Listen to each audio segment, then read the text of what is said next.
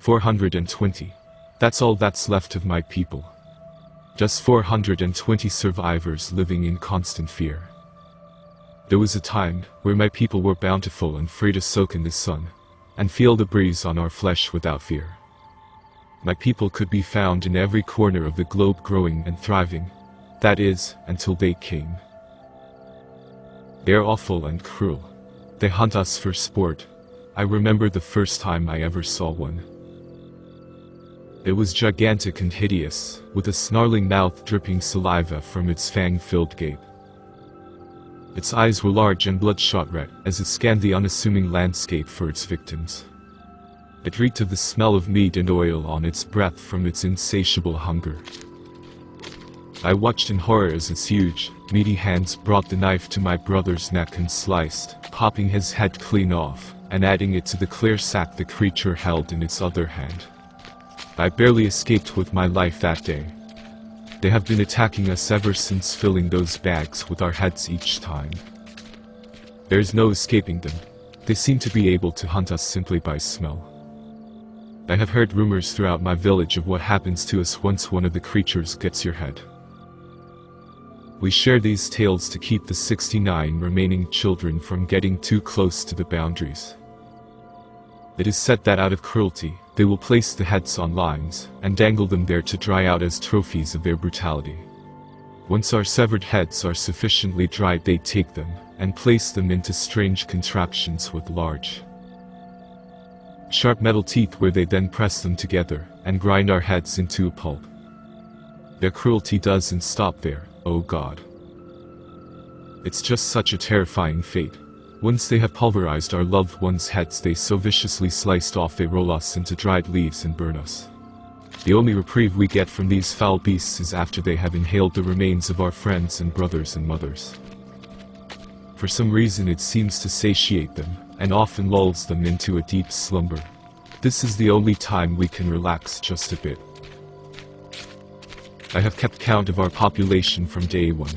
There are only 420 of us left. We once numbered in the thousands. I can hear the grotesque sound of giant footsteps in the distance. I have a plan this time, though. When the beast enters our village, we are going to slam our gates close and set fire to the buildings. We may go out with it, but at least its reign of terror will be through. My small village of 420 are going to blaze it 100% into oblivion.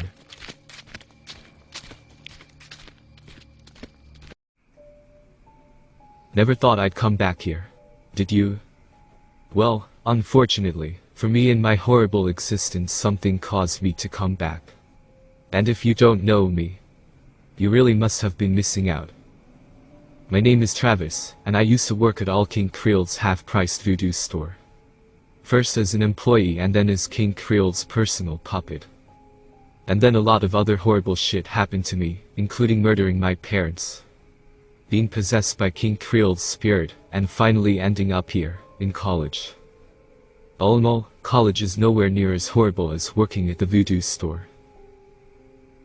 But in my condition, everything becomes 10 times more difficult. For starters, even though I was granted my eyes back from Baron Samedi, the rest of me still looks like the puppet I used to be. My body is paler than snow, I have big red circles on my cheeks, and the stitches holding my head on are plainly visible. So needless to say, attending college like that has posed serious challenges to my daily life. For one thing, I no longer live with Olivia and Alexandra. The college I'm attending is 3 hours away from their home, so I elected simply to move into a dorm. I managed to get a dorm with separate rooms, which saves me from always hiding my features from my roommate. I do this by applying a crap ton of foundation to my face to hide the circles and give my skin a normal, not undead look. The stitches on my neck are a bit harder to hide. Hoodies and turtlenecks are all good and such. But when it gets hot, I can feel the foundation melting off my face and posing a risk of exposing me. Sometimes I even wish I could wear a collar and just say I'm into that kinda crap. But it's not all horrible. My roommate Brian is very considerate and respects my need for space. Our first meeting with each other was definitely awkward. To say my personality has changed from my whole ordeal is an understatement. The old me, who was at best indifferent and at worst an asshole, is completely gone, replaced by the new me, timid, shy and afraid to be touched. "Hey man," Brian had happily declared when I first arrived through the door into our common area. "Travis, right? So good to meet you." Brian chuckled. He's a bit shorter than me, so I had to look down just a bit to look at him. Yeah, good to meet you." I nodded and looked around the place that was going to be my new home for who knows how long. "Where's my room?" I asked him softly, to which he perked up and nodded. "Oh, yeah. You must be tired. Come and I'll show you." He went to put his arm around me to show me where we would have to go, but I instantly shuddered away from his touch, and backed away a few inches from him. "Please," I mumbled softly. I'm not good at the whole being touched thing," I told him, already feeling anxious and nervous about all this. But to my surprise, Brian quickly apologized. "Shit. Sorry man. I'm just a kinda handsy dude, but I respect that." He nodded to me, and pointed towards a closed door. "Your room's right there. Go ahead and get settled. If you want I can order you some food," he offered, clearly trying to make amends with me. "That'd be cool," I told him, walking over to my room and thanking him again as I closed the door and let out a loud haggard breath. Sliding down the door and curling up into a ball as I did my best to keep the memories of King Creole and the half-priced voodoo store down in the abyss where they belonged. I mostly spend my days locked in my room working on any homework I have, or just staying out of Brian's view. He's a good guy. But I really don't think he's anywhere near ready to see the real me. I really don't think anyone outside of Olivia and Alexandria is.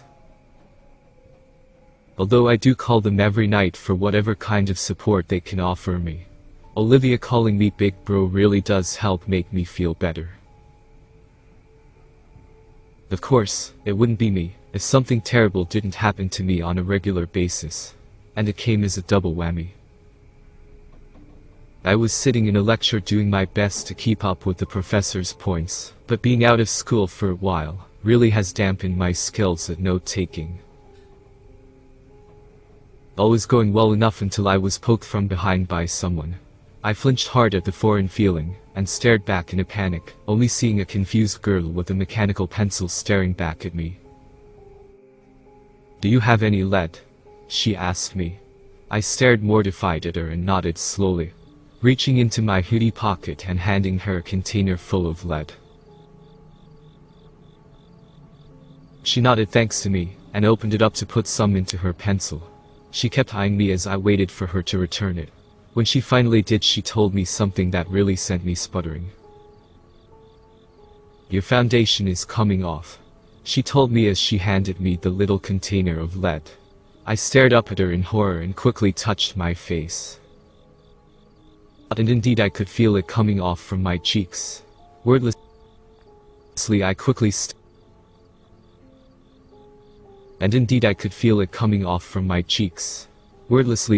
stood up and rushed out of the lecture hall. Leaving everything I came with on the seat I had taken. Making it to the bathroom, I quickly slammed the stall door closed and pulled out my phone to see how bad it was. It was enough for the circles on my cheeks to be visible. I sighed as I took out more foundation, and slathered it back on my face. I returned to the hall soon after, and took my seat wordlessly as I continued in vain with keeping up with the notes. The whispers from the girls behind me didn't help much as the rest of the day went on. When the day was all done I returned to my dorm room, and just wanted to lock myself in my room, and never leave again. Although something threw me off when I entered the dorm. Brian was nowhere to be seen.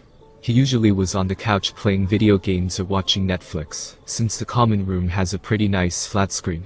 So not seeing him there when I returned was really a confusing sight for me. It wasn't usual that I had the dorm all to myself. Although I wasn't going to risk taking my makeup off, I did spend a little bit outside of my room, going into the kitchen and just making myself a sandwich. As I was waiting for the bread to pop up from the toaster, the front door opened and Brain came whistling in. "Hey, Travis. You're actually outside. Now that's something for the history books." He chuckled, walking over to me and offering me a fist. I looked at it and smiled a bit, giving him the fist bump he wanted. "Yeah. I was surprised you weren't in here," I told him, looking over when the toast popped and proceeding to get it out and lay it on a plate. I then went about starting to put my condiments on there. "Oh, yay. Sorry I didn't let you know. I got a job," he said with a good amount of pride. I looked over at him and offered him my smile and nod. It's pretty normal for college students to get a job. Gotta pay off those loans after all. "That's cool. Where did you get a job at?" I asked, spreading some mayo on my bread. "Some weird voodoo store." He chuckled. "It's creepy as hell, but the pay is great. Honestly, I don't know why more students aren't going there to get a job. Like Jesus, man, I get 20 an hour." He laughed, going on to describe his job to me. All the while I was gripping the butter knife in my hand and trembling uncontrollably. "What's it called?" I asked him, interrupting whatever it was he was saying. I obviously caught him off guard. He was so busy telling me about the job that he had completely forgotten to inform me what it was even called. "Oh right. Got a bit carried away with that." He chuckled, looking at my sandwich with some kind of envy. "King Creole's voodoo shop or something like that. I dunno, I'll let you know after my next shift tomorrow." I wordlessly dropped my knife and left my sandwich and Brian to go over to my dorm, ignoring Brian's questions towards me, and finally just closing my bedroom door and starting to hyperventilate. That wasn't possible. It couldn't be possible. It wasn't fucking possible. Reaching over, I quickly grabbed my phone and started typing a message to Alexandra, only for a knock on the door to knock me out of my panic state. I looked over to the door and stood up a bit from the floor I had collapsed to. Travis. You okay, man?" Brian's voice came from the other side. "If I said something that made you feel uncomfortable, I'm really sorry about it. Do you still want your sandwich?" he asked me, and I couldn't help but smile at that. "Go ahead and eat it. I'm just gonna turn in for the night," I told him, running a hand through my messy hair. I wanted to get the makeup off of me anyway, so now was as good of a time as any. "Alright, man. Take care of yourself there," Brian told me, knocking on the door as a sign of him leaving. And I was left alone as he turned on the TV and went about his normal schedule. I sighed and went over to my bed, getting some wet naps and starting to get the makeup off my face. As I went on, I couldn't stop thinking about what Brain had said. "That's not possible," I mumbled out loud, looking over to my phone and picking it up. Still wiping off my face, I pressed the call button for Alexandra and waited. Getting most of the makeup off, I tossed the dirty rag away in the trash near my bed. "Hello, Travis. How are things in university?" Alexandra's prim and proper voice asked me. Her voice was always a way of calming me down. Whether it was her soft and loving tones, or just that she treated me like a son, whatever it was, it made me feel much better just hearing it. "Hey, Alexandra.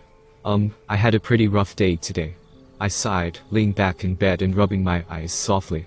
I was always careful around them, really having missed them after having had buttons for eyes for so long. "Why is that?" she asked me, clearly shifting in her chair a bit. She always gets serious whenever I'm in some kind of upset state, or what have you. My makeup started coming off during class. I mumbled to her, wanting to get the least worst news out of the way first. I had to run to the bathroom to put more on, I explained to her, really just wanting to vent that embarrassing moment to her.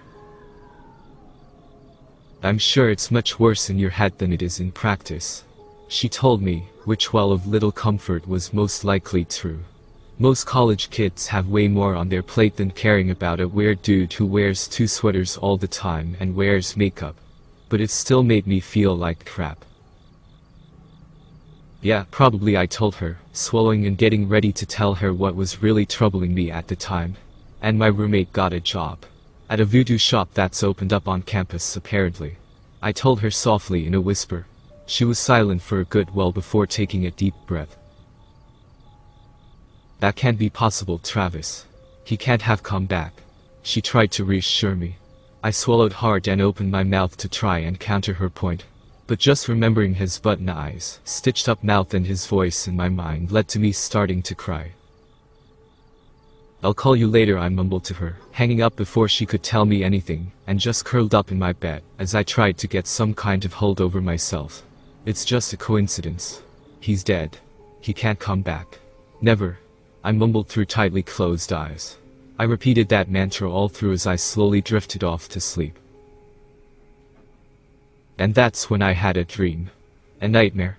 In it I was sitting in bed, looking around in confusion, looking down at my hands, and wondering why they suddenly weren't bleached white like they always were.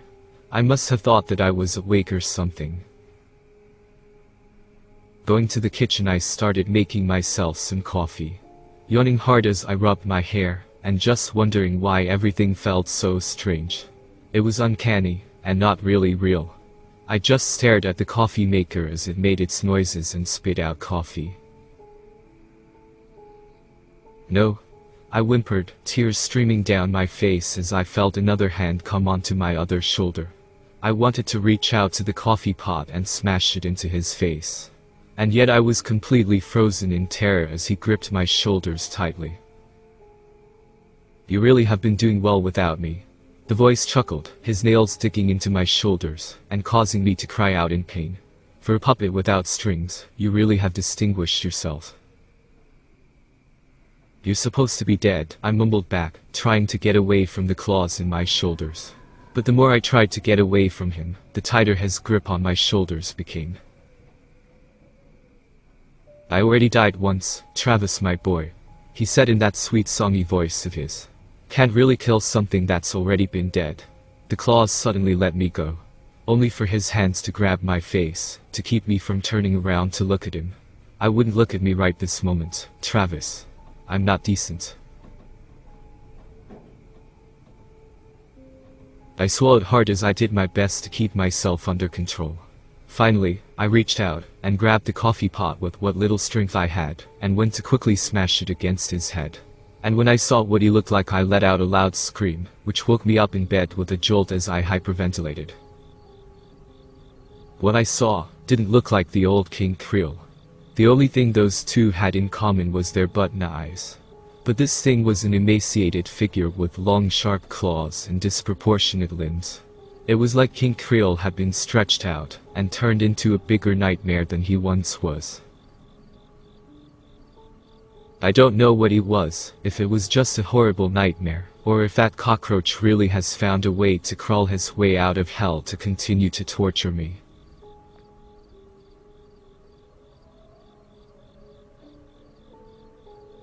What I do know is that I need to keep my roommate safe, and stop him from making the same mistakes that I made.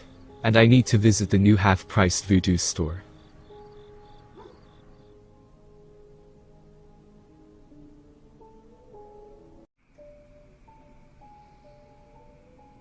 As much as I wanted to go running to tell Brian, I couldn't. For one, I hadn't put my makeup on yet, so that was clearly the first glaring issue. Pulling myself out of bed quickly, I grabbed my foundation and started slathering it on quickly. A million things were running through my head as I did this. How could Creole have dragged himself out of hell? We had a deal with Baron Samedi that made it so that would never happen again. More importantly, how could he have opened up the voodoo store on campus? Creole may have had deep connections and ways around it back in my hometown, but here, it didn't make any sense at all. But I didn't have time to dwell on the logistics of Creole's return. Hearing the front door opening, I quickly finished up makeup and flung my door open, happy that I had fallen asleep in my hoodie. Brian, I shouted, only to lose my composure at just how loudly I had shouted his name. He looked back at me with a concerned raised brow, looking down at himself and patting his chest and pants. "Yeah, that's me," he offered lightheartedly. "Pretty sure at least." He gave a chuckle, letting the doorknob go and coming closer to me. "What's up, man? Are you feeling any better?" he asked, probably still worried about how I had just up and abandoned my sandwich. Yeah, I'm doing okay. Where is this place you work at?" I asked quickly before he could try and steer the conversation anywhere else that I didn't want to discuss. He looked at me a bit and offered me a smile. "Thinking about visiting, huh? It's just south of campus." He pointed towards our window, as if the store was right outside of it. I followed his finger and made a mental note of that. "I'll be happy to see you there. But don't you have class today?" he asked me with a tilted head. I stared at him, and then quickly pulled out my phone and checking the date, I looked back at him with wide eyes. "Shit," I muttered. I was going to be late, and I wasn't going to be able to really tell him about the voodoo shop. "I'll try and swing by this afternoon." Be safe," I told him awkwardly. "Aw, thanks, man." He chuckled, offering me his fist, which I bumped with a roll of my eyes. Feeling dumb for even just saying that, Brian went on his way and I quickly began to round up all of my items for the day. Taking a moment to breathe, I did my best to try and calm myself down. Even if Creole was back, he wouldn't do anything to me when I was in a group of students. Probably. Holding on to that small hope, I sighed and headed towards my class. Making it there before the professor, I took my seat in the middle and laid out some of the items I was gonna be using today, taking a moment to look around to make sure no one was watching. I pulled my phone out to check on my foundation. It was still holding on strong for the time being, which also calmed me down. As I shoved my phone back in my pocket, I finally took notice of the girl who had taken a seat near me. I flinched a bit when we locked eyes, and my face got hot when I realized it was the girl I had given the lead to the day before. "You should use a setting spray," she told me as she looked me up and down. I stared back at her with a look of confusion. She then chuckled and reached into her bag, pulling out a spritz tube and handing it to me. "It'll stop your foundation from coming off when you get hot," she explained to me.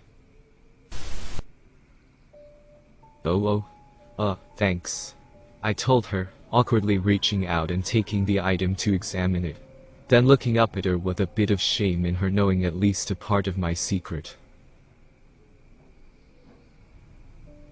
But to my surprise, she just smiled and nodded, going back to her items.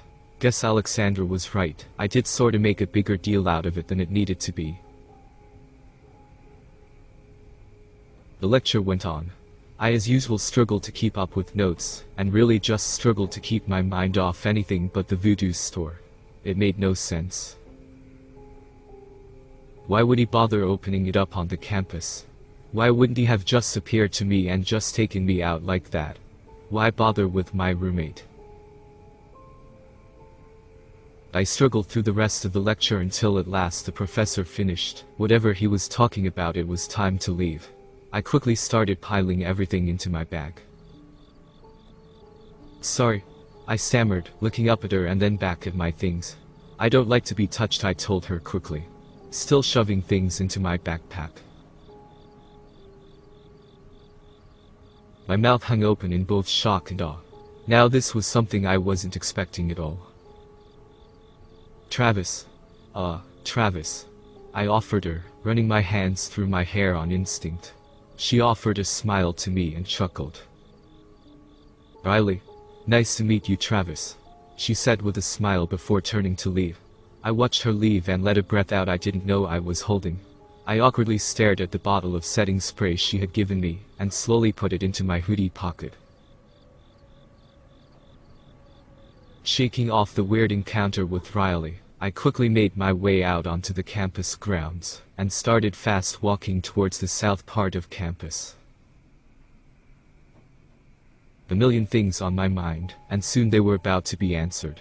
As I walked out into the southern parking lot, I took notice of just how many stores and places were opened and catered towards the kids of the college. King Creel's all voodoo shop. I tilted my head at that. In all the forms that the King Creel's all voodoo shop. I tilted my head at that. In all the forms that the shop had been created, it never had Creel's name first, and was never called a shop. Sure, I called it a shop once in a while, but it was always called store. And this one was clearly not half-priced either. All of this was just piling onto my confusion. Heading over, I took a deep breath and opened the front door. What struck me first was how new everything looked. Everything was spotless. And the shelves were actually stocked with items, and even had candy and other shit besides voodoo dolls and potions. To say I was confused was an understatement of this century. Maybe even the millennium. Travis. Brian's voice pulled my attention over to the counter. A modern cash register next to him as he put down his phone and crossed the counter to come and meet me. What do you think? Pretty cool, right? He asked me, a big smile plastered on his face. Yeah, it's pretty chill here. My boss is pretty cool as well. Brian said, carrying on like nothing was wrong. Which I guess in his mind there wasn't. I meanwhile was losing every single one of the brain cells I still had left trying to figure this shit out. Oh, Mr. Brooks, this is my roommate Travis. Brian introduced us as the mystery man closed the distance between us. We looked at each other before the man offered his hand to me, and offered a smile to me. Preston Brooks, he told me, shaking my somewhat limp and trembling hand as I stared up at him in complete confusion. Who the hell was this guy? He didn't sound like Creel, act like him, nothing. So who the fuck was he? Nice to meet you. Quite the shop you have here, I said dryly, trying to pass whatever conversation skill check this interaction needed. Preston nodded and looked around his shop. It isn't much, but it certainly is enough. Anything, in particular, you're looking for?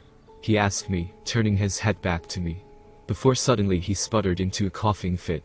Reaching into his pocket and pulling out a napkin, he coughed into it. Sorry, this damn cough just won't leave me be. He chuckled. No, I'm just here to visit Brian. Where did you come up with the name? I asked him, waiting for him to finish up his coughing fit. When he did, he looked at me for a bit, and then looked out towards the window as if thinking the question through. It's my favorite Elvis movie, he told me. I dropped my jaw at him at that. That blew me away, in more ways than one. The fact that King Creel despised that movie and the song that went along with it, and the fact that this man had used it for the name of his voodoo shop. Cool. Brian, I'll meet you back at the dorm, I told him, really just wanting to get away from here and quick. Oh sure. Thanks for visiting, man, he told me, fist bumping me, and going back behind the counter to do his job. I turned to leave, a million things going on in my mind. The sound of Preston coughing was more than enough to get me out the door. I decided to skip the rest of my classes for that day, and stumbled back to our dorm room, just at a loss for the events that transpired. Collapsing onto the couch, I just stared at the ceiling, trying to process everything in my mind. There was no way. There were far too many coincidences for this to just be a random new voodoo shop that opened up on campus. It made zero sense to me. I stared up at the ceiling for what only seemed like a few minutes, but the sound of my stomach growling really meant that I had been staring at it for a couple of hours. Forcing myself off the couch, I walked over to the small kitchen area we had. Going through the fridge, I sighed to myself. Not only at the lack of food we had, but because of everything that had happened today. It was like a semi had hit, and then made it worse, by backing up over me. All those thoughts ended when I started hearing scratching noises. It was subtle at first, but then it quickly picked up in intensity. I slowly closed the fridge door and went about trying to figure out where it was coming from. I thought that maybe a squirrel or something was scratching at the window, but a quick glance quickly dispelled that idea. As I kept listening to the noises, it became apparent that it wasn't scratching. Something was crawling around in the dorm. Walking over towards the sink, I reached in and grabbed a steak knife. It was dirty and had chunks of steak on it, but if something was in here, it was going to do at least some kind of damage to them. And hopefully not damage me as much as I would damage it. So it wasn't on the floor. Sitting up, I looked around like a junkie trying to find his stash. It was starting to get more annoying than scary, and I finally was about to give up when I noticed something. When I moved, I heard the crawling. When I stopped, I couldn't hear it anymore. To test this out, I walked over towards my room, and the scratches followed me. Gripping the handle of my steak knife, I stared up at the ceiling. And two black buttons stared back at me. The Creole from my nightmare was dangling from the ceiling, his claws dug into the roof, and had been crawling back and forth following me as I searched in vain for the source of the noise. Paralyzed by fear, I was unable to act as he unhooked himself from the ceiling and landed on his long gangly legs in front of me. "You look like you've seen a ghost," he chuckled, his long gangly body straightening itself out. In this new horrifying form, he towered over me by several feet. The freak was already tall enough, but now he really looked every bit the monster he was. "Oh, poor little Travis," he mocked me, wrapping those long spider-like fingers around my throat and starting to squeeze it tight, sending me into a sputtering coughing fit, trying to pry them off of me before he did anything to me. "Just a puppet without his strings. Would you like me to fix that?" he snarled, rubbing his clawed fingers along the stitches on my neck. He then dug his claws into it and started to push my head upwards, straining the stitches and sending me into a full-blown panic. "Stop it," I screamed at him, reaching out and grabbing his button eyes and tearing them off from his face. He dropped me and flailed around as he growled loudly at me.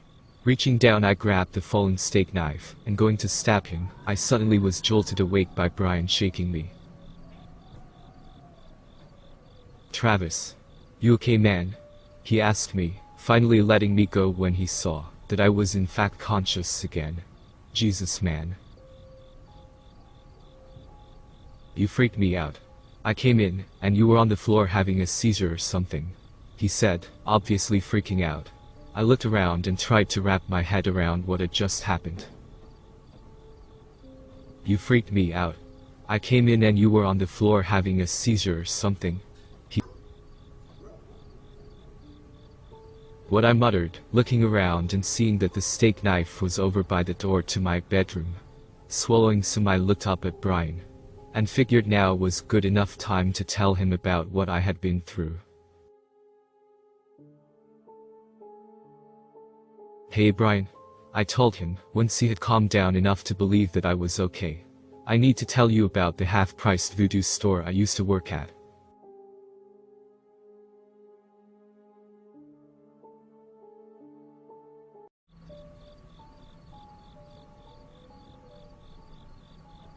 Brian didn't believe me at first. I mean, I wouldn't either, if I'm being honest. But he listened until I finally got to a part where I was able to show him a bit of proof. When explaining when I was turned into a voodoo puppet, I slowly lowered my collar to show him the stitches that keep my head on my shoulders. And to show him further proof, I grabbed a napkin and rubbed most of my makeup off, showing Brian for the first time my real face. "Shit, man," Brian said, barely able to really process the information in front of him. LD tell he wanted to touch my stitches to make sure they were real. So I did him one better. tilting my head to the left as much as I could.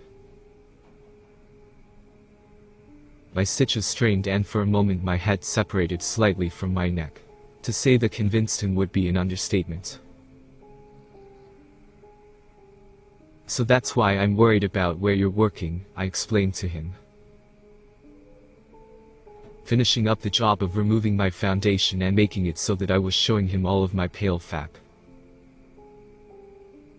It doesn't make sense for me that he's back, I mumbled to him.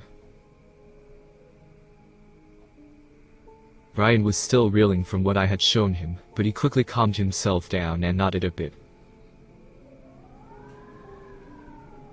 Even if he's back, why would he be after me? I mean, yeah, we're roommates, but we barely interact with each other. This was true since I stayed locked in my room for most of the day. That's what's so confusing to me, I told him, trying to piece together the cockroaches' plan.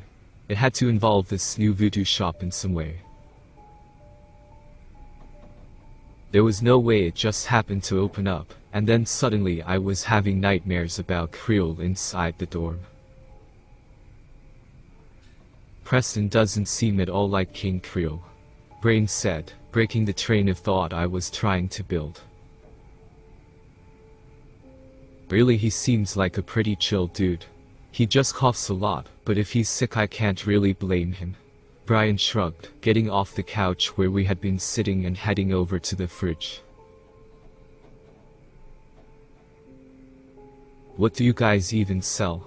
Just like trinkets or something? I asked.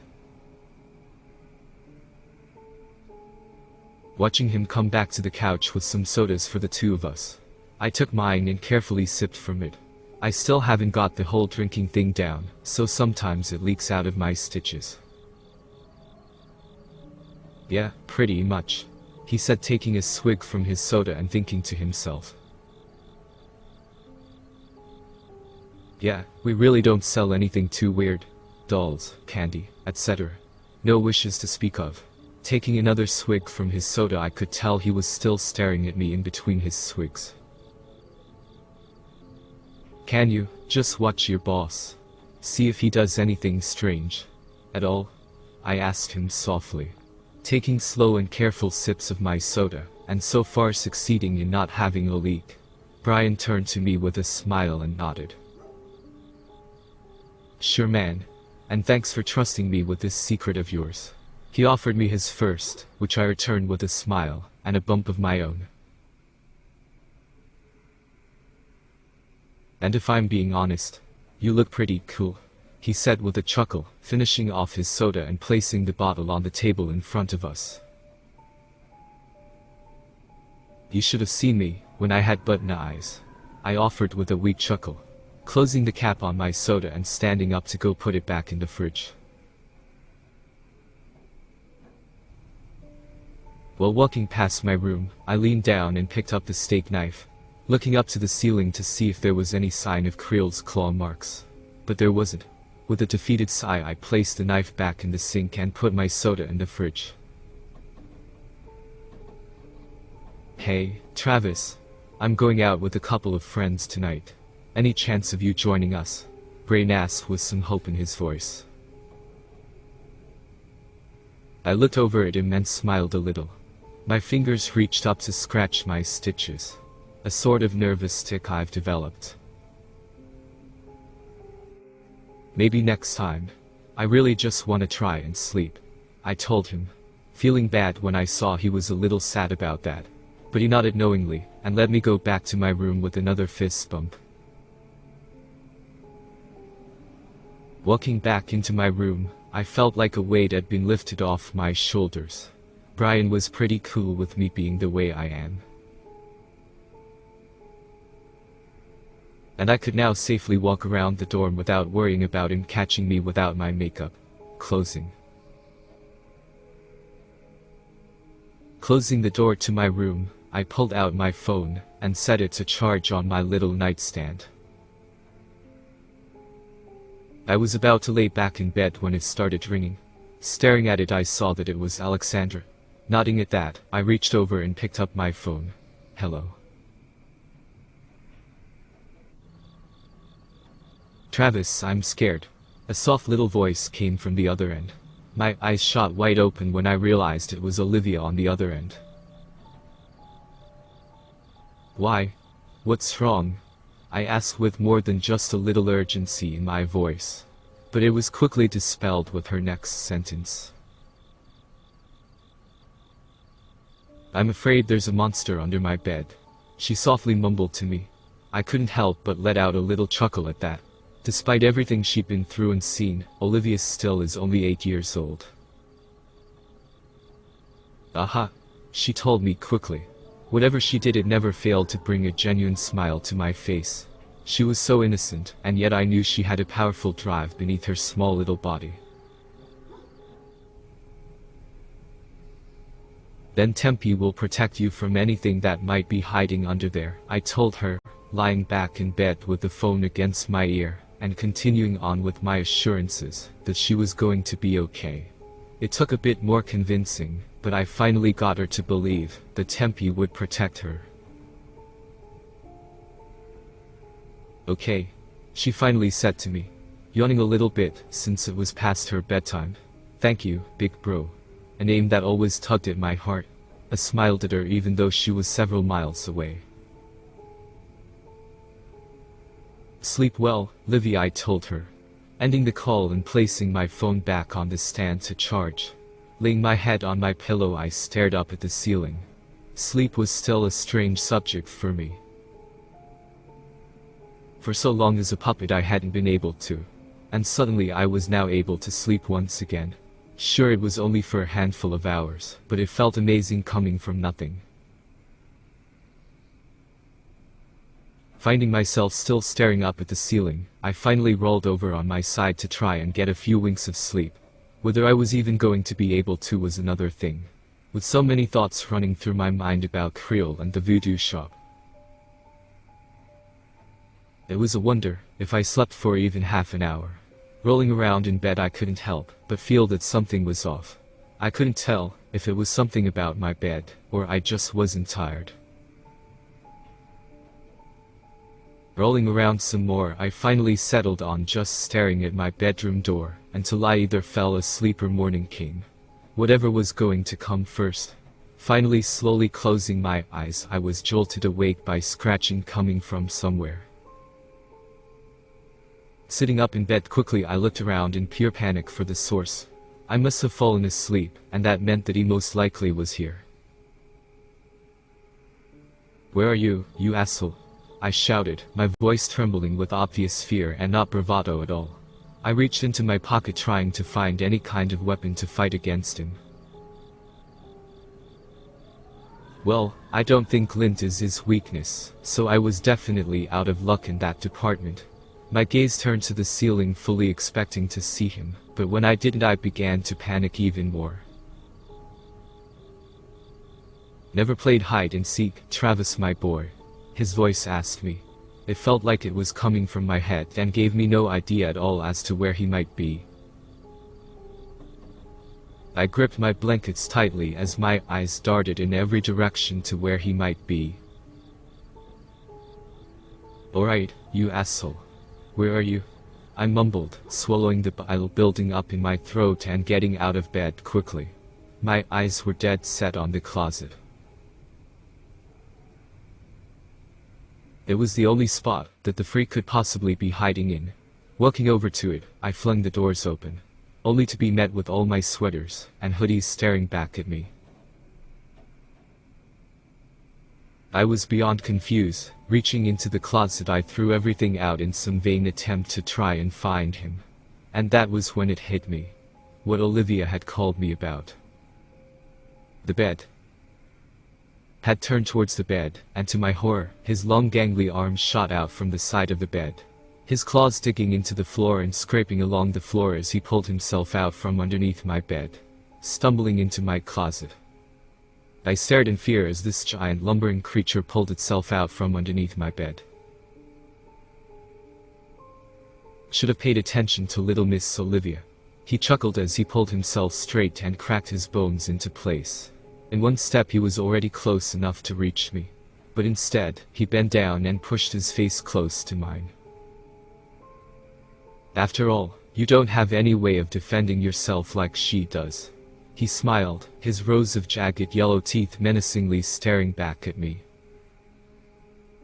You can't hurt me anymore. I shouted back at him, going to swing at him, only for him to easily catch my hand and slam me into the closet, picking me up and tossing me into the wall with a force that took every ounce of air I had in my lungs from me. "Oh, can't I?" he said with a cackle, walking over to me and lifting his pointer finger up at me. And with a swift motion, he stabbed me with it in the shoulder, causing me to scream aloud as he drove it deeper and deeper. "This is only the beginning, Travis. I'm going to enjoy these next few days." He drove his finger in deeper, causing me to scream louder. "Just leave me alone. Please just leave me alone." I screamed at him as he twisted his finger around inside my shoulder, reaching out to grab his arm and try to pull it out from my shoulder. All he did was return a smile to me and drive it even deeper until it came out behind me and pinned me to the wall. "Oh no, you don't get to just ruin everything I've created, and just beg me to leave you alone. I'm not going to stop until I take everything from you," he snarled, pushing his face mere inches from mine. "It's time to wake up, my little puppet." With that, I gasped and awoke in bed, drenched in sweat and gripping my shoulder tightly, staring at it and half expecting it to be drenched in blood. But there was nothing there at all. I breathed hard and carefully looked underneath my bed. Finding nothing there, I sighed defeated and got out of bed. Brian had classes that morning, but it left me a note explaining that he would watch Preston nice and closely for any signs that he might be King Creole. I didn't have classes until the afternoon, but feeling so uneasy about being in the dorm alone, I figured I might as well get out and try to be social for once.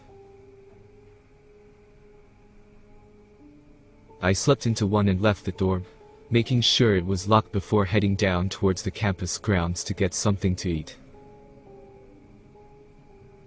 Settling on some pizza, I sat down and softly blew on it as I waited for it to cool down. It felt nice to be somewhat normal with people. Smiling as I finally bit into my slice, I looked around at everyone running around and getting places. It made me wonder if any of them had ever been in the same situation I was in. Probably not, but it made me feel better to think as much. Yeah. Go ahead," I said, scooching a bit as she sat on the other side of the booth. "Thank you for the spray," I mumbled shyly, looking down at the pizza in front of me, and slowly nibbling on it to avoid any kind of eye contact with her. "Don't mention it," she giggled, watching me eat for a moment before also going ahead and eating her slice. "You don't remember me, do you?" she finally asked after a moment.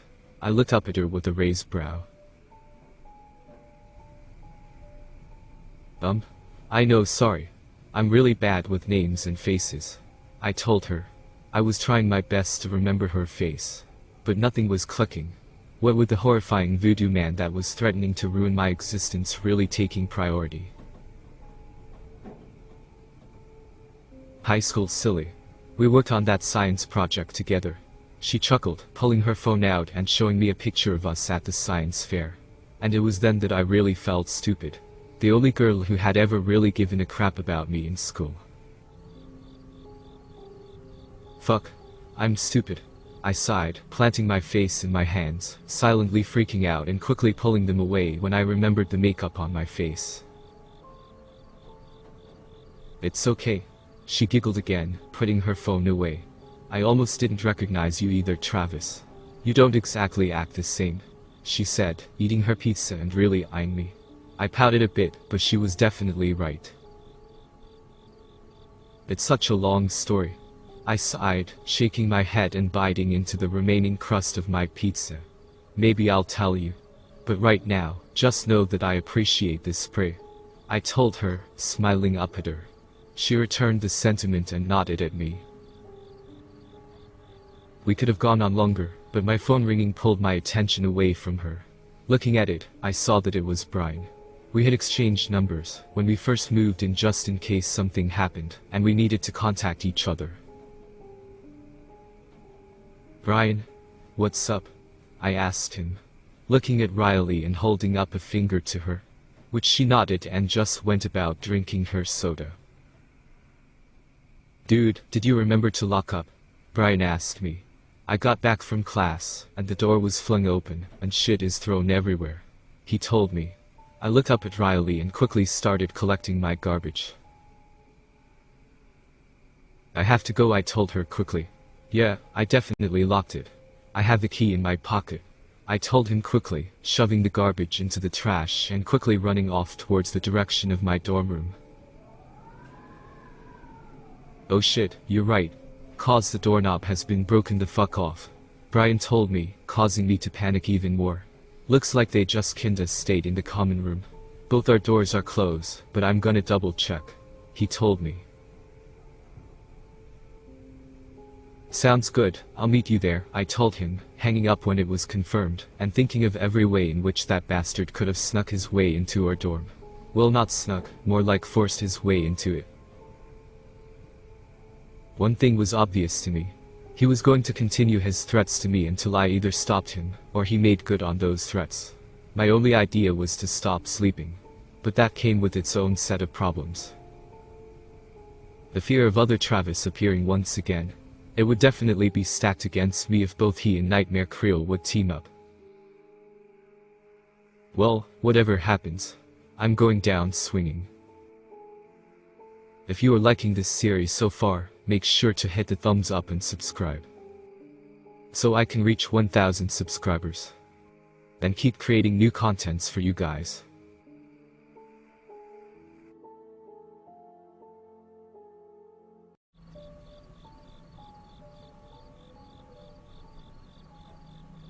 Arriving back at the dorm, it was clear that Brian had sugar-coated what had happened just a little bit.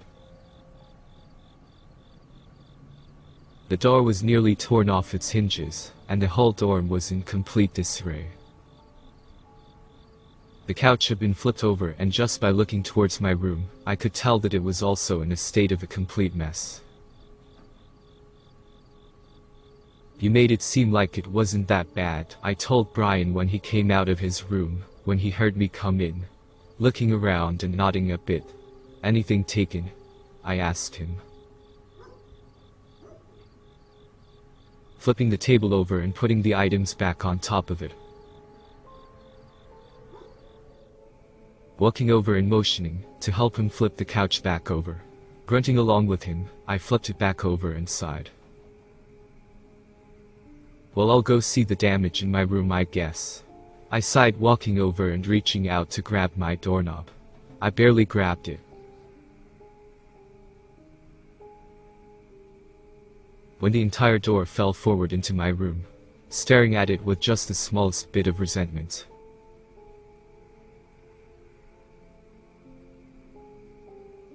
I took a step into my room, and found it utterly and completely trashed.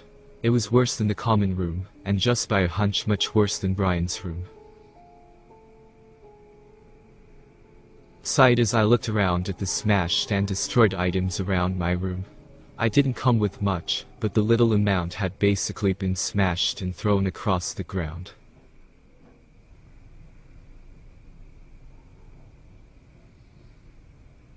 "I'd say pretty good chances," I sighed, going over to my bed and checking under it, half expecting those button eyes to be staring back at me.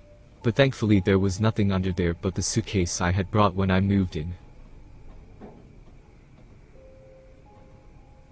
Pulling myself up with an old man grunt, I looked around the room and just felt tired looking at the mess I was going to have to clean up.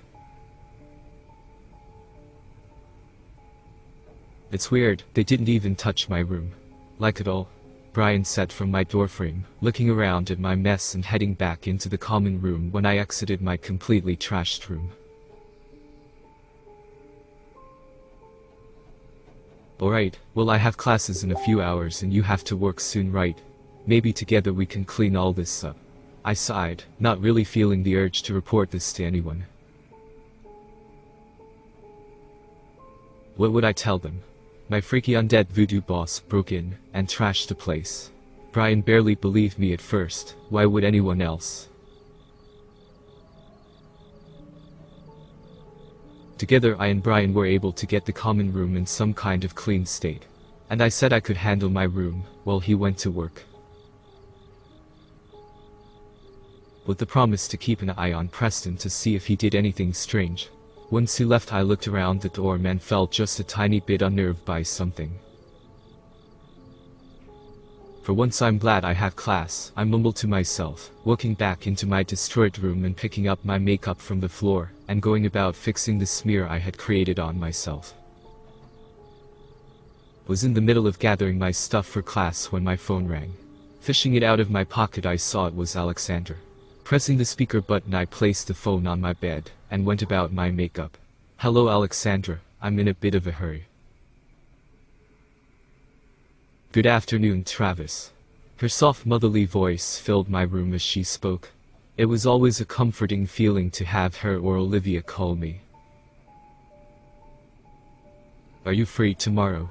Me and Olivia wish to visit you," she said. The sound of Olivia being excited on the other end did even more to make me smile.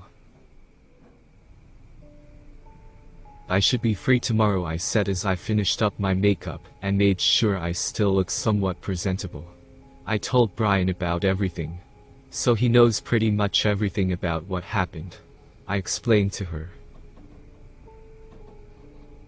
Moving away from my backpack from the mess of Moving away from my mirror and fishing my backpack from the mess of my room, and checking to make sure both nothing evil was in there, and that I had everything for class.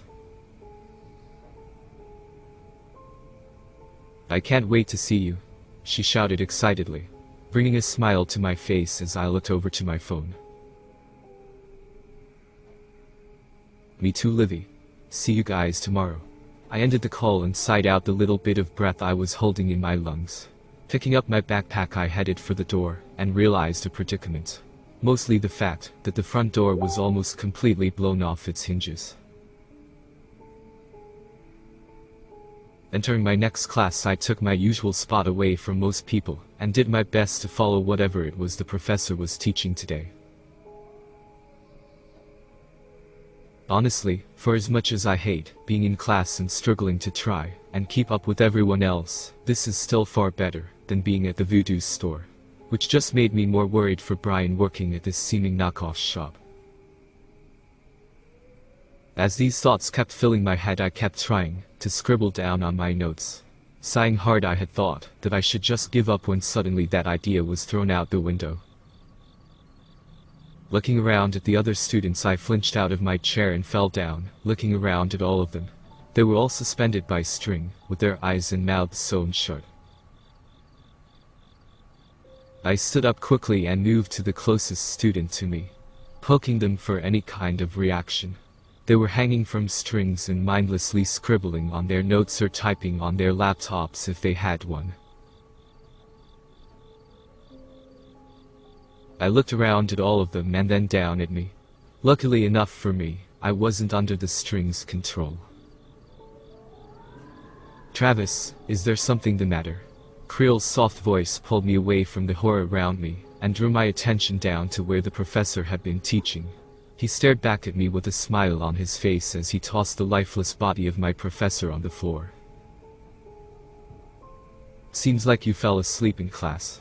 He chuckled, tilting his head at me, which cracked and crunched like he hadn't cracked it in years. How I was just taking notes," I shouted back at him, looking over at my desk as if to confirm it. Walking back over and checking my notes, I saw that I hadn't been doing that at all. "To think that you fell asleep in a class that you're paying for?" This nightmare, Creel chuckled, taking a long gangly step towards me. When he did so, all the students turned their heads towards me, their sewn-up faces hiding their expressions. But the air I felt around them was plain enough for me to tell they were pissed off and angry. "Should have just stayed put in the shop, Travis. Would have been better for you." Creel's voice came closer and closer.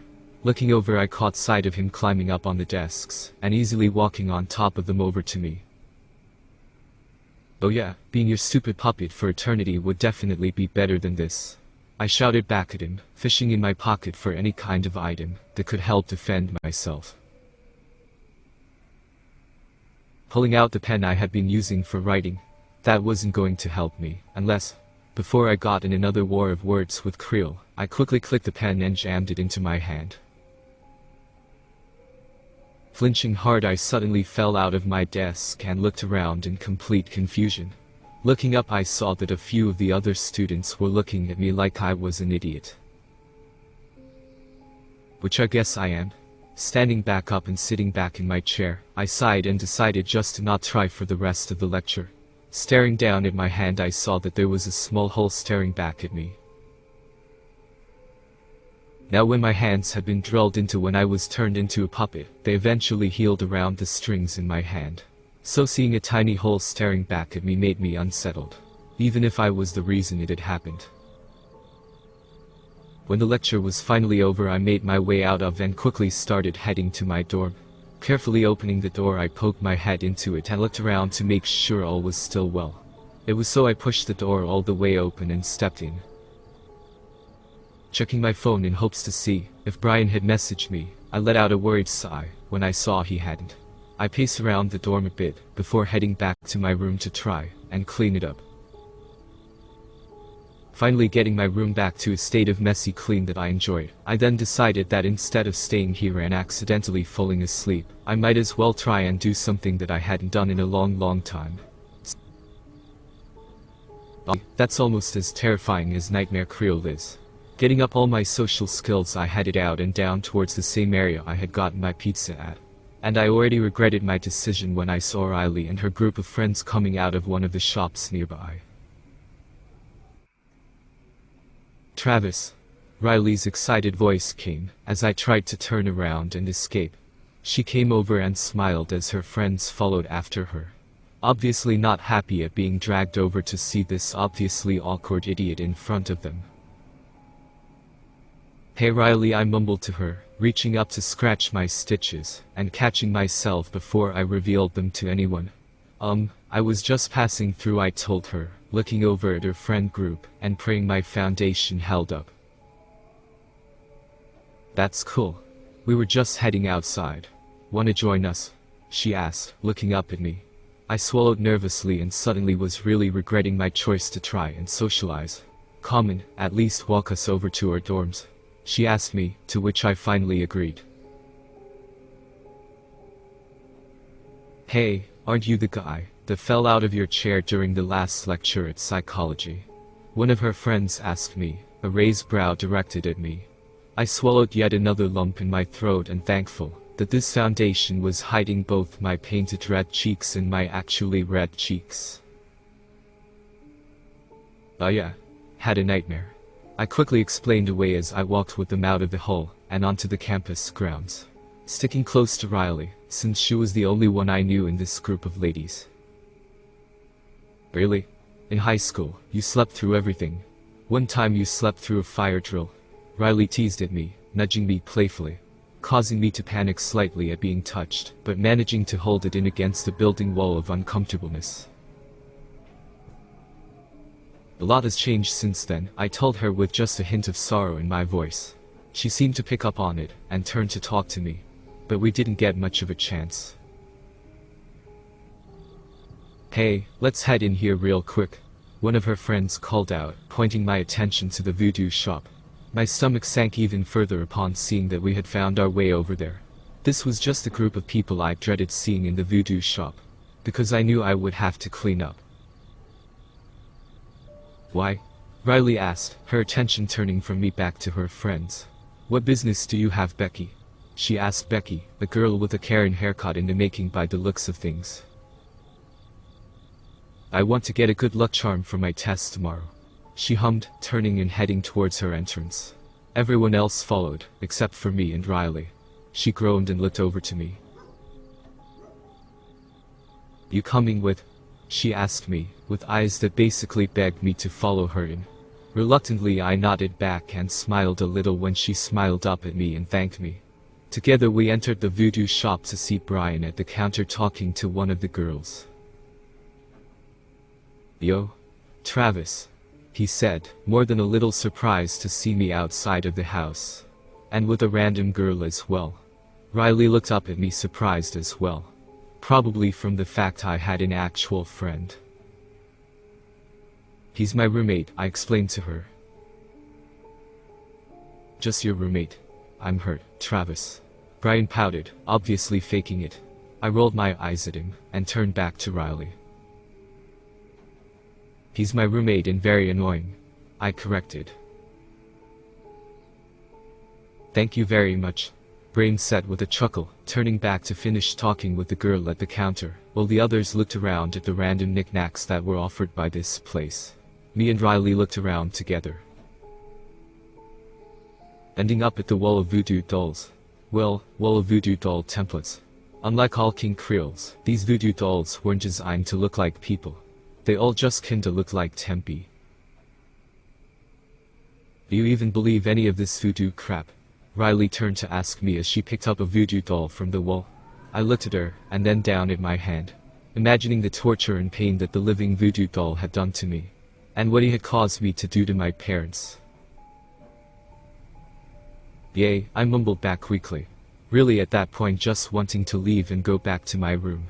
But our little awkward moment was interrupted by the sound of violent coughing from behind us.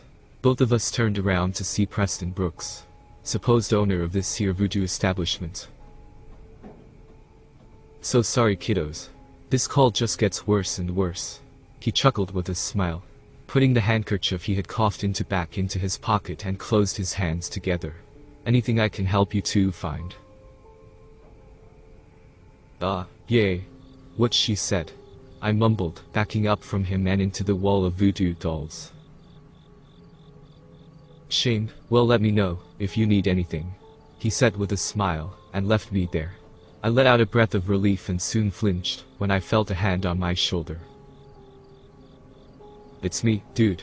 Sorry, I had to get your attention quietly, Brian told me, looking at me and then back at Preston, as he had his back to us helping Becky to pick out a charm for her test.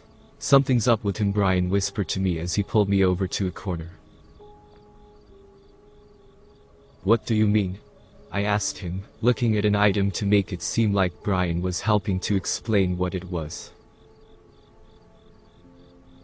Okay, so maybe he just has a disease or something. That isn't exactly bad, right? I asked him, placing the item back and picking up another one off the counter in the corner. No, except what comes out of his mouth. That handkerchief at the start of the day is white. Look at the color now. We both turned our heads to see. The item was completely black as he put it back into his pocket and continued helping Becky out. Point taken, I said shakily, going back to looking at the item and starting to think. Me and Creole, whenever we got hurt, always leaked out a black ooze from our bodies, which from what Alexandra had told me was our soul trying to escape. Hence why Creole's mouth is sewn up, it keeps his soul from leaking out. Plus he gets this weird dude coming in all the time. Looks like a slick business guy from the 80s or something. Hair slicked back and he's got giant bags under his eye. He always comes in around this time and they talk to each other in his office. As if on cue, the front door opened and a man walked in holding an umbrella, despite the fact it was perfectly clear outside. Ah, you're here. Preston chuckled, walking over and shaking the man's hand as he closed his large umbrella and used it as a kind of cane. Whoever he is, I think he knows me. I swallowed and looked over to Brian. I think I should leave before anything happens. Hey, are you going to ring me up or what? Becky suddenly asked, our attention turning to her, and Brian quickly nodded, leaving me with his usual fist bump and heading back behind the counter. Oh my god, did you see who that was? Riley suddenly came running over to me, excitedly grabbing my arms and pulling me along. I freaked out and pulled my arm away from her. She looked at me confused and just a little bit hurt. I bruised it when I fell out of my desk. I quickly lied. Oh, shit, I'm sorry. But, did you see him? She quickly said, changing the subject back to her excitement. Yeah, who the hell is he? I asked her, and she looked up at me like I had just called her the C-word or something. That's Constantine Sinclair. He runs the Somber Rehab Center. It's my dream place to work. I want to help addicts get over their addiction and become normal parts of society again. she told me excitedly. All the while I looked on in terror towards that office door. Constantine Sinclair. I had heard Creel on the phone with him before. And now I'm finding out who the hell he actually is. Why the fuck does Creel know him? And why is he inside a voodoo shop?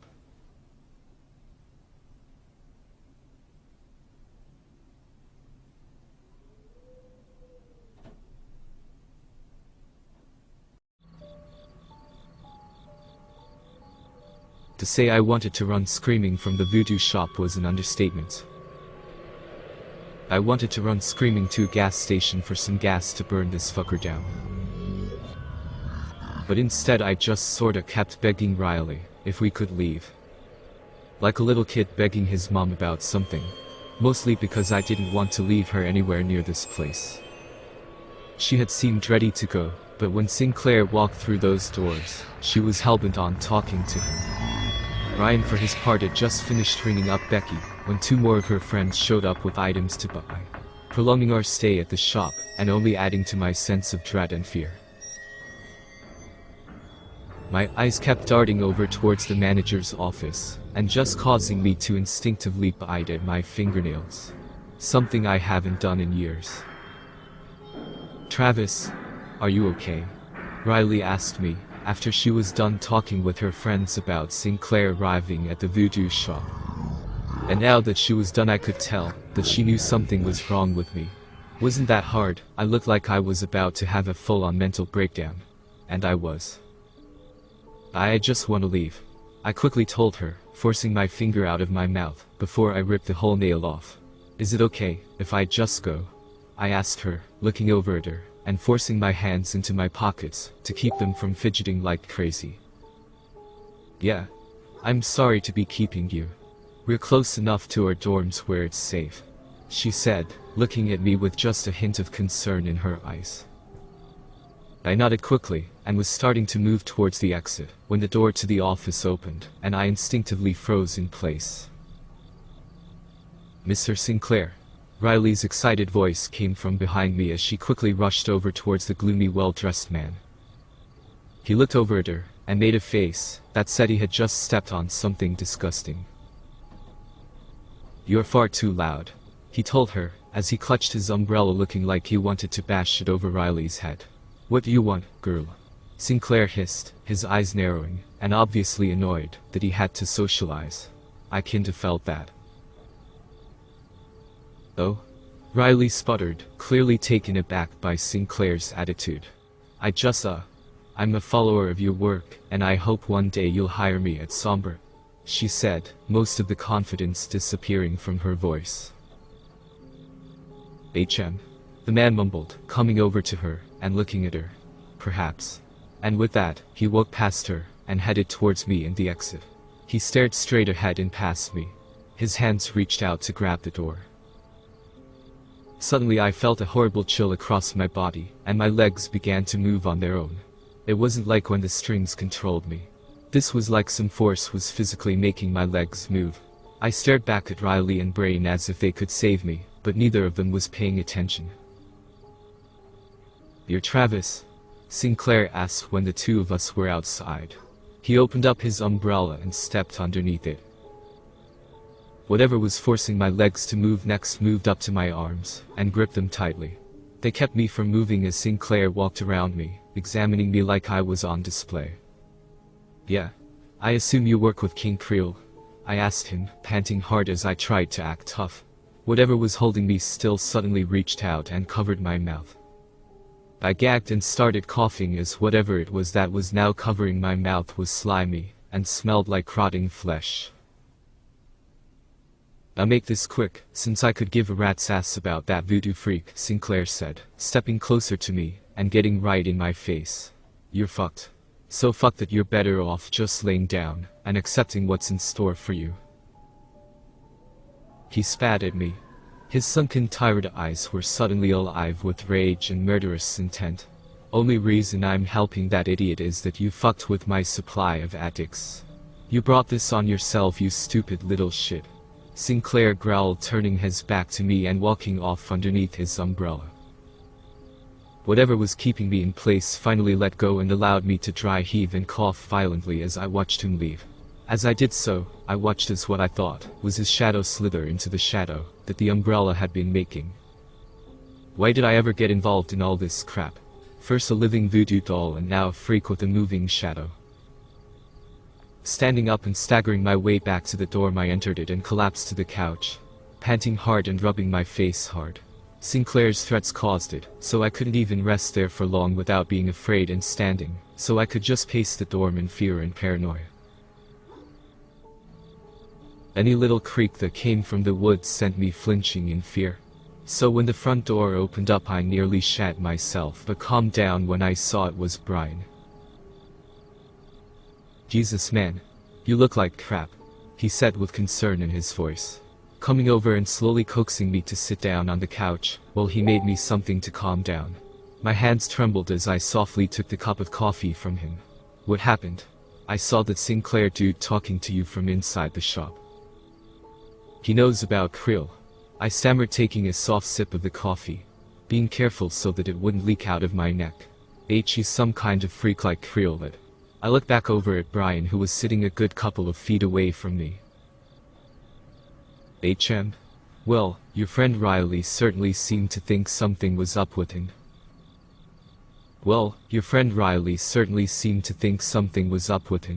From all the shit I've seen about him, he's usually like one of those cherry assholes who donates all their money to charity and shit. Guess we caught a glimpse at the real him," Brian said, taking a long sip of his coffee. I stared down at mine and swirled it around a bit. It needed more sugar, but I didn't want to bother Brian about it at that moment. "He said I was fucked. So whatever Creel is planning must really be something that's gonna fuck me up royally." I chuckled a little, more so to stop me from having a mental breakdown. Even going to college and this asshole is still finding a way to fuck with me. I sighed hard and took another small sip of my coffee. "I'm sorry dude. I'm doing my best to try and help you. But this is really beyond both of our comprehension. Can't you ask that one voodoo god dude help you out?" he asked me, setting his empty mug on the table and reaching out for his controller. I wouldn't even know how to begin to summon him. I only knew how to talk to him back home, because I accidentally ran into him. I guess when Alexandra comes here tomorrow she can help me. I sighed hard and rubbed my face more, not giving a crap about my makeup since it was just the two of us. "Oh cool, your family is coming. I can't wait to meet them," Brian said, just a little bit of excitement building up in his throat. I looked over at him and smiled. It would be a nice little escape to have Alexandra and Livy here to help me fight off Creel. "Alright, man. I'm gonna be here if you need anything," Brian assured me, offering me a fist bump which I returned with a smile, walking over to my room and carefully closing the barely held together door. I was in the process of taking off the last of my foundation when I heard scurrying under my bed. I spun on my heels and quickly looked towards my bed, reaching out and grabbing the nearest thing I could use as a weapon. Although I don't know how well a stick of deodorant was going to help me. Quickly looking underneath my bed, I was more scared to find nothing there. Quickly pulling up from underneath the bed, I looked around quickly, clutching my deodorant. I climbed into bed and looked around my room for a couple of hours until I finally drifted off to sleep. The fact I didn't have any kind of nightmare or any kind of dream at all that night, however, sent me awake in a mere instance. I looked around my room and, making sure I wasn't asleep, I tried punching myself awake. Needless to say, a throbbing cheek later showed that I was indeed awake. Slowly climbing out of bed and still clutching my deodorant, I carefully exited to the common room and saw that it was indeed the next day. Brian worked early today, so I was left in the dorm by myself for the time being. I pulled my phone out and dialed Alexandra, hoping that she was near to the college. I really would rather have someone here than suffer in the dorm by myself. "Travis," Olivia's happy voice shouted at me after a couple of seconds of the dialing noise. She is like the world's greatest stress ball. It took all my fear and anxiety away. "You're on speaker. Mommy's driving right now," she said with nothing but excitement. Hello, Travis. We are about an hour and a half away from you, Alexandra told me. She had been spending her free time learning how to drive a car. She certainly was better at it than I was, but that isn't saying much. But she can drive safely, so that's really all that matters. Sounds good. I'll be waiting in my dorm for you guys, I said, taking a seat on the couch, and just hoping that nothing horrible happened to me in that amount of time. After all was said and done, I was once again left alone in the dorm. Sighing and trying to keep my cool, I elected to just turn the TV on and just distract myself. I pulled up Netflix and just put on anything so I could have some noise to keep me distracted. I also pulled out some of the work I had to do for class and started doing it. It worked so well, in fact, that when I heard knocking at my dorm room I almost believed that it was some random person or worse. But looking at my phone I saw it was about the time when Olivia and Alexandra were going to show up. Standing up and opening the door for them, I was quickly hugged by Olivia. Travis, me and Tempe missed you, she shouted, nuzzling her face into my stomach, smiling and showing me the little voodoo template that had once been the way I had checked into work. I smiled and patted her little blonde head. You look well, Travis, Alexandra told me, her soft motherly smile greeting me as she entered my dorm, and also gave me a hug. I returned the favor, and had them sit down on the couch. I got up, and got them some refreshments, which just boiled down to some water in a glass of ice. I'm living it up in college.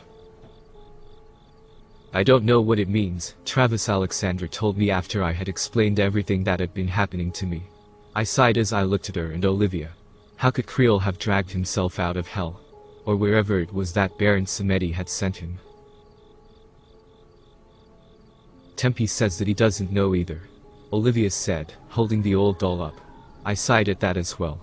I would have hoped that Tempe would know something about that. So we really were in the dark. I sighed and reached out for my glass of water, when Brian's bedroom door opened, and he came stumbling out of his room. Hey, dude. I thought you worked today, I told him, sitting up a bit and only a bit confused and concerned by it. Seeing him stumbling around a bit, I would have thought he was drunk, but it really didn't even seem like that. It was like he was being pulled along by something. I wanted to, but I couldn't, he said, his voice showing that he was straining against something. And it was revealed what that was when Preston Brooks came up behind Brian. I stood up quickly, and Alexandra did as well. Olivia, reading the room, quickly shuffled to hide behind me. Good morning, Preston said, a voodoo doll in his hand, one that looked exactly like Brian. Please have a seat, I'll only take a moment of your time, he said with a calm chuckle, forcing Brian to walk over near us as he walked over towards the door. Hand over the template doll, and I'll be on my way, he said, holding his hand out for Tempe. Like hell, I will, I said back to him, pushing Olivia behind me some more. I knew there was something wrong with you, I hissed, looking around for any kind of weapon. I was really wishing that we had glass cups. At least for some kind of weapon. Oh, far more than just something, Travis. Preston chuckled, which turned into hard and violent coughs. Not being able to grab a handkerchief, he covered his mouth with his hand. And when he finished and pulled his hand back, a long sticky black ooze followed it. I don't have much time. Just give me the fucking doll, he shouted at us, much more panicked. Travis, I don't think it would be wise to give him the doll, Alexandra told me. As badly as I wanted to be sarcastic towards her, now was neither the time nor the place to be my usual asshole self. Preston gripped the voodoo doll tightly, and I could tell Brian felt it as he hitched his breath and struggled to breathe. The doll, or your stupid roommate gets it, he shouted, grabbing the voodoo Brian's head and clutching it. Brian stared at me, obviously conflicted, since it was obvious giving him Tempe was a terrible idea. But at the same time, it was obvious that he didn't want to die. I turned to Olivia and she looked back at me, carefully handing the doll to me. He says it's okay, she whispered to me, though it was obvious that she was going to miss it. I sighed and took the doll from her, moving over towards Preston, holding Tempe up, and handing it over to him. Tempe usually has plenty of tricks up his sleeves, so I was hoping he had something. Give it to me, he hissed, the goop dripping down his chin. I handed it off to him. He took Tempe and shoved Brian away from him. I caught him as he went limp. I held him up, and helped him over to Alexandra, who took him quickly. Though by her looks she wasn't all that happy that I had given Tempe to Preston. I was sort of vindicated in my choice when Preston cried out in pain. We all looked over as Tempe had produced little razor blade claws and began slicing the man's hand up. He soon dropped the doll, which quickly scurried away under the couch. "No," Preston shouted, getting down on his hands and knees and trying to get at Tempe before he got out of his grasp. But he was soon stopped by another round of coughs that brought him to the floor. "Ah fuck. And no, I need more time," the man shouted, wheezing and struggling up to his feet. We all braced for what was about to happen, Olivia still hiding behind me, and Alexandra tending to Brian on the couch, and Tempe sticking his head out to watch what was happening. Preston panted hard as he coughed more and more. Soon it sounded less and less dry, as the black ooze spilled out of his mouth mixed with blood. And then a hand shot out of his mouth. Not just a regular hand. One that had long fingers and claws attached to it. It was the first time I heard Alexandra actually scream in terror. Here I saw that her usual calm manner was completely destroyed by this horrible scene. Preston collapsed to his knees as the hand began to pull itself further out, revealing a wrist and arm attached to it. And it was only then that it hit me who that arm belonged to. And it was confirmed when Preston's back split open with a sickening crunch and tears, and a long gangly creature stood up from the remains. Besides the arm that had the head wrapped around it, we all knew exactly what it was in front of us. "Travis, my boy, did you miss me?" Creel chuckled as he stepped forward. But this wasn't normal Creel. It was the Creel from my nightmares. He tilted his head at me, a sickening horrid smile on his face. He was back. And his horrifying look matched his sadistic personality.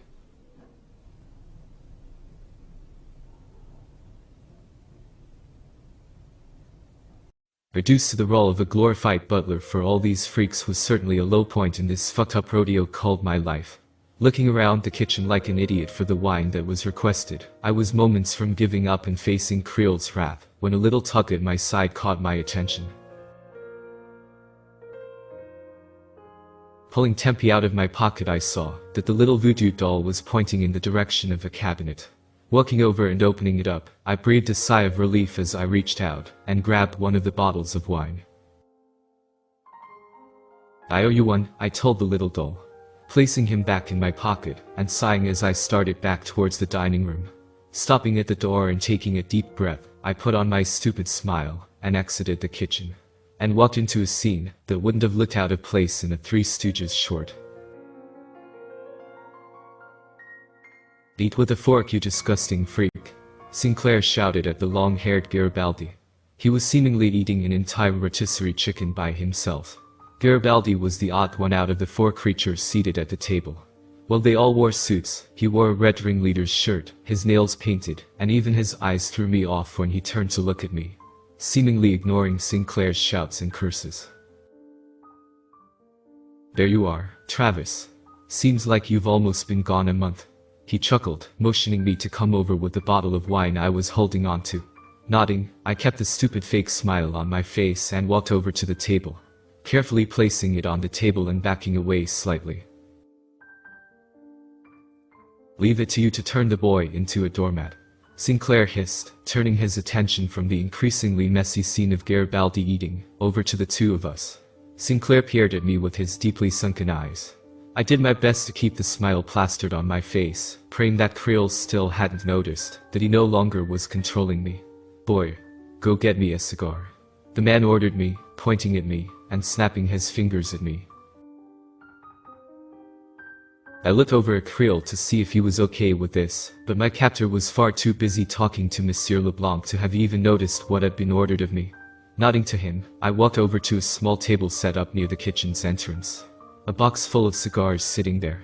I took one out and acted like I knew what I was doing with it, trying to remember how my father used to smoke his.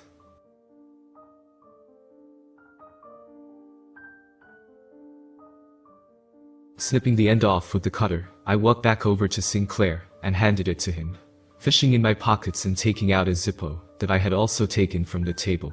As I flipped it open and tried to spark it, my hand was grabbed by the black mass that followed Sinclair everywhere. Looking up in fear, I managed to get a good look at the creature as it stared at me. White eyes stared back at me. It was vaguely human-shaped, but appeared to be dripping, and its lower half was firmly stuck to the wall. "You don't light a cigar with a fucking lighter, you stupid shit stain." The man hissed at me, standing up from his seat at the table, and reaching out to grab me by my collar. He had the look of murderous rage on his face, and I was sure he would do something horrible to me, when all of a sudden a loud crash pulled both of our attention over towards Creole. He was standing up, gritting his teeth, his cane embedded in the table with just how hard he had smacked it down.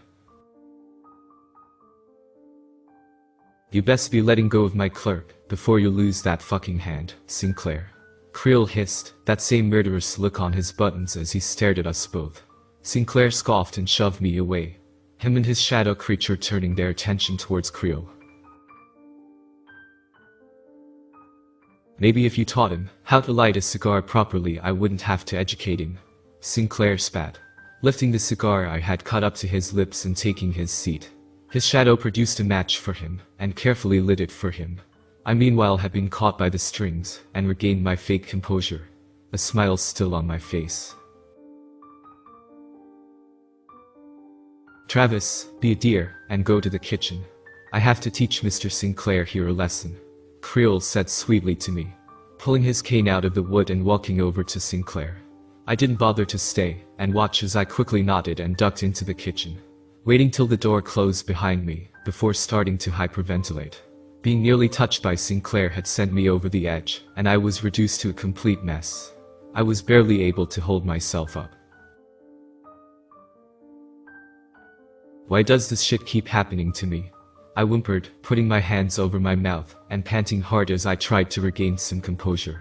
Feeling soft hugs coming to my side, I reached my pocket inside and pulled Tempe out. His little arms were raised up at me, and I collapsed to the floor, hugging the little plush doll close as I was near seconds from sobbing. Finally, having regained some composure, I rubbed his little head as thanks, and put him back in my pocket. Looking around the kitchen for a weapon, I settled on a steak knife having been left in the sink to be cleaned. Stuffing that into my pocket as well, I turned to return to the feast, assuming it was safe to do so. Creole and Sinclair were sitting back down, and seemingly ignoring the others' presence. "Ah, Travis, my boy. Good that you're back. Seems we have some unwanted company at the shop." My blood ran cold as he said this. "Could you be a dear, and go deal with them?" he said with a smile, which produced a snort from Sinclair, who wiped his mouth with his napkin. "Same reason why you used the blonde whore at your rehab center, to do all your dirty work," he chuckled, licking his plate of all the juices that had dripped out of his chicken, which was completely gone, bones and all.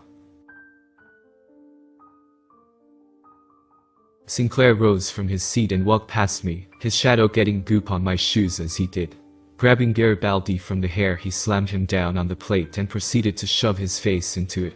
"Act like the disgusting insect you are, and I shall treat you as such," he shouted, his shadow giving him a hand and shoving the ringleader into his own plate. Sinclair rose from his seat and walked past me, his shadow getting goop on my shoes as he did. Grabbing Garibaldi from the hair, he slammed him down on the plate and proceeded to shove his face into it. "Act like the disgusting insect you are, and I shall treat you as such," he shouted, his shadow giving him a hand and shoving the ringleader into his own plate. "Careful, bugs bite." Garibaldi snickered as his voice became distorted and another sickening crunch came from his head. Peeking over Creole's seat at his face, I saw that Garibaldi's face had split open from the scar on his face, and a row of teeth and a tongue made itself known. "Careful, bugs bite." Garibaldi snickered as his voice became distorted and another sickening crunch came from his head. Peeking over Creole's seat at his face, I saw that Garibaldi's face had split open from the scar on his face, and a row of teeth and a tongue made itself known. "Sorry, Travis. They always do that." Please be dear, and deal with the guests in the shop. I'll handle them here. He chuckled, giving me a firm pat on the shoulder, and sending me on my way. Nodding quickly, I turned to go, and escape from this increasingly horrible dinner. Right away, King Creole, sir.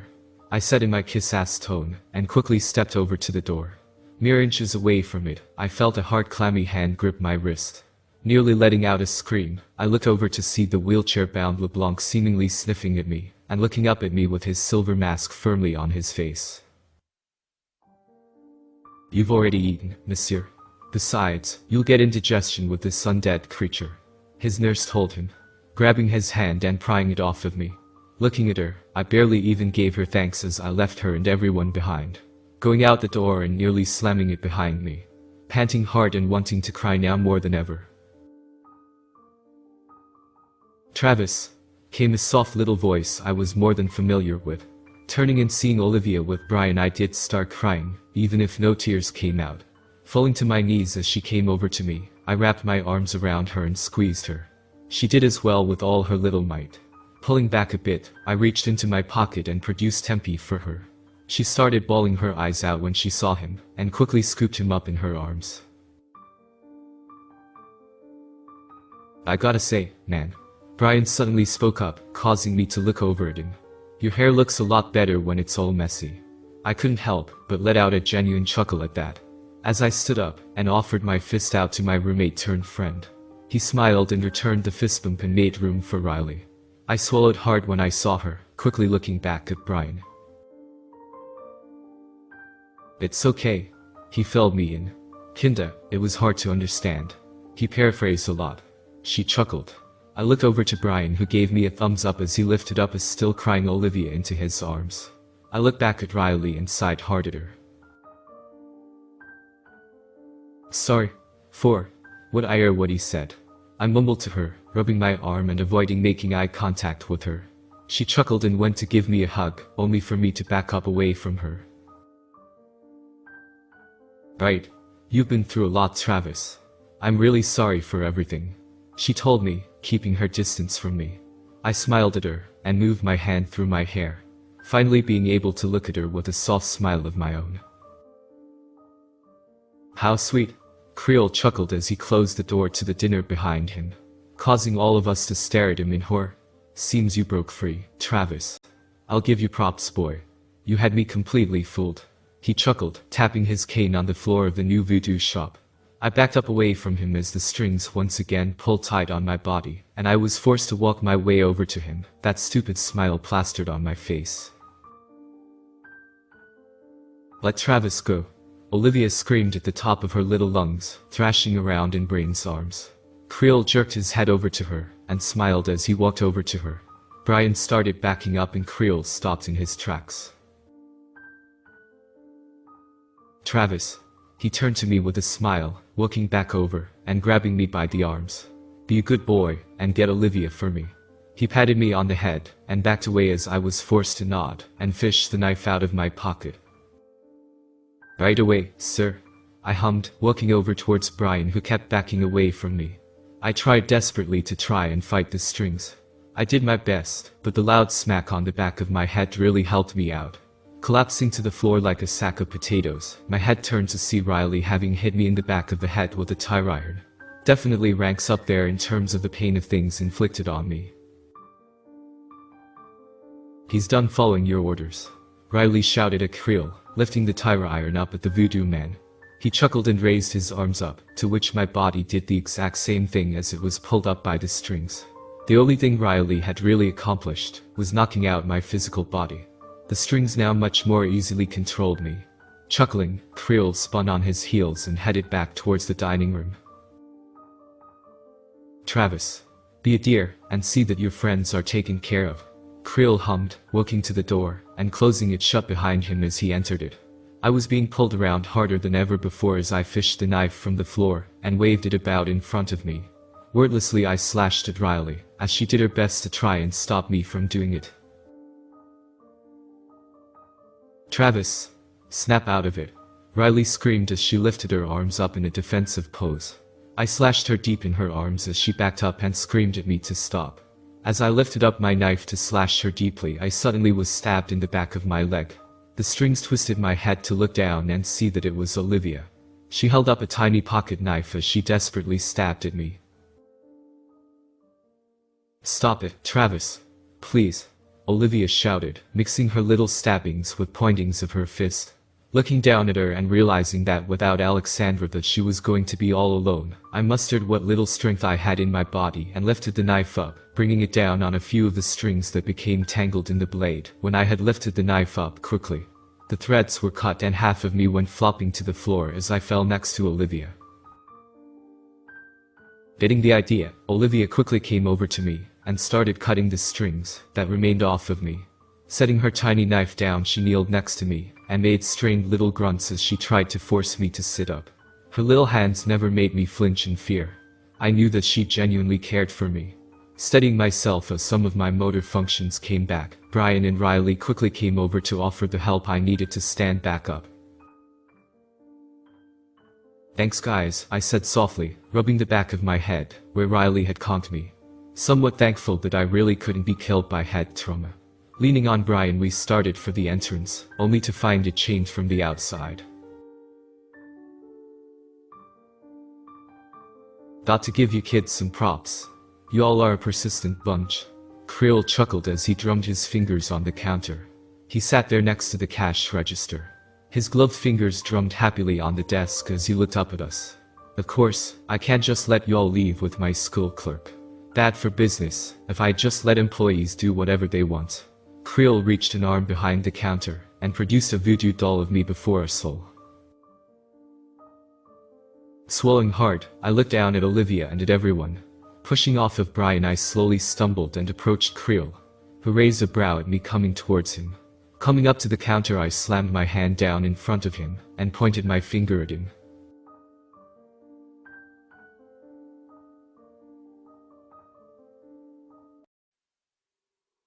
"Take me, and leave them alone," I hissed at him. "Bring Alexandra back. We both know that Olivia doesn't deserve this," I said, standing back a bit and staring down at Creel. Everyone behind me was shouting at the top of their lungs and calling me crazy. Creel, obviously annoyed, snapped his fingers and gagged all of them at once. "Look at you, Travis my boy. Trying to be selfless for once." Creel chuckled, standing up and looking at me. Our button eyes meet each other. He rubbed his chin as he pulled away and thought aloud.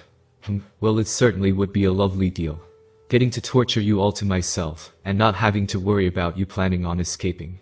'Cause if you do, well, deal's off, isn't it?" he asked me, looking around me as he hummed and tapped his cane across the floor, obviously enjoying the scenario placed before him.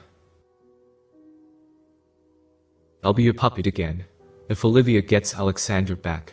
None of your funny business either, 'cause if you do for a second, I'm ending the fun you'll have over me," I said. He raised a brow at that, obviously wondering what I meant when I said that. To show what I was talking about, I quickly fished out Olivia's tiny pocket knife I had snagged and started to cut away at the threads across my neck.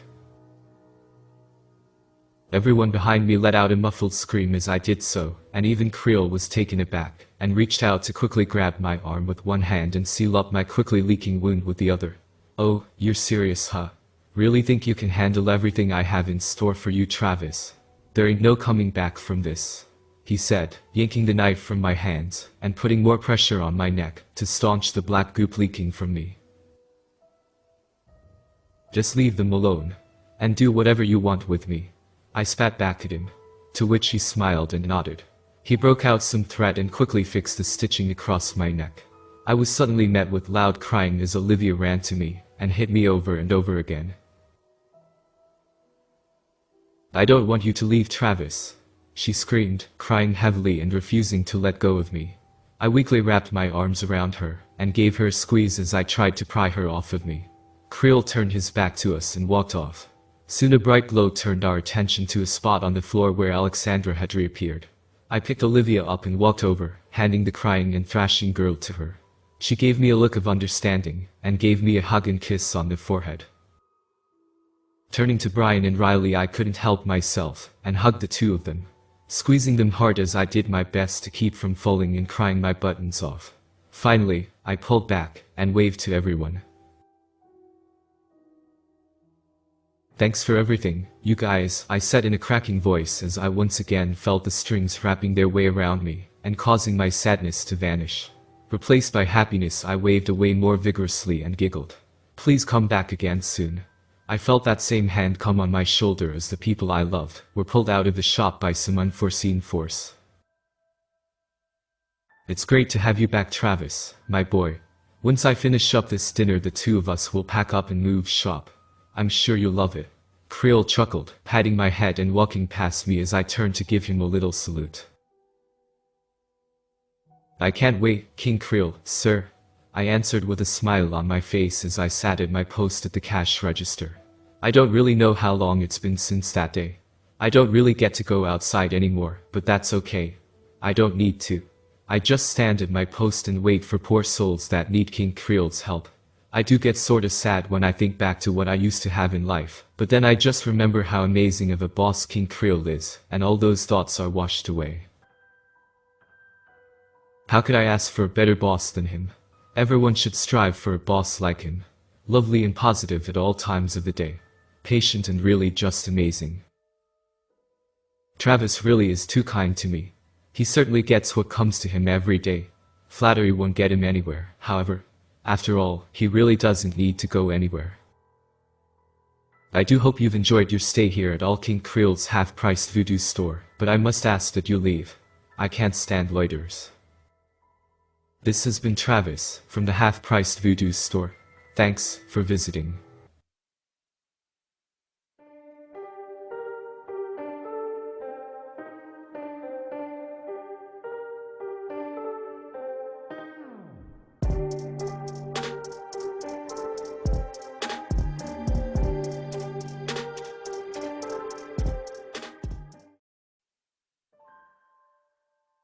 Growing up, my family was pretty typical. I wish I could say I lived some extraordinary childhood, or went on some amazing adventures for you. But I would be lying.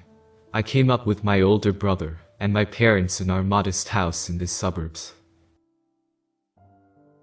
My brother would regularly wow the community each full weekend with his athletic prowess, and would go on to have my niece, and become everyone's finance guy. As for my parents, they loved us, and did their best to be sure we had every opportunity in life that they hadn't.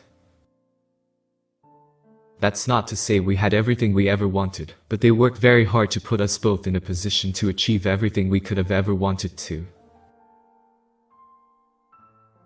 Frankly, this sense of commonness went completely unnoticed by me until my first year of college. When I was confronted with needing to pick my major, I realized I had no real passion to speak of. As you might imagine, this caused me a great deal of stress. Having absolutely no direction in life, but knowing that at 18 years old I had to make a decision that would define my entire adulthood. It's funny, I couldn't legally drink at the time, but I sure could sign the dotted line, to be buried under thousands upon thousands of dollars for years. I spent my first term taking the general courses that we were required to have what the university marketed as a well-rounded education. This bought me a little more time to find some direction to head with my life, so I took the opportunity. As winter break approached, the fact that I had really not gotten any closer to a decision was a crushing weight on my shoulders. As I climbed onto the train to come home to my parents for the holidays, I dreaded all the questions they would ask. There was one thing I was genuinely looking forward to, though. My mom had called me a few days earlier to inform me that my Aunt Emily would be staying with us for the holiday season. We didn't get to see much of her growing up, but that didn't stop her from making a huge impact on me each precious time we did. My aunt was frequently on long trips to faraway places for her work. As a kid, I didn't exactly understand what it was she did. But now I have come to understand that she is an archaeologist.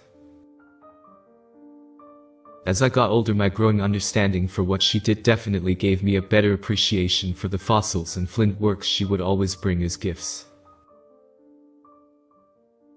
The crisp, cold air sliced at my exposed skin as I hauled my bags off of the train. Loud bellowing whistles called out from the iron beast to sound its next set of passengers to board it.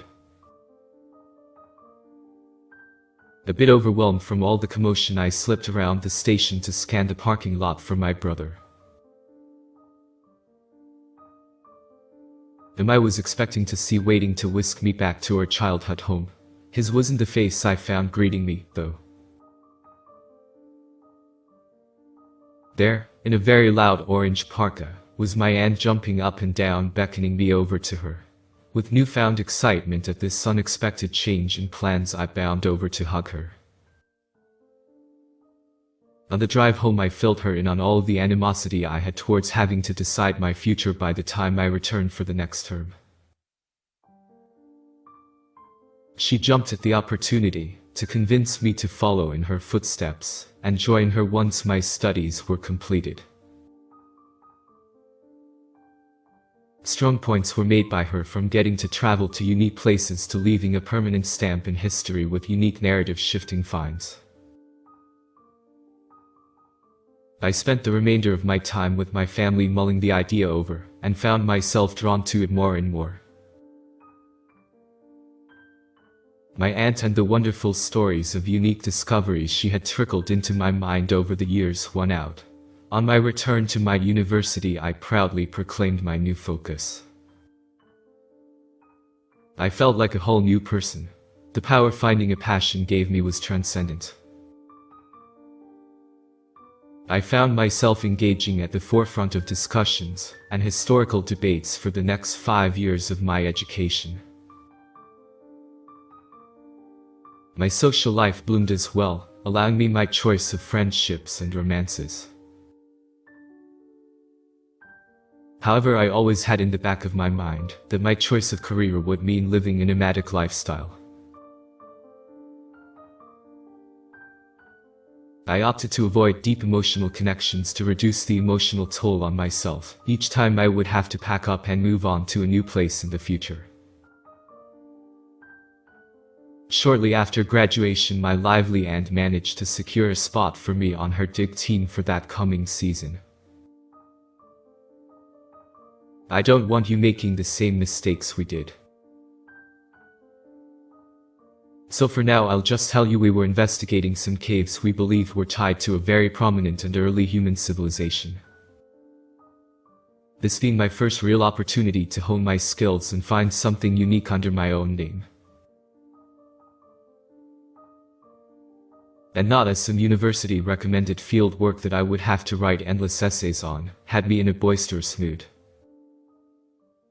I stepped out of the small charter flight we had to take into the dig site with excitement coursing through my veins, wanting to impress the others on the team though.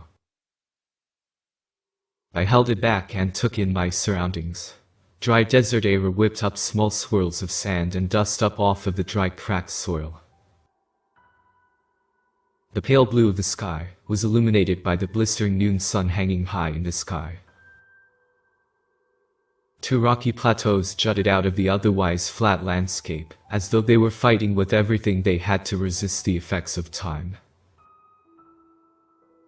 The smaller of the two is where our cave was found, my aunt chimed, breaking me out of my almost trance-like state.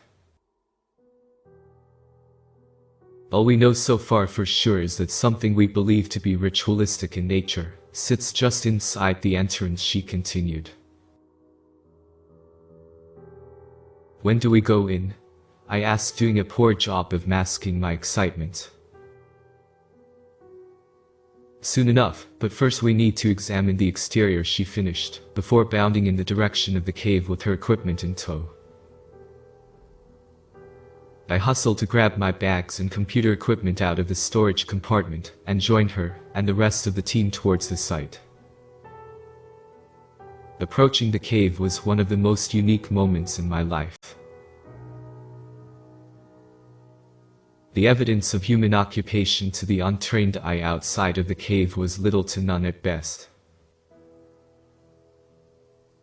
But to a team of people who had spent years of their lives hoping to find a unique place like this, it was like being a kid in a candy store. The first major find was from my aunt herself. Leading to the entrance of the cave was a row of stones. 10 on each side, approximately 6 feet apart, leading to the large boulder that blocked the entrance of the cave. I set out to scan them with my digital imaging equipment to see if there were any carvings or markings on them. To my excitement and then curiosity, there was. Each stone seemed to depict small human-like creatures walking in the direction of the cave. Most were holding cups or bowls, as though they were offerings, the working theory for the depictions to the team at the time. But one, and perhaps the most peculiar one, was dragging what we believe was an adult human behind him. Small growths were also found about 3 feet above ground level around the opening of the cave, although further investigation led to no definitive conclusion as to why they had been there. It took 3 of us to carefully roll the large blockage out of the way of the entrance. Once we had donned our safety gear and started making our way into the cave was when things really got interesting. The air was instantly damp and cool in the cavern, a huge shift from the environment just outside of the cave system. The walls of the cave were covered in a crimson hue, definitely placed onto the original rock face artificially, about 40 feet in. Images appeared on the walls of the cave, similar to the ones shown on the stones outside. They seemed to be leading us deeper into the cave. The walls began to narrow and funnel us into a channel just wide enough for each member of the dig team to enter single file. Another 20 feet ahead of us, the passage opened into a small room with a large stone slab sat centered under a large image. And a deep brown outlined on the crimson wall was a horrific image of one of those small creatures. In its mouth was what we hypothesized to be a child. This could possibly be a temple for human sacrifice, my aunt stated, too excited for the macabre subject.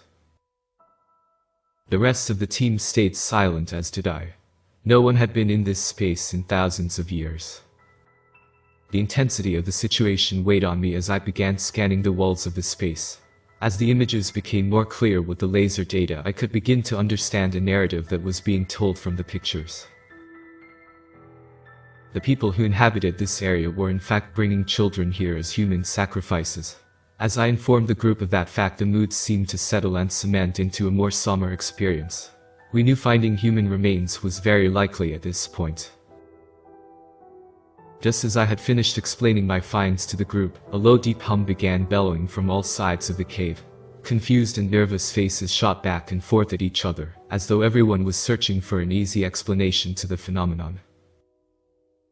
Timidly, the team's guide chirped up to say the area has been known to be geologically active. We readily accepted that explanation and got back to work. I leaned down to inspect a small carving on the center altar in the space slowly. I felt the cold dry stone with my hand, gliding my fingertips along the ridges following the pattern into its center. As my touch approached the pinnacle of the carved spiral, I could feel the energy in the air begin to grow, and the hair on the back of my neck begin to stand. A quick warm pulse rushed through me as I met the center. The cavern began vibrating, and a deep drumming sound began billowing up from every direction. The temperature in the cave dropped dramatically. I could even see my breath despite it easily being over 100 degrees outside the entrance. As the drumming grew louder and louder, the room began to glow with a deep amber glow, and all of our lights went out. The room fell silent at that moment. Only the sound of our heavy, anxious breathing filled my ears. What happened next will be carved into the recesses of my mind like the symbols on the cave walls for eternity. Drumming began to pound my eardrums. Loud screeching seemed to come from behind the altar, as many small shadows shot around the room, with the sound of small feet scuttling. I could only slightly make out the build of the monstrosities that seemed to materialize from some deep ancient void long forgotten by humanity. They were an inky black color with dog-like features twisted into the stuff of nightmares. Their jaws snapped and snarled as they moved swiftly. That's when I heard the first screams coming from the members of the team. The painful cries came from them, one after the other, as the small monstrosities crawled out of whatever hell they had been summoned from. My eyes darted around the space only to see blood painting the walls and my teammates being attacked. The sound of bones snapping and soft tissues ripping rang through the air like the melody floating over the ever-beating drums. Quickly my thoughts shifted to my aunt. Managing to somehow go unbothered by the evil in the room, I moved back to find her. "Well, what are those things?" I managed to sputter through my anxiety. "I don't know, but we have to stop them from getting out," she said, seeming to have found a second wind of adrenaline. My aunt slowly made her way over to the large boulder that had previously sealed off the entrance of the cave, and began trying to push it in front of the opening, grunting in pain as she applied force. "What about the others?" I cried out to her, jumping to my feet at the sound of the creatures coming closer. "What about everyone else if we don't move this rock? Now get over here and help me," she asserted. We both put every ounce of strength we could muster into pushing the stone back into its original resting place, and just as the sound of the drumming began to grow closer and hissing and screeching began echoing out of the cave, the boulder gave and slipped into the entrance. We ran to the plane that was waiting for us, and my aunt climbed in to get us out of the situation. I have since shifted my career into research that is done much more comfortably from my home office. We never shared the location of the cave as being significant with anyone in hopes to avoid anyone suffering the same tragedy we had. Today, however, on my desk I found an article a colleague sent me. The article read, "Local man identifies evidence of early human habitation in Tennessee cave system." The image on the entrance was the same spiral that I had seen on the altar.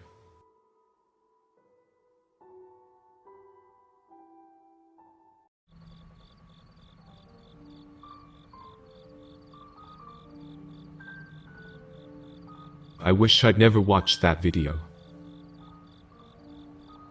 I thought I'd grow out of shit like that by the time I'd hit 20.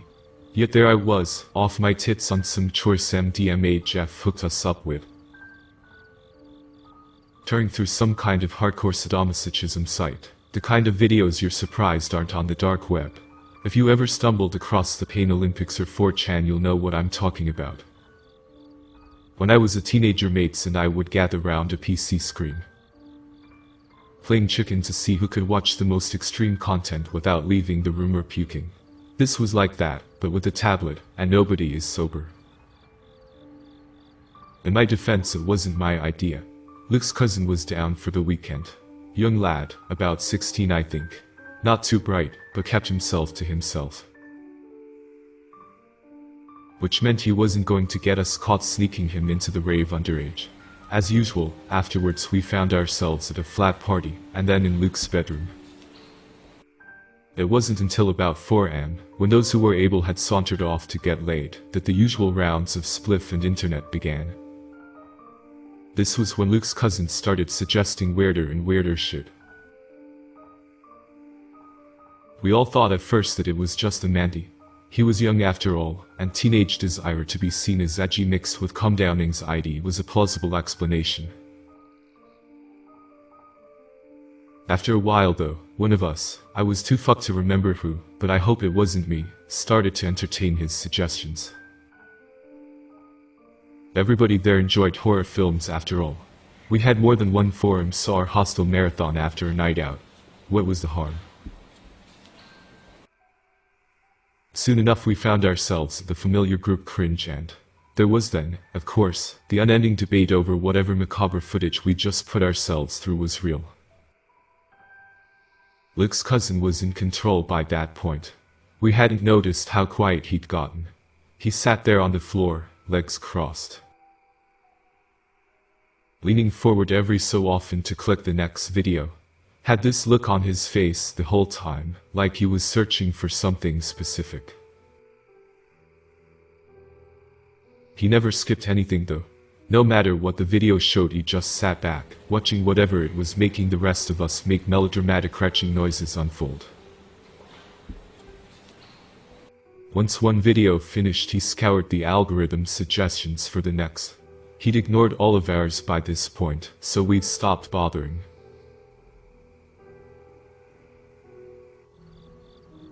We were more than a few blunts into our session, and holding our focus on anything other than the rich conversation about which of the girls we knew would be a good smash was difficult. I remember him sighing disappointedly at every video he found, except for the last. When he found that one, he licked his lips, rocking slightly. He must have known. No way the creepy little fuck found it by accident. When he clicked play, we all knew this one was going to be different. I'm not sure how.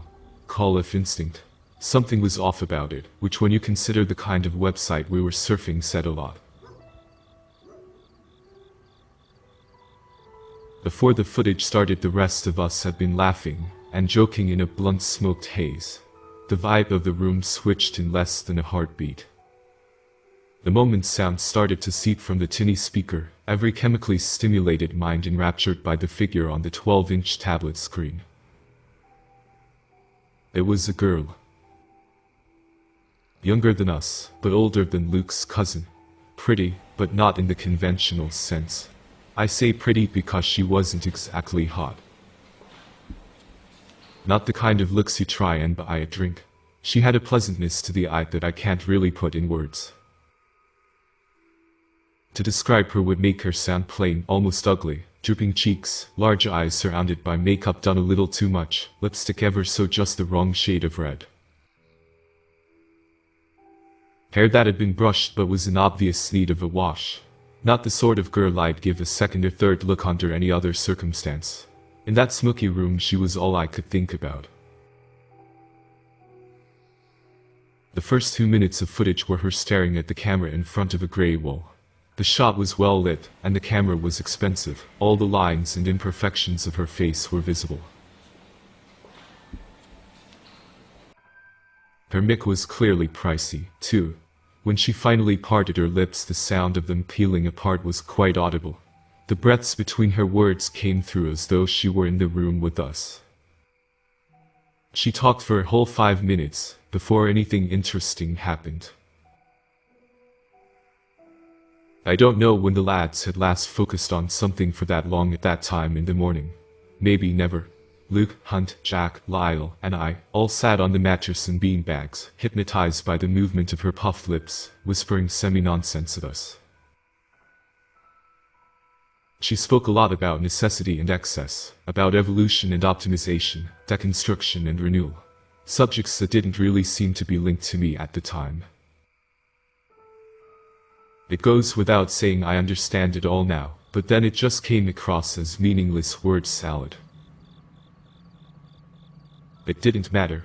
I would have listened to that face read even something as dull as the Bible for 500 years if given the chance. She said her last words and held up a potato peeler. I didn't think much of it. I was too lost in those dark eyes of hers. She asked us all to remember that everything we do is to achieve perfection. Something like that, at least. The exact phrasing doesn't matter, it's the idea that counts. Perfection. The room, with the exception of Luke's cousin, jumped in unison when the footage cut to black. The switch was accompanied with a loud crash, the sound of something heavy landing on the lowest notes of a grand piano. You can try this at home. The words appeared letter by letter in a white typewriter font. Sporadic detuned piano notes played over the scrolling text, along with muffled grunts and the scraping bangs of God knows what being dragged across the floor. The hair on my arms stood on end. I wasn't grinning and laughing anymore. I was still high, but barely.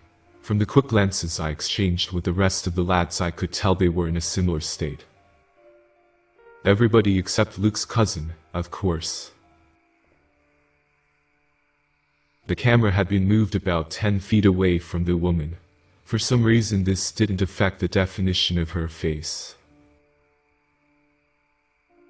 The wrinkles of her top lip, the poorly concealed spot on her nostril, the blobs left over from over-generous application of eyeliner and mascara, all were just as clear as when she had been a few inches from the screen. She wasn't smiling anymore. Her dripping cheeks were slick with tears, and they wobbled in time with the trembling of her jaw.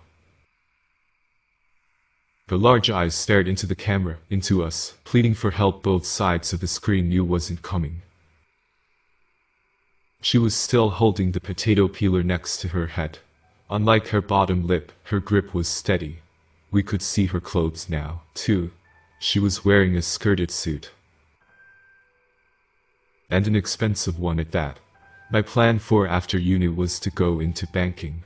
I'm versed enough in tailoring to recognize quality fabric when I see it. The sobbing woman had on the uniform of the financially successful. The men stood either side of her were naked. They were each a few feet taller than her. An impressive feat, since even though she was sat down, you could tell the woman was tall. The length of her slender legs was a testament to this. How their stubby legs supported their weight was a mystery to me. The hanging belly flap almost touched the floor. Their skin shone with grease, sweat and dirt. And were it not for the fact I knew it's impossible, I would have sworn under oath that I could smell the pungent odor of curdled milk whenever I looked at either of them for too long. The one to her left was holding a transparent bucket filled with a clear liquid that I hoped was water. To her right was a silver tray. I can't comment on what the men looked like. I couldn't see their faces through the orange shopping bags over their heads. The cheap plastic was fastened in place with about a half-dozen zip ties round each man's neck. The crinkled skin pulled so taut that the shapes of their faces were visible. A pair of orange-bound skulls on the peaks of twin mountains of glistening flesh. The only movement from either was the steady in out of the bag being pushed and pulled by labored breaths. The letters didn't scroll out one by one this time, but appeared as a single block. They only hanged around for about half a second before the video took us back to the dusty floorboards. Grey wool, sobbing girl, and her hulking guardians. Except, she wasn't sobbing anymore. She wasn't smiling either. Even though her gaze was directly into the camera, her expression was blank. Still laced with an unexplainable magnetism, but the perk and spark from the segment where she spoke to us was gone. She raised the potato peeler in front of her face. Before I knew what was happening, she dragged the blade down in a single, uninterrupted motion. She didn't wince, didn't flinch, didn't register in any way the sharp metal slicing through the bridge of her nose. The removed flesh rolled itself into a damp curl as she peeled. It fell to the ground with a wet splat that was far too loud for comfort. Scarlet gushes joined the streaks of dark makeup her earlier tears had dislodged. Pale bone was visible in the wound. The button tip of her nose hung on a thread from where the peeler had found its way too deep, and she had to yank it out. The blood pulled at the dangling chunk, dripping on her expensive skirt. She didn't even blink. Someone threw up. I could smell it, although the sounds of the hurling felt like they came from some other world. I was lost in the woman on the screen. I couldn't look away, and I didn't mean that my curiosity got the better of me. I was actively trying, putting so much strain into turning my head that veins on my neck began to bulge. My eyes dropped. The tiny muscles used to move them left and right screamed, threatening to tear from the force I put on them. Didn't work. I was helpless, sat on the dirty carpet, unable to stop watching as she dragged and dragged the gleaming metal. On occasion the blade would get clogged. When this happened, she would reach into the bucket, whisking the utensil around to remove the debris. Clouds of red bloomed in the water. The whole time her expression stayed unresponsive to the curls of skin piling up on the floor, the crimson wetness that consumed the lower half of her face, the open holes where her nostrils used to be. She should have screamed, but didn't. Part of me knew it was more accurate to say she couldn't. That part of me was the one that wanted to scream too. I was paralyzed and terrified. No matter how much strength of will I mustered, I couldn't turn my head away from the screen, couldn't shut my eyes, couldn't focus on anything other than the scraping of the peeler. Adrenaline and panic took over my mind. My body seemed to be getting different messages from the girl shearing off her own nose slice by slice. To my absolute disgust, I had pitched a tent. I had never felt uglier, more repulsive, in my life. I'm not a psycho, or a pervert. I'm not. All I wanted to do was not watch. The footage must have tapped into something deep, some latent human infatuation with violence in all of us. That's the only explanation, surely. It's not like a video could hijack your body. Ah, beauty, such minimalism. The piano crash was louder this time, closer to the microphone. Again, the words only last about half a second. When the trio returned, the small nub of exposed bone was gone. A triangle of open flesh lay at the center of the woman's face, her nose now in wet spirals on her lap and around her feet. The cheeks were next. It was around the time that teeth started to be exposed that I hurled. The entrapment was so strong by this point I could no longer steal quick glances at the boys, but I could hear many of them doing the same. It was a struggle getting the vomit out. I couldn't bend over far enough due to the paralysis, and had to cough it out mouthful by burning mouthful. One of them was laying on their back when the video started. I could tell by the gargled crying that it was Hunt. I felt a tear fall down my cheek, unable to look away from the woman peeling her lower jaw down to the bone as the wails behind me coughed into drowned silence. Somebody managed to get out an almost inaudible whimper. Even though my vision was blurred with tears, I could still make out the half-skeleton in the video. I watched the screen, spitting up the occasional chunk of regurgitated kebab meat, as the blurred figure reached to her right. The woman took two objects from the silver tray that I couldn't quite make out. The orange-headed blob next to her didn't move, but even through the watery haze I could still just about make out the steady rhythm of its breath beneath the bag.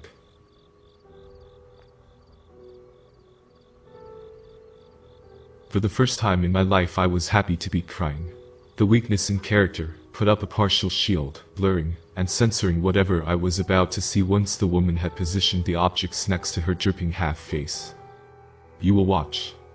The crashing came from behind, the unseen pianist slamming on the keys only a few feet away. Something forced me to blink, and I mean that in a very literal sense. It wasn't voluntary, it wasn't a reflex, it was done on command. A command from who, or what I didn't know. My eyes slammed shut, and were quickly wrenched open again by an indescribable and overbearing impulse. All traces of tears were gone. The video swam back into focus just in time to catch the downward swing of the hammer. Exposed jawbone swing outwards, the chisel following through and digging itself in the underside of the lolling tongue. The limp muscle fell to her throat with a wet slap, hanging there behind the dangling jaw for all to see. The girl was calm when she placed the tools in her lap and reached up for the partially detached bone. Her expression didn't change when she tweaked it loose, discarding her own jaw on the floor with the skin peelings, as though she had just picked a scab. On top of everything else, the stiffness in my jeans hadn't subsided. Were my stomach not empty I would have vomited again, as much from self-disgust as the nightmare Luke's cousin had pulled me into. See what she gives for you, she removes all but the most necessary features. The unseen pianist was closer now, but what concentration I still had was focused on Luke's cousin. I could just about see him out of the corner of my eye. He was blinking. I noticed that straight away, because I couldn't unless ordered to. Laying on the floor, less than 10 inches from the screen, his young face was illuminated a ghostly blue by the light from the tablet. I couldn't pull my attention on him much, the video wouldn't allow it, but I could have sworn he managed to shoot the occasional gleeful glance at the rest of us. I was able to notice him enough to see how his wide grin didn't falter, how the joy in his adolescent eyes didn't fade as the woman on screen reached towards her own with a steel ice cream scoop. My own eyes burned with each steady flick of the woman's wrists. My eyelids howled at me, fighting a losing war to close themselves, trying even though it was hopeless to shield my mind from the sight of those bloodied once white orbs plopping to the ground. I had to cough down empty heaves when the second one rolled towards the camera, the fading pupil locked on my own. It was judging me, and I knew why. The reason I nearly choked on my own vomit wasn't just because of the footage though. The disgust was far more at my own body than at anything the video forced me to watch the girl do to hers.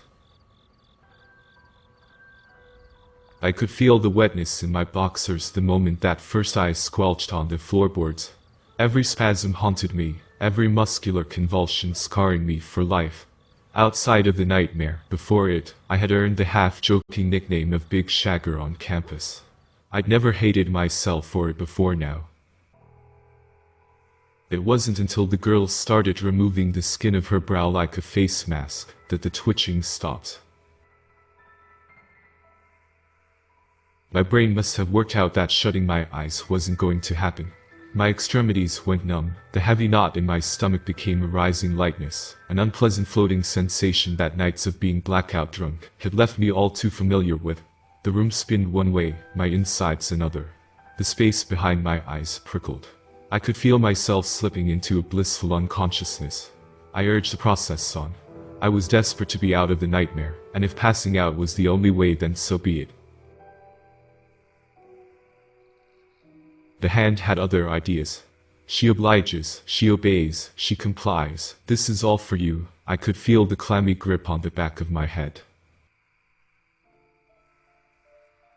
The fingers worked their way through my hair, pulling and tugging to make sure I had no respite from my own depraved nature.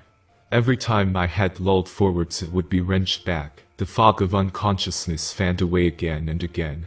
I could hear sobs and whimpers from every direction. Every direction, that is, except where Luke's cousin sat. I could feel his grin, the cracks of his laughter flecking my wet face. The hanging smoke in the air, that stodgy scent of cheap weed, and even cheaper cigarettes, grew thicker by the second. It snaked through my mouth and nostrils, coating the inside of my lungs with heavy phlegm, that left my breathing like that of a drowning man. I gagged for a final time, blood and bile spewing onto the already vomit-sodden carpet. Perfection, the crashing in my ear canal timed itself perfectly with the moment the woman grasped her own hair and pulled. The scowl came clean off, the fluid motion leaving a glistening skull caked in chunks of red and purple. The text came just as my brain had time to process the final masterpiece. The girl stood tall, proud even, with the two sweating mountains of fat either side of her, the plastic of the bags on their heads still moving with that slow in-out rhythm.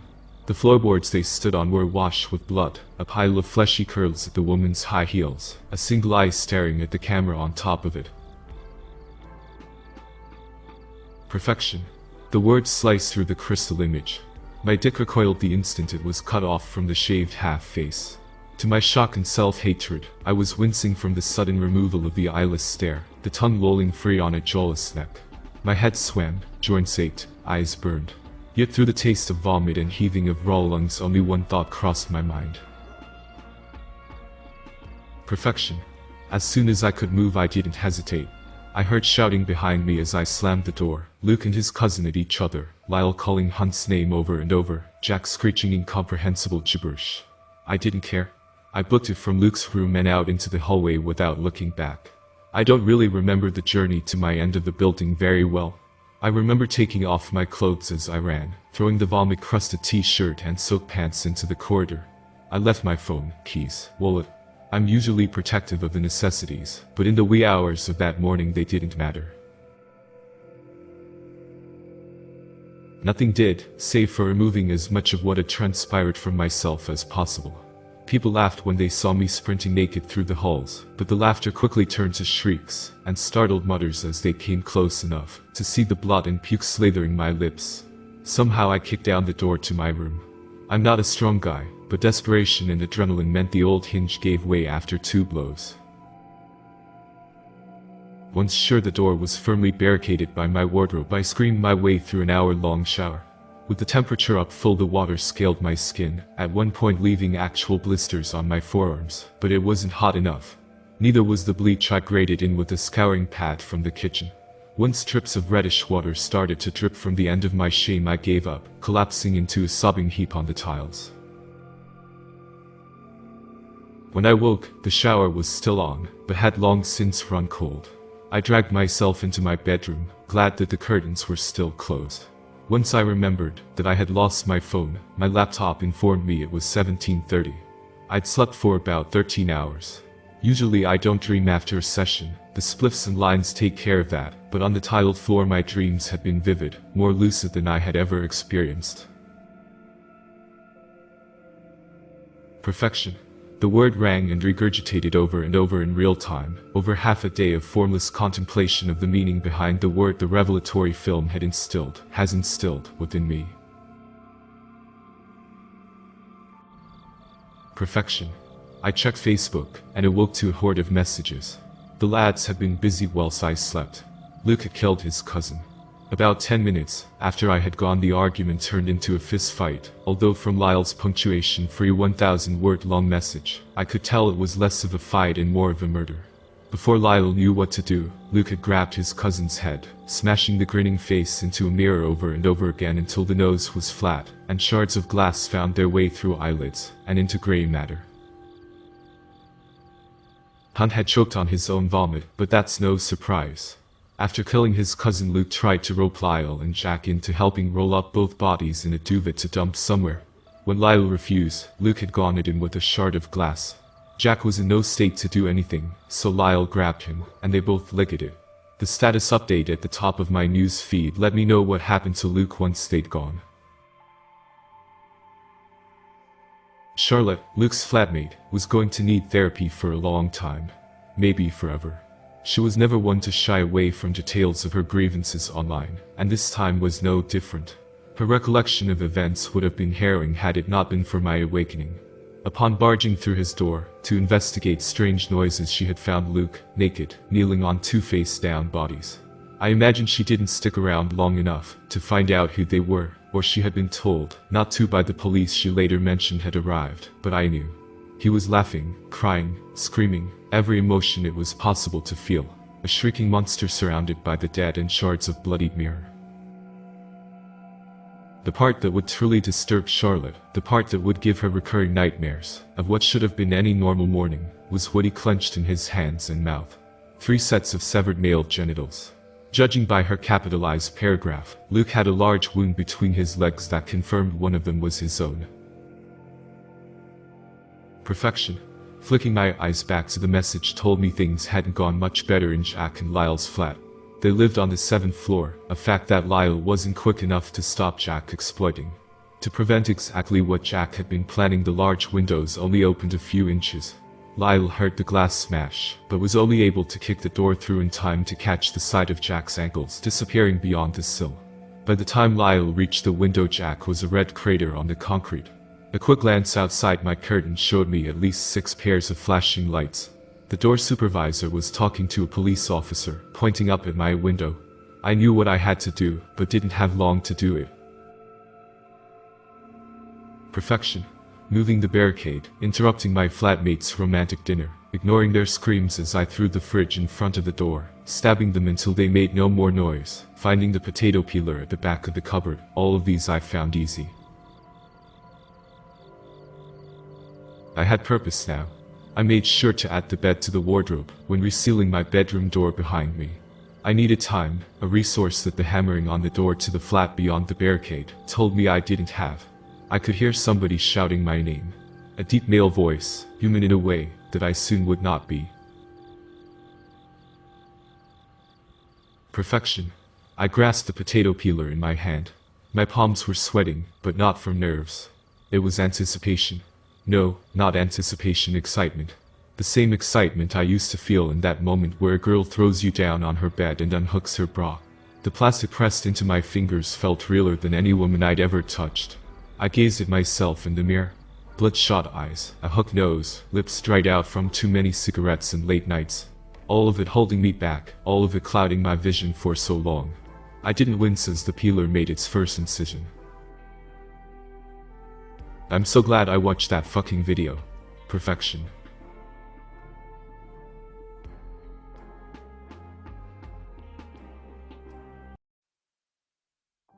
Have you ever noticed how fast some neighborhoods are built?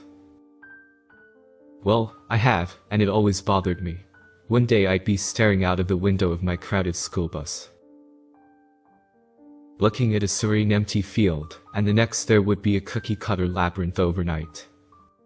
Houses upon houses that seemed to come from nowhere at all, each one appearing the same. Maybe I'm unobservant, or maybe my town has the best construction team in the world. But I knew that, if I ever found one of these sites mid-construction, I'd have to peek in and take a look. I'm writing this now, because last night, that chance came, and I took it. I was skating home from my girlfriend Brooklyn's place, a dusty apartment in the bad part of town, when I passed the old abandoned mill. However, it was a mill no longer. There sat row upon row of white houses with Tyvek printed on the side in blue letters. The big no trespassing sign greeted me as I picked up my skateboard and jogged to the site. It was empty, which seemed normal as it was well past midnight. The houses towered over me like looming monolithic omens of a future doomed to conformity. Was this what every house in Wisconsin was to look like soon? Uniform and soulless. I wondered for quite some time, getting lost in the maze of houses, but keeping my cool, knowing if I went in one direction long enough, I would surely be spit out somewhere in my small town. That's when I saw number 564, on what was going to become Roanoke Lane, when the neighborhood was finished, and I knew I had to check out the inside. Something about the house called to me. Josh, come in here, and wreak yourself on this abandoned construction equipment. Josh, I mused under my breath, giving myself a little laugh. I had no trouble getting into the half-built house, there was no door. I set my skateboard down by the entrance, and clambered into the doorframe which sat about 4 feet up. I'm a pretty average guy as far as height, so this wasn't much of a challenge. I pulled out my phone and tried to call Brooklyn, but the line was busy. Bummer, I said to myself, opting to use my phone for a flashlight instead. The house was an empty slate of fresh wood, drywall and spray paint indicating where certain electrical lines would go. I wandered around, seeing the kitchen with its brand new windows and half-finished plumbing. I made my way around checking it all out, until I found 2 staircases. One led up, the other led down. I didn't trust the spruce steps leading upstairs, as I didn't know what progress the crew had made upstairs. So I traversed down into the basement. At first it looked like any other unfinished basement, concrete walls, concrete floor, except there was a massive sigil in the middle of the floor in some kind of white chalk. I opened up my camera app to swipe a picture, when a light came on, fluorescent and fast. I felt something shift in the air, the hair stood up on my arms, and there was an electric hum in the air. Deep guttural noises seemed to erupt from the sigil, and I found my feet drawn to the white lines in front of me. I stepped inside of the lines, and felt a magnetism pulling me off of my feet, and into the concrete. I lay on my belly, fingernails scratching into the concrete. Screams erupting from my teenage lungs as I felt the ground shifting beneath me. The hum in the air turned to a piercing screech of electricity and I could feel my environment and my body changing. Consciousness left me. I awoke the sound of scuffling above me. I assumed the construction crew must have returned, and I planned to sneak out without being noticed, as to avoid the incoming trespassing charge. I looked around the basement to find that the walls were not concrete. They were a soft shade of blue, featuring pictures of a family. That was odd, but maybe this was a staging house. Below me was not a sigil, but instead a fuzzy tan carpet. I was sure I had fallen asleep on that cold concrete floor though. I looked further, and found the basement to be a fully furnished den, complete with a bar. Terrified, I clambered up the stairs as silently as I could, and found myself in a finished kitchen with a middle-aged woman looking right at me and screaming. She proceeded to throw the dish soap she was holding at my head. "Stop. I'm sorry. I just woke up here, I'm leaving," I said in a voice deeper than it should have been. Fear gripped both of our hearts as the woman screamed. "Jim, help," she yelled, running toward a dining room that definitely hadn't been there the night before. Loud footsteps rung in my ears as a burly man made his way down the stairs. Huffing and puffing as he pushed his body to the limit, desperate to protect his family and home. I whipped around to see a massive man with a red angry face and short black hair, holding a crisp-looking bat. My mind briefly wondered where he had acquired the bat so quickly as it collided with my jaw. I was knocked clean off of my feet, and my eyes were filled with the image of my yellow teeth clattering onto the white marble floor, mixing with my blood to create a white, yellow and red mosaic of pain. I whimpered as the man towered over me and yelled, spit flying from his mouth. "Joyce, call the police. I'm making sure this little punk is staying put," the man called Jim said as rage flashed in his eyes. He knelt down and stared into my eyes. "How the hell did you get in my house?" Jim said, breath putrid as it hit my failing senses. I gargled on the blood in my mouth as a response. Jim sneered, and as he did, a wave of fright overcame me as my finger jabbed into those tiny blue eyes. "Ah, you little," his sentence didn't finish as I kicked him as hard as I could in the family stones. I scrambled to my feet and dashed to the front door. I searched for my skateboard, but of course it was gone. I sprinted away from the house and as far away as possible. Finding my way through that neighborhood took at least an hour of climbing fences and avoiding patrolling police, but I did it. I found myself in Brooklyn's neighborhood and knew I could hide out with her and think of what to tell my parents. I found Brooklyn's apartment building and realized it wasn't an apartment building anymore. "Amazon, the internet bookstore," I said aloud as I read the massive sign. I looked around what used to be the slums of my city, and it was now coffee shops, businesses and generic futuristic-looking housing. I found a bike just sitting around that said ride share and took it. It had no lock, so I figured it must have been fair game. I made my way through the familiar, yet unfamiliar streets of my hometown until I found my family home. However, it looked so much different than it had a day before. Gone was the Christmas lights Dad left up all year, so he never had to put them up. My basketball hoop was gone, as well as the ramp I built and stored next to the garage. The siding was no longer a vivid yellow, now it was some kind of vertical paneling with blue paint. The overgrown yard was perfectly manicured, and then I saw the sign, "Open House." I made my way into the home, grimy bloodied hands staining the white door.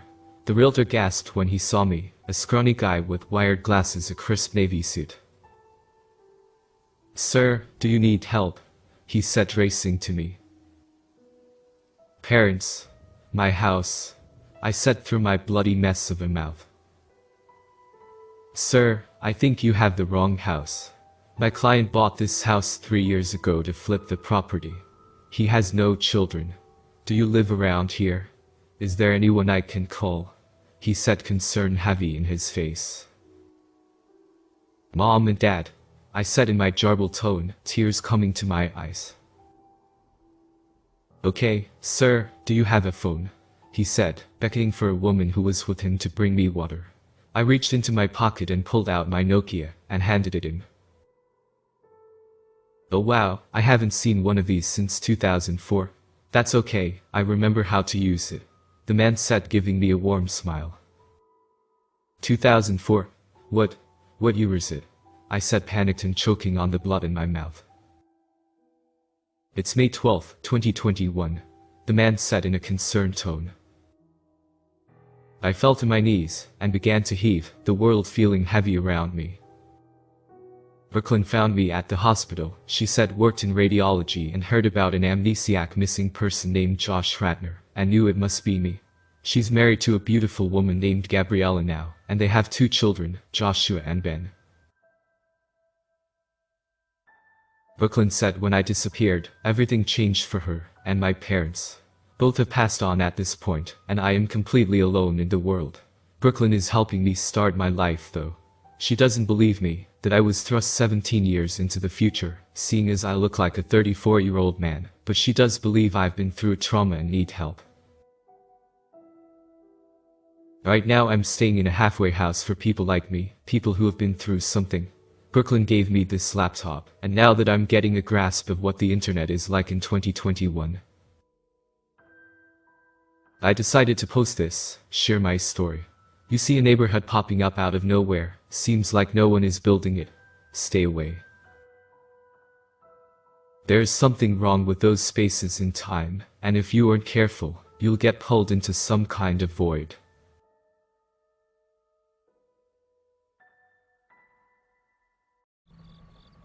Before we begin, make sure to subscribe and hit the bell icon for new stories every day. We were apartment kids. No neighborhood. No ranch-style houses tucked neatly into a suburb with backyard swing sets and grill-out birthday parties. When we went trick-or-treating, it was always in someone else's neighborhood. Because of that and other reasons I'll get to, we made up a haunted house when we were kids. We gave it rules because Patrick said that rules were important for such things. It was kind of a tradition for us, and it was also something we worked year-round. Jennifer said that haunted houses, the real ones, never slept. Back then the 4 of us in our tight-knit group partly believed in that stuff. Even as we drew pictures and sometimes detailed diagrams of the house's floors, and added in new rules, or tweaked the ones we had. Always in Greg's sketchbooks that he kept buying under his parents' noses to feed his unfortunate habit of drawing disturbing images. Even though we made it all up, our excited, serious chatter showed how much we wanted to breathe life into it. Now we're adults. Patrick is a real estate agent, Jennifer is in pre-med at university, Greg works in advertising, and I alternate between construction and retail. It was Patrick who found the house between making his rounds as a real estate agent. I think he had been on his way to show off one of the properties he was representing when he spotted the house. He had to come back to it later, when he wasn't being tailed by prospective homeowners. A 5-story Victorian with steep gabled roofs, conical tower-like extensions, and large bay windows that were all boarded up.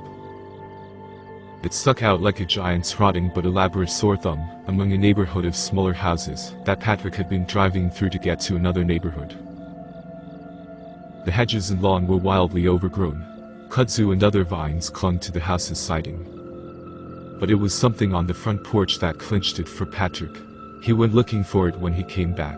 To the right of the door. But it was something on the front porch that clinched it for Patrick. He went looking for it when he came back. To the right of the door. There were 3 large doll heads that had been slashed open and used as pots for plants. Dingy-looking things bearing fruit that was so far rotted that it resembled old shoe leather. We had never decided exactly what would be growing there, lay propped up and dying in those makeshift doll head pots. He sent us pictures. That got us there as soon as our schedules aligned. Patrick had talked with some of his real estate colleague buddies, connections and so on, and had gotten what he needed for permission to access the old house. So a few weeks later there we all were, the 4 of us, standing on the lawn of a house we had sketched up and chattered about for many days as kids in our rooms while our parents had watched TV or played cards in the close confines of our apartment building. Well, this is something, isn't it? Jennifer said. Patrick, I know this is your doing. But wow, you went to some great lengths for this prank. I'm going to just let myself enjoy it because you put in so much effort. Patrick shoved his hands in the pockets of his sports coat. His eyes were bloodshot. Isn't my doing? Yeah, I said. This would be an extravagant prank, and for what purpose? I waited for Patrick to answer, but he just stood there staring at the house. I glanced once at the doll hat pots with their dying plants, and I wondered how long they had been dying. Whether or not it was all a hoax, I figured they were probably never alive to begin with. We asked each other if we were all ready. Butterflies in our stomachs, hearts in our throats. Patrick planted himself at the front, put his right hand on the knocker. He nodded at us. We nodded back. And we covered our eyes. My hands shook over my shut eyes as I waited, as the four of us waited, while Patrick operated the front door's metal knocker. 1, 2, 3 knocks. Just like the rules said. While we waited, I was hoping no one would come to the door. That we would all have a laugh there on the front porch as whoever was behind this house from our childhood imaginings made real would come forward at the get-go. That we wouldn't have to go inside not knowing what we would find. Maybe, I hoped, like a child making a wish with a penny at a shopping mall's fountain. There was some rich benefactor who built the house for us at Patrick's request, and had somehow made it look very old on the outside. You know, the good kind of surprise. Instead, I could hear the front door opening. My heart flipped and flopped. I thought I heard breathing, but I couldn't tell if that came from us, or whoever had opened the door. 1 Mississippi, Greg was saying aloud. 2 Mississippi. His voice shook. While he was counting, I thought I heard something like slurred words coming from the doorway. Then it began to sound to me more like language in reverse, like when you play a movie or record backwards. 3 Mississippi. Alright, Jennifer said, hilarity or fear quicking her voice as well. I'm now opening my eyes. I opened mine too. There was no one at the door. Patrick rushed in immediately. We followed. The lights were already on. A rough-looking chandelier that I vaguely recognized cast a pale yellow light over the foyer.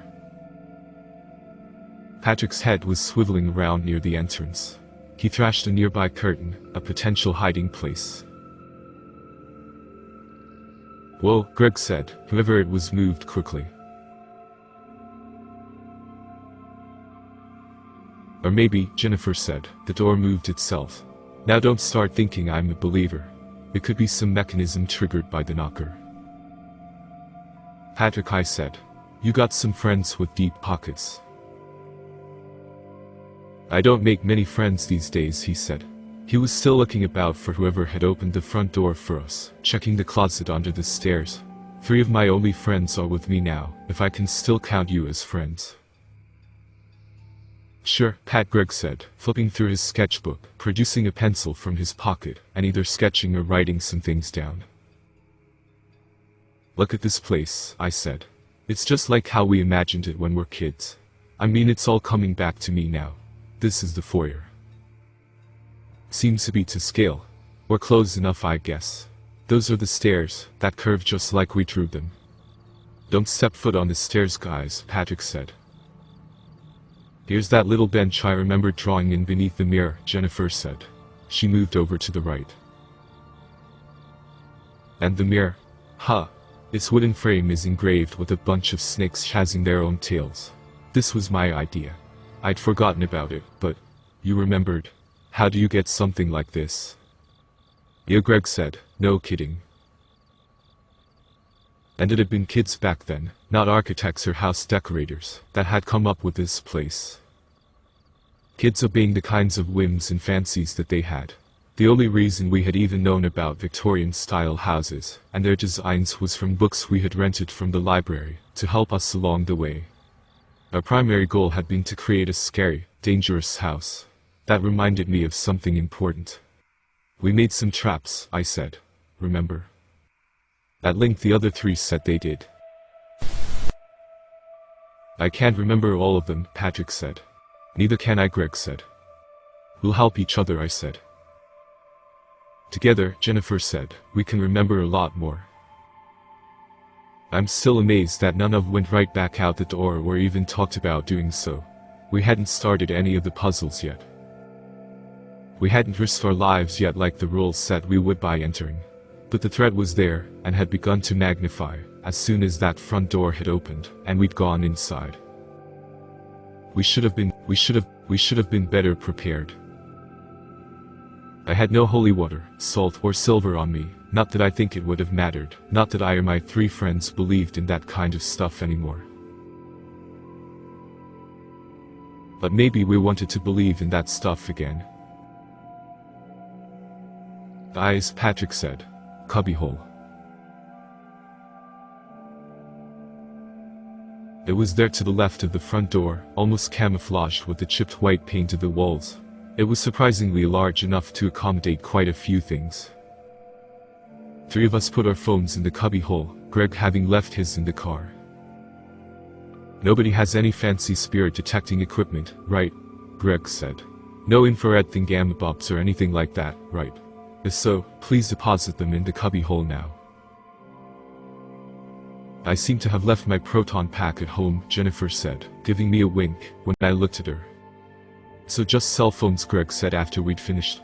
Glad we came prepared, he joked. Heck, I didn't even think to bring a flashlight. I checked ahead of time, Patrick said. Electricity is running to this place. I didn't go inside until now, but I had an idea the lights might be operational. Who's paying the electricity bill, Pat? Greg said. Don't know. Wasn't able to find that out. Patrick was already moving beyond the foyer. We followed.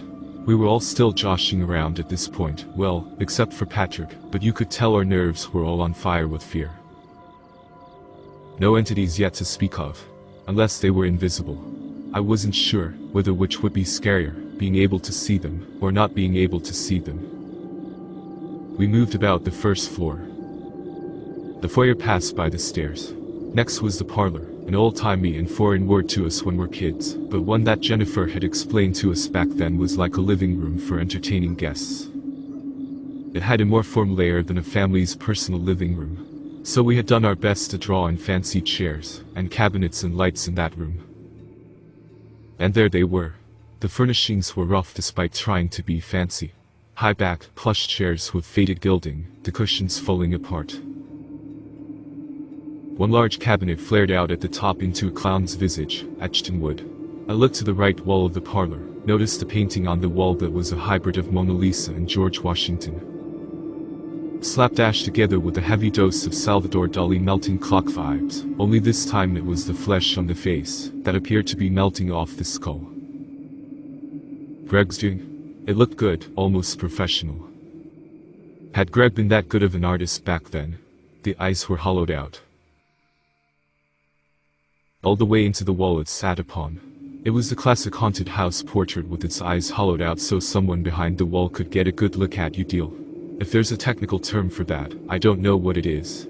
But I watched the hollowed out eyes closely. Jennifer came up beside me suddenly, and I think I may have jumped. That's Greg for you, she said. We went beyond the parlor, and into the dining room, passed into the kitchen, and at that point we were looping back around towards the living room that was connected by way of a hallway back to the foyer and stairs. There was a lot of creepy stuff scattered about. Blood-stained cups in an old china cabinet, dolls that had what were like medical fake human eyes, to replace an eye that had been lost, sitting on couches, dishes in the sink, that seemed to be covered in bile and mysterious chunks and actually smelled, so bad we were gagging. I don't know about the others, but my biggest scare, at least until we got to the living room, was that nasty thing coming out of the cuckoo clock. Wish I wouldn't have forgotten about devising that when we were kids. Probably something Greg had cooked up in that sick little brain of his. It was in an alcove in the kitchen above the side table. It leapt out towards me from a crooked, broken little house with a clock on its front. A figurine of a man who was so old and disfigured, it was unclear whether he was still alive. His formal but tattered coat flared out behind him in the place of wings. Instead of saying cuckoo, cuckoo, it said leave, leave, in a strange voice. It was the kind of voice that imitated a human's but was in no way human. By this point, we were all getting a little angry. You could tell in our postures and the way our voices began to sound when we made little observations. If one of us was behind all this, it was already too much. Already too far. Then we got to the living room, that last room before the foyer and stairs again. The family's personal space. Traditionally, at least by my understanding when it came to older houses, it was not the best place for guests. It was here, we knew, that the first puzzle was supposed to be. Curiously, we hadn't really tried to create the puzzles back then when we were kids, even though we were all intrigued by puzzles. I wondered if, even back then, we had hoped in a dark part of ourselves that someday we might encounter this house in the flesh. Maybe we didn't want to make the actual puzzles back then because we didn't want to know their solutions yet. I wish we had. I wish we knew all the answers before it really began. The living room furnishings were the most ordinary of the rooms we'd encountered, and yet, in the fireplace. The puzzle. That was the area we had designated for the first puzzle. I remember circling many times around that fireplace and jotting it in myself. First floor puzzle. It almost glowed. Probably it did glow. We drew closer to the fireplace, instead of a fire in the open firebox. There were heaps of gold coins, amber topazes, green emeralds, red rubies, and ominous-looking jewelry. I noticed a pendant of a spiky winged owl or bat with twinkling eyes. "What is?" Jennifer said. "Why is a treasure here? It should be upstairs. At the very end. In the attic." "There are blocks of stone missing from the fireplace mantel," Greg observed. Sure enough, there were. Going from left to right, starting from the bottom of the mantel, the first, second, third, eighth, and 13th block were missing, up to the point where the mantel ended, and the rest of the masonry began. There were large blocks of rough-hewn stone, like for something constructed in medieval, or pre-medieval times. We searched the room for potential clues to the puzzle. A mildewy chaise lounge with golden buttons, and a battered couch and armchairs arranged in a loose circle. A side table with an ancient ratty-looking earth globe sitting on top of it, but the globe was caved into the northeast Alaska, and much of the North Pole lost to a makeshift crater. There was a seashell beside the imperfect globe. A side table with an ancient ratty-looking earth globe sitting on top of it, but the globe was caved into the northeast Alaska, and much of the North Pole lost to a makeshift crater. There was a seashell beside the imperfect globe. An old desk that looked like it had been crafted in the 19th century sitting against a wall. On the desk was an empty, off-white envelope and a compass, not the kind of compass for telling which direction you were going in, but the tool with a metal point, hinges, and a pencil that people draw circles with. The drawers in the desk were empty. And the missing blocks in the fireplace mantel mentioned earlier, the first, second, third, eighth, and 13th from left to right, starting from the bottom of the mantel. Like the other furnishings and odds and ends, like everything else outside of what was in the fireplace, where the puzzle would be, we had come up with these things as kids. While we're looking over what we thought must be clues, Greg suggested that maybe, just maybe, we had been unconsciously trying to create and solve a puzzle even back then. I do vaguely remember us having left some blocks out of the mantel. Bizarre, almost random little details for kids to come up with. Underneath the chaise lounge chair, Patrick found the blocks of stone that were missing from the mantel. "What do you think, folks?" Greg said. "Do they go back in the mantel?" "It can't be that easy," Jennifer said. About that time, things began to take a drastic turn. Up until then, it had just been the inanimate trappings of the haunted house in there with us. I'd almost forgotten that there might be someone or something else there too. The entities. I don't know exactly how to put this. It was like the air on the edges of the room began to blur, haze up. I can only imagine what was going through Jennifer, Greg, and Patrick's minds, but as for me, I was hoping it was some kind of smoke effect. There were shapes in the haze. Already I could tell they were bigger than us. and they moved strangely, in a different rhythm to our walking or shuffling, like there was a weird and elaborate jerk to the right or left between stepping, almost dance-like. Other than that, they had seemed to be clothed from head to foot in a fuzzy white material that seemed to have a hint of other colors to it, but I couldn't determine what the other colors were. As they moved towards us slowly from the edges of the room, I pointed at them and shouted, as if trying to shout over the smoke or haze that half obscured them. Did we come up with them? I shouted. Did we ever plan out the entities themselves? I don't know, Patrick said, his voice firm, but much lower than mine. I saw that he had his hand on something in his pocket. I made a mental note to myself that we should probably play what's in my pockets if we made it to the next floor. Jennifer rubbed the back of her head as if she'd been hit there.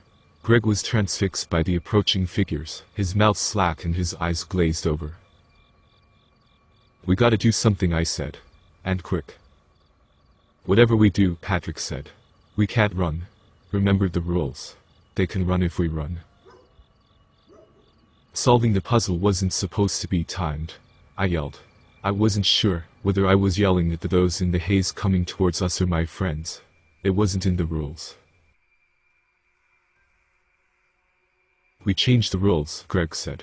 We added some, but it's easy to forget. We took out some things too. The 7 we have. The finished product. There are some things that were cut. I cast my sights about the living room, between the clues we had if they were clues, my friends, and the entities approaching us. I was noticing more details about the entities, like how each seemed to be wearing a mask. They had to be masks. There was no way. Even at the slow rate they were moving, I judged they might be within reaching distance by the time a couple of minutes had passed. Were there 6, no, 7 of them? I ripped my focus from them. That was hard, because my mind was struggling to fit them into the context of reality. My fight or flight was confused and berserk. I wanted this to all be a joke, but my instincts said threat. We were fumbling with blocks. Which ones do we put in? I said. My heart roared like the fire that, in an ordinary house, might have been in the firebox of the fireplace instead of a treasure. When I glanced at that treasure again, Patrick must have noticed because he said, "The treasure's a temptation." It was almost a chant. I didn't know if he was talking about the one in the attic or the one in the fireplace before us. But I knew one thing, they were coming.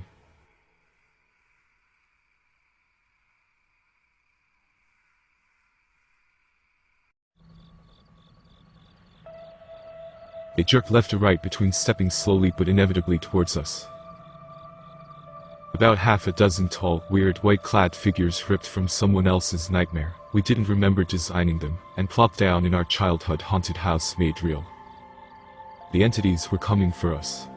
And we hadn't even gotten much of a start on the first puzzle. I felt betrayed by the house. Betrayed by the rules. We hadn't broken any, at least I didn't think we had.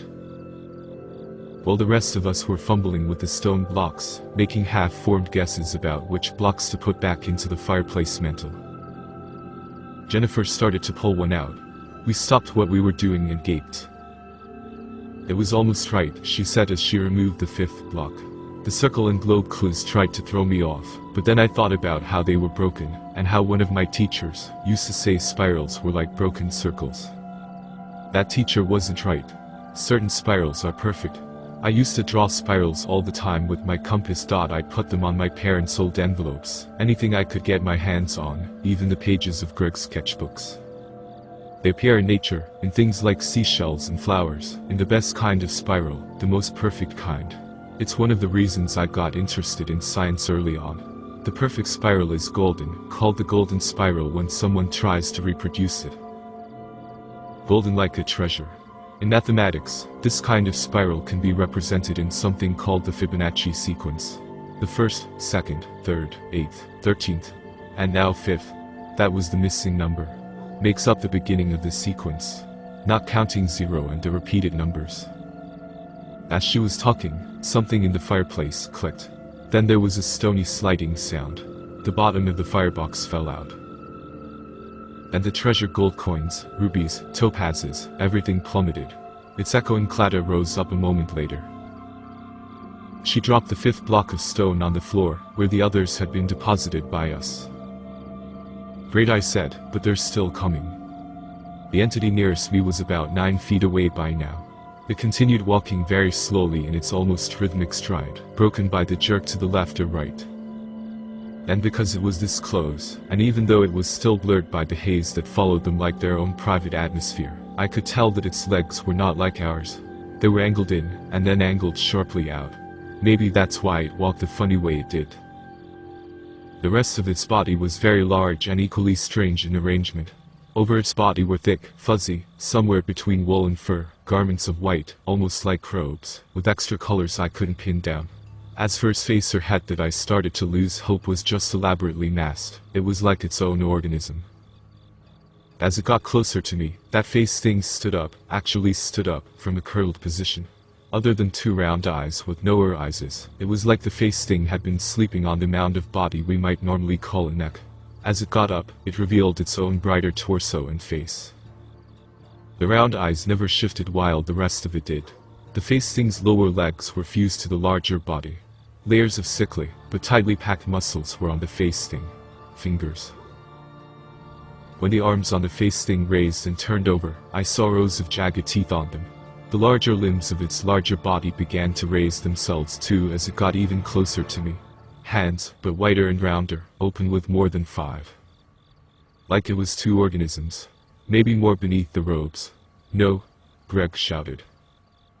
I turned and beheld Greg speed walking into Patrick.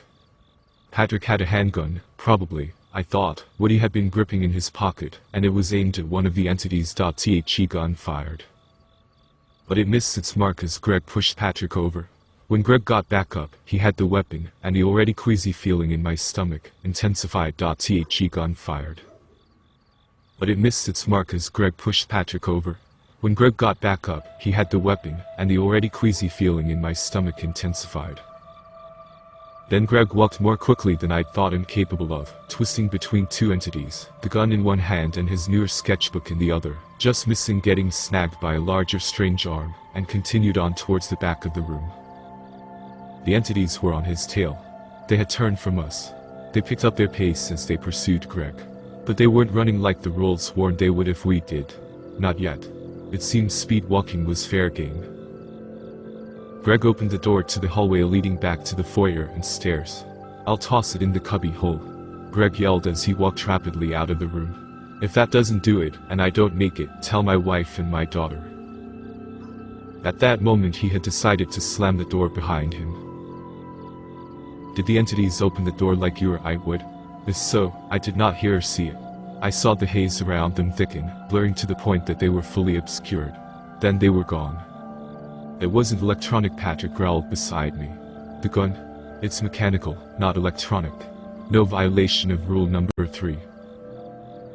You didn't have a laser, flashlight, or anything on it, did you? I said. No. It's a standard semi-automatic handgun with no extra bells or whistles.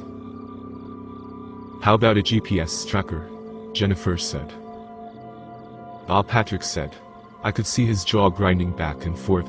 Ah, yeah. I forgot I had one attached. Somebody at the store recommended it.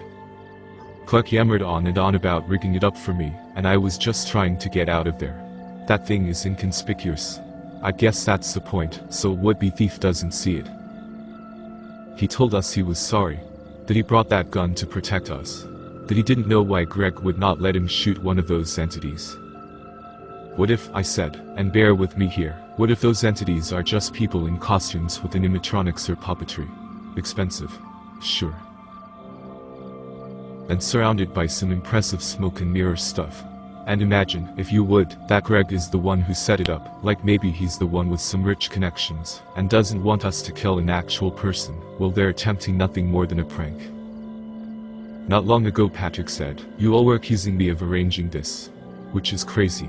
We did this together. Yes, it doesn't matter, I said. We gotta leave. Things are way out of hand. We can't leave without trying, Jennifer said to me. You know that. Think about a treasure that's worth risking our lives for. She was right. She was absolutely right. 5 floors. 5 of us. Not 4. 5. We had not talked about Sally aloud since we'd gotten here, but she was on our minds. The only reason I haven't mentioned her yet is because I was waiting for the right moment. It had been Sally's idea to design this haunted house when we were young. I mentioned earlier that our main goal in making up this place and its rules when we were kids was to design a scary, dangerous house. And that it was due to our being cooped-up apartment brats wanting to conjure up a house all our own. That was how it started. But then somewhere along the way our friend Sally, who had helped us start designing the house, disappeared. Some had said she'd been abducted. Others that she had wandered out of the apartment complex and gotten lost. There were extensive searches. There were countless vigils. We believed then, because of something we had done, that it was the house that had taken her. So as kids we'd finished planning out the house and its rules after she was gone. Because we wanted her back. We never openly said aloud that we thought finishing this idea that had started with her would bring her back. But it was there with us and in the place that Sally used to sit. When she didn't come back, there was unspoken guilt. We tried again and again to fix the house and its rules. We made changes. We did everything short of building the house ourselves, which we might have done, if we'd only had the resources. But we were kids. We gave up. Because we didn't think there was anything else we could do. Jennifer still calls Sally's parents every year. I don't think I ever did. When someone goes away, and you can't wrap your head around it, eventually you might start to forget. Not forget them, but forget their reality. You live with the memory of them like it's a story your parents used to read to you before bed. Sally's the treasure in the attic, I said. Yeah, Jennifer said, if this isn't fake. So we should go through with it either way. That's what Sally would have wanted, I said. She loved this stuff. Probably more than Greg and the rest of us. Patrick was turned away, facing one of the boarded-up windows. I wanted to turn him around and ask him, point blank, which treasure he would prefer, our lost friend, or one like the gold and jewels that had just been under our noses. I also didn't want to ask him. Not long after that, Greg returned to the living room. He made some joke about how folks like to jazz up their guns with electronics nowadays. He banked on that as soon he'd seen Patrick pull his weapon like the po-po on a perp. He clapped a hand on Jennifer's back and congratulated her on solving the puzzle, his other hand still gripping his sketchbook, despite looking a little green in the face. He seemed alright, like those entities hadn't gotten their weird little, and weird big, hands on him, while he had been depositing Patrick's gun in the cubbyhole near the entrance. He asked us why we were so downtrodden after solving the first puzzle. Patrick gave him an earful about knocking him over, said he owed him one. When we said we had been talking about Sally, Greg looked more shaken than I'd seen him since we had entered the house. Sally's disappearance has always affected him acutely, maybe even more than the rest of us. We talked about how things would only get harder and crazier, as if we had known when we were designing it as kids that we'd get this chance, and that it took that much to get our friend back. Then we went over to the stairs and prepared ourselves for the second floor.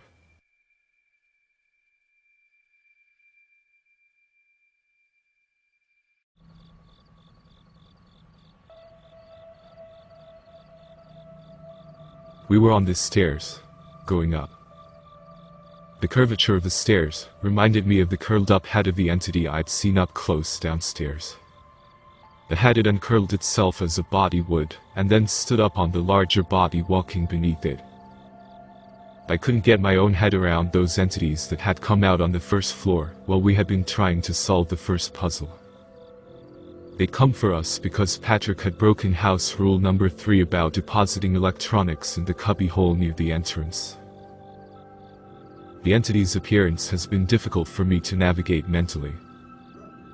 I'm afraid that difficulty has influenced how I try to put words to them. How do you describe something that has little relation to things you've seen before, without the powers of comparison that we ordinarily have? I feel lost. If one of the 4 or 5 of us had designed those entities. I didn't know where the ideas had come from. Maybe they'd been born from some of Greg's bizarre little doodles. And maybe he'd been running a high fever then. Maybe we'd forgotten about those particular details.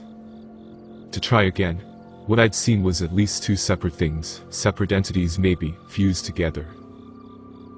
A body, and a face or head that was its own body with its own limbs. They were clothed in whitish fuzzy robes. Well, the larger lower body was. The limbs of the larger body in particular were off. Angled like a toy, his arms and legs had been snatched out by a child, and then put back in the wrong way. And then there was that walking they had that was rhythmic but broken. A staccato little dance step walk that got under your skin. Like a bad waltz. Like strange toes stomping on your feet. Waltzes and the entities pulled me over into a lane of thinking I was trying to avoid while on the stairs. Walt. I don't see Walt the stairman, I said. That's a relief. The entities probably only appear when we've been bad, Jennifer said. When we break a rule. As long as. The rest of what Jennifer said was lost to the napalm of fear in my brain. I glimpsed an image of a large shape above the stairs, hanging there. It had much longer limbs than I thought those other entities had. Its limbs were touching the walls. Holding it up, it made an arc above our heads. Rounder eyes than was normal looked down upon me. A hint of blur at its edges. Then it was gone. You guys see that? I said. My breath was coming out ragged. I was sure that at any moment I might throw up. Didn't want to do it on the stairs, because that might add an unnecessary slipping hazard. Save that for later. We were at the second floor landing by then, so we stopped to discuss it. They told me they hadn't seen the entity dangling above us. Walt the stairman. The entity whose job, according to the rules we made when children, was to watch over the stairs, so that people didn't go up before solving the floor puzzle. Was Walt making a point, or was what I'd seen a trick of my mind? Was it both? But the longer we were at the second floor landing, the more we knew we had to get started. Not on the puzzle. That would come later, but too soon for comfort. First, we had to face what we knew would be a potentially dangerous floor. As kids, we designed the first floor as a warm-up, scary but not dangerous. At least not until you got to that puzzle. Unless you tried to solve the first puzzle or broke one of the rules, you wouldn't be risking anything down there. Not so with the second floor. I was the one who stepped first into the second floor vestibule. Onto a pressure plate. Shoot, I said, the traps. A hand grabbed my shoulder from behind me. It's alright, Greg said. That's just to get whoever's going through the house ready for other traps. Remember? I do, Jennifer said. The first trap we made comes after this. Okay, I said. Sure, I recall it. But it's a little hazy. To my right. Motion. There was an old record player on a stand against the wall, just like we had put into our sketchbook designs years ago. It had a big gaudy horn on it. It's the kind of record player that I believe is called a phonograph.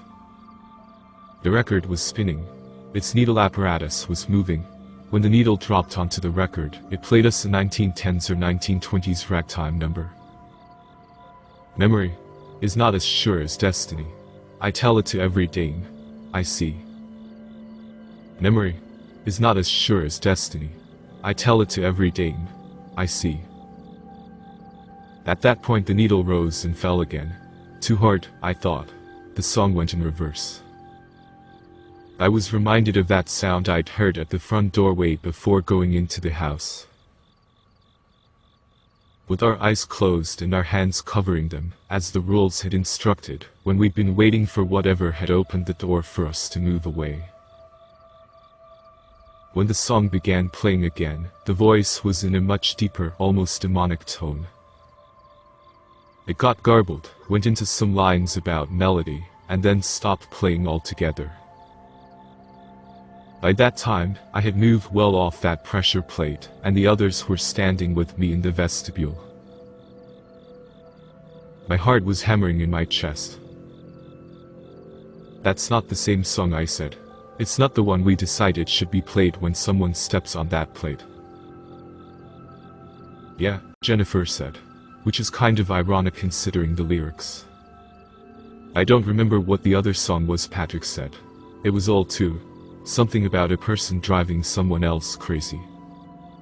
I don't remember it either, I don't remember it either, Greg said. But it wasn't this, Patrick said. The vestibule also had paintings of flowers in various states of decay. That was right, that was the way it should be. The way we had intended. What was also right were the two doors at the end of the little entry hall to the second floor. We walked over to them, a door with a hook and a door with a fish on their fronts. And here's the first trap, Jennifer said. It's the... Which door is it again? No, Greg said, as we were moving in that direction. It's the hook. We changed that, remember? In order to beat this house, you have to be a hook, not a fish.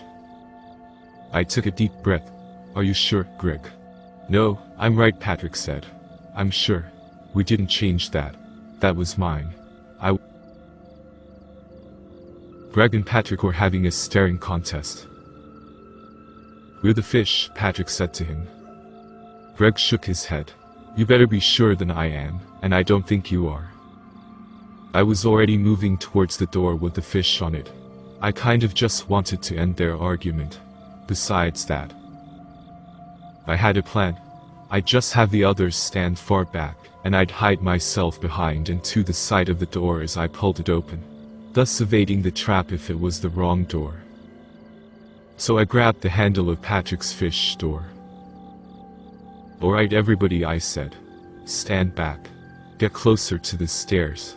I'll just move aside and backwards as I open the door. After they'd reluctantly moved away, I yanked open Patrick's fish door. I got to the side as I'd said I would. And I braced myself.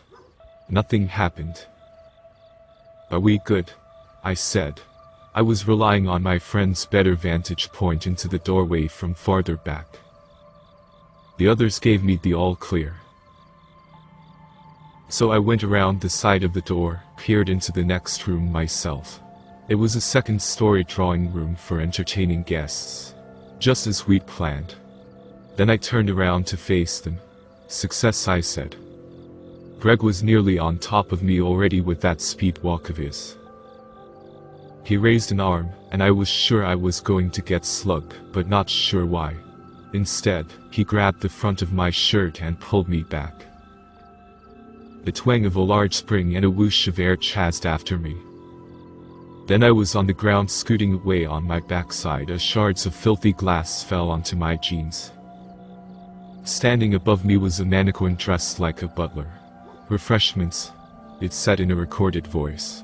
It was carrying a tray full of grimy shards of glass. If I hadn't gotten out of the way, some of them might have cut me up. We planned on that butler coming out of the wrong door to the drawing room. It was a spring-loaded mannequin bearing painful and potentially devastating little treats for the unfortunate person who opened the wrong door. I had opened that door. Thanks, Greg, I said. I shook pieces of glass off me as I stood up. I really owe you one. I couldn't meet Patrick's eyes. Didn't know what to say to him. I felt bad for him. I was just appreciative that I wasn't having to worry about bleeding or infection. That thing must have come around the corner, I said. Did we intend it that way? No one answered the question, but they were happy I was alright.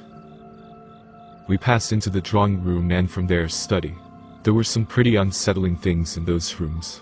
I don't know how we devised a lot of that stuff as kids. Where it came from. Keeping with the mannequin theme, in both the drawing room and study, were a bunch of mannequins seated and standing in a variety of postures. Some were missing their limbs or their heads. One held another's head in its hands. A mannequin seated at a table had a book open to pages detailing an Iron Maiden. The Iron Maiden's chest cavity open and displaying its rib-like spikes, and another torture device that swung people while they were upside down. I recalled those being foreshadowing for future traps. Like I said, not sure where we'd gotten a lot of those concepts as kids. Then we were at the library. We had an idea of what to expect. Sometimes ideas aren't nearly enough to get you ready. Jennifer opened the door, and we all peeked in. We started to hold the wall. A couple of us were gripping the door like it was a branch on a cliffside. Even though we felt we were on level ground a moment earlier, once that door was open our perspective changed. The wooden floor of the library sloped down at a very sharp angle. Beyond, towards the back of the room, there was a pit. It looked to be roughly 10 feet in breadth, with a width that went across the entire room. Against the back walls, massive bookshelves leaned over the pit, secured in place by things that, even with my experience in industrial and commercial building construction, I had no idea could exist, unless they had been made of metal and welded in place or secured with hidden bracing. In other words, those bookshelves and their books should have fallen into that pit. They were that big. It didn't make sense how tall this room was, and how deep the pit seemed to be. The library should have been directly over the kitchen and some of the other first floor rooms, which had no indication of a pit. But we had designed this library that way as kids. So, and you had the nice smelling catalogs to get you ready for when the day or days came, and you could go into the library and pick up the cool new books you'd ordered. Anyway, instead of book fair, the banner read, "Knowledge is slippery." We laughed about it then, thought we were clever. Didn't feel that way now. Here's what we did to get across the library. We held hands and we lowered ourselves on the angled floor, like we'd made a rope of ourselves. Greg had to shove his new sketchbook beneath his pants belt. The person or people at the front looked for things against or near the front wall of the library to grasp with their free hand. Those in the back held onto what we'd already found. We used our leg strength and the bond of our hands. We used niches or grooves in the floorboard, baseboards that tried to break off in our grip, a desk that was heavy, but not so heavy it didn't slide a little if pulled too much. We used thrust. It was hard. I think it would have been easier with 5 people. With Sally. But the 4 of us made it across, from the left to the right side of the room. The pit had been dark, whispering promises. Things to come. But we hadn't fallen in. After the library, we were looping back around towards the stairs. We knew that this time we had to solve the puzzle before a path would open back up to the stairway. If we wanted to go back, it would have had to have been back through the library. The hall from the library bisected 3 rooms, or chambers as we had labeled them.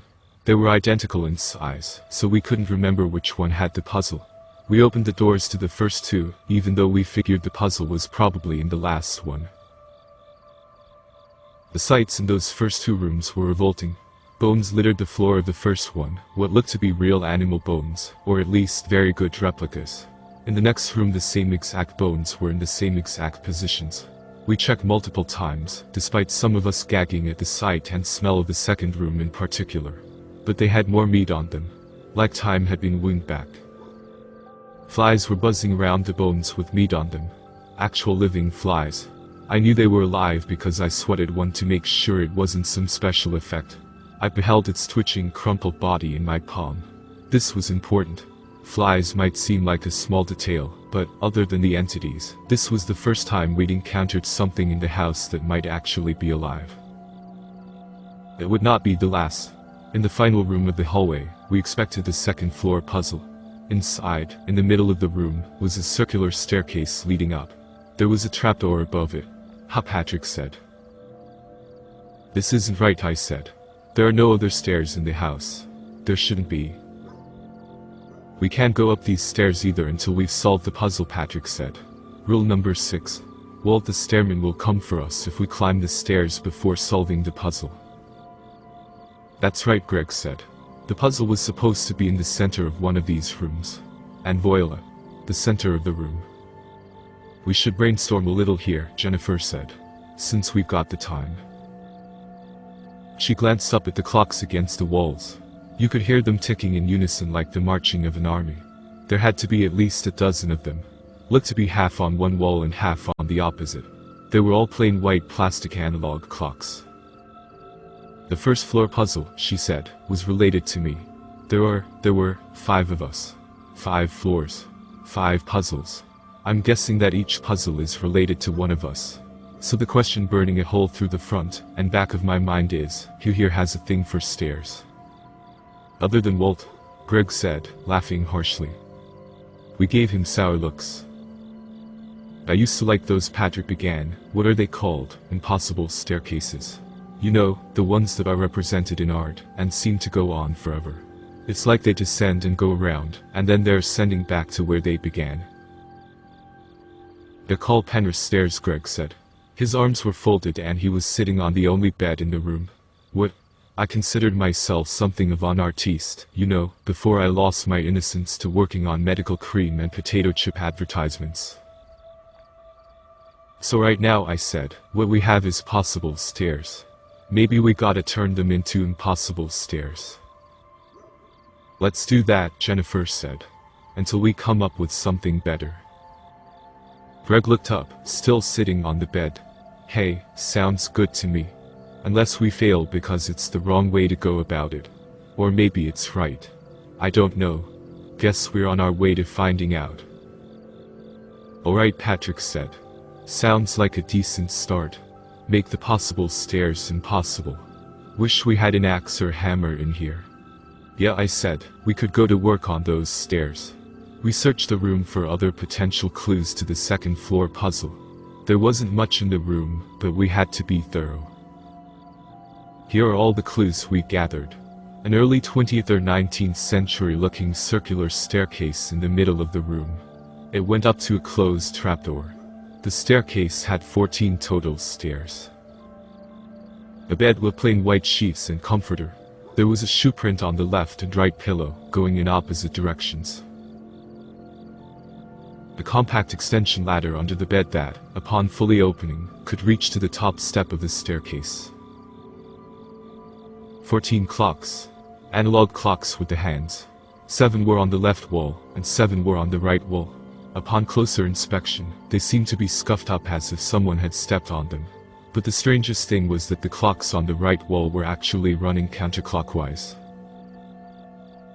That was it. Once again, I found myself amazed that, as children, we had come up with clues for a puzzle that years ago we had seemed to have no inkling of. And now here we were trying to solve it with those clues years later. At this point we didn't have the entities moving towards us because we hadn't broken a rule, not like with the first floor puzzle.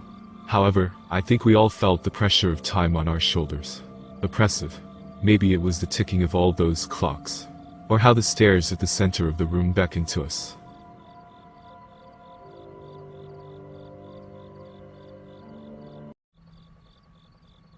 We had been discussing the clues in the room with the second floor puzzle for a while. The clocks, the pillows with the shoe prints on them, the ladder, and the circular stairway itself. A couple of times we even wandered back to the rooms with the bones, and the meteor bones in them. And the flies. Did we do it for inspiration? To remind us that we also had bones that might look like that in the future? You know, I said at one point, when we were all in the puzzle room. I was wrong. We already have impossible stairs in front of us. They're not Penrith stairs, but they're just as impossible because we can't climb them. Rule number 6 forbids going up the stairs without solving the floor puzzle. Patrick is right. I don't think we should even try it. Then we fold, Greg said. We just give up. That's not what I meant, I said. Maybe we're not supposed to climb them, Patrick said. If we take the clocks off the wall and put them on the stairs, one on each stair because there are 14 of each, maybe just placing them there completes the puzzle. I believe we are meant to climb them, Jennifer said. That might be what the scuff marks on the clocks, and the shoe prints on the pillows are telling us. But, Patrick, I think you're onto something. Because if we put the clocks on the stairs, there are 14 stairs and 14 clocks, and then we walk on them, we wouldn't be violating rule number 6. We'd still be going up the stairs, though, I said. Would we? Jennifer said. Or would we be going up clocks? Ugh, Patrick said. When he ran a hand through his hair it looked like he might pull some out. Semantics. But the more we talked about it, the more it made sense to us. There were still 2 other clues, the 7 clocks running in reverse and the ladder, that we weren't factoring in. But we figured they also related to that solution without us realizing it. Jennifer had pointed out that for one of the clues for the puzzle downstairs, the 19th century desk, she'd only thought about its connection after the fact. That desk had been made in the same century as the Fibonacci sequence had been coined. So we decided, and we started putting clocks down on stairs. We even used the ladder, even though someone could have just put those clocks down as they went along, while being handed the clocks up from below. But maybe that was what the ladder was for, so we could put the clocks there ahead of time. It was ever on our minds, and a march of 14 clocks ticking in unison, from the walls to the stairs, wasn't much help. Jennifer volunteered to walk up on those clocks because she was the lightest, and said she had decent enough balance. Said she'd been pretty darn good on the balance beam once upon a time. I think Patrick or I in particular might have slid off the flimsy-looking clock face coverings, if we didn't break them. They were light, plastic, circular, and easy enough to take off the walls. We placed each of the normal clocks on each of the first 7 stairs, and then we put the strange counterclockwise running clocks on the last 7 stairs. Our reasoning was that time had to run forward before it could run in reverse. Then Jennifer went up the circular staircase at the center of the room. She did it by stepping on the clock on each stair. We held our breath. We reminded her not to touch the railing with her hands. I don't envy her. A few times she wobbled and nearly grazed the railing. At the last stair she waited a moment. I think we were all waiting for some sound or movement like when the first floor puzzle had been solved. Then she tried the trapdoor. No dice. It would not budge. We did hear something though. Footsteps from down the hallway. Strange. Inhuman. I'd say hoof-like, but that might be a little misleading. I remembered them from downstairs, even though I hadn't been paying much attention to what they had sounded like while approaching. There was the staccato, almost dance-like rhythm. And there was more than one set.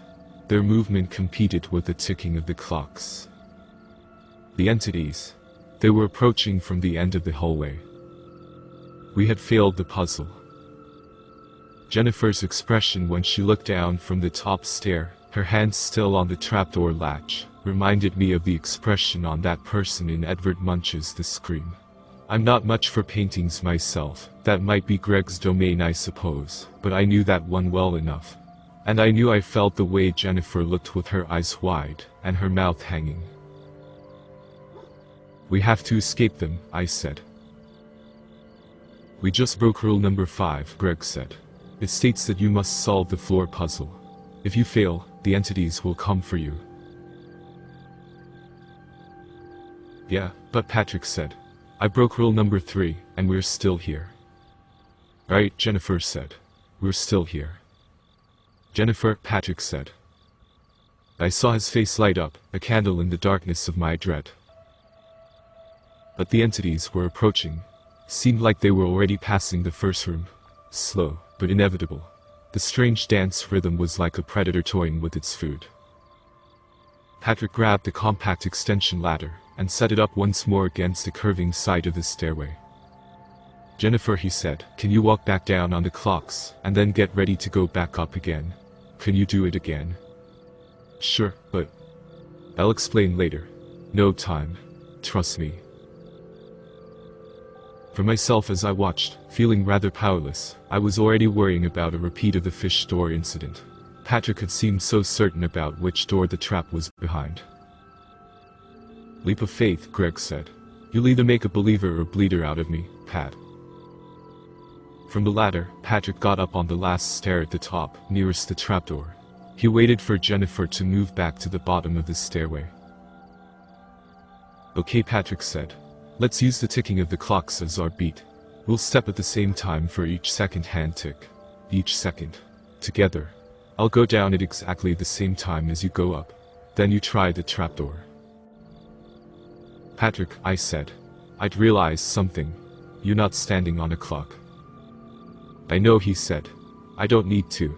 The rules don't say anything about going downstairs before you solve the floor puzzle. They got ready.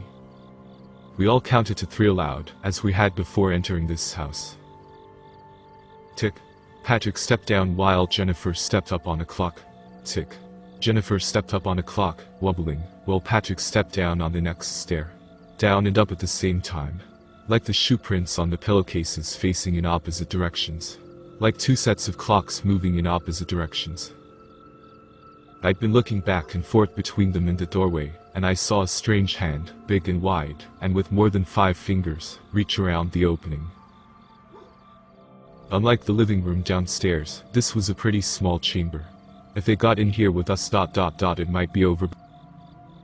Unlike the living room downstairs, this was a pretty small chamber. If they got in here with us ... it might be over before it began. Unlike the living room downstairs, this was a pretty small chamber. If they got in here with us, it might be over before it began. When Patrick had gotten to the bottom of the stairway and Jennifer was at the very top, she tried the trapdoor again. It took me a moment to realize that the trapdoor had opened. When I glanced back to the doorway, that hand I'd seen was gone. Gone too, were the sounds of their approach. Air rushed out of my lungs. They're doing both, Jennifer said, like time moving forward and backwards at once. Like the clocks, Greg said.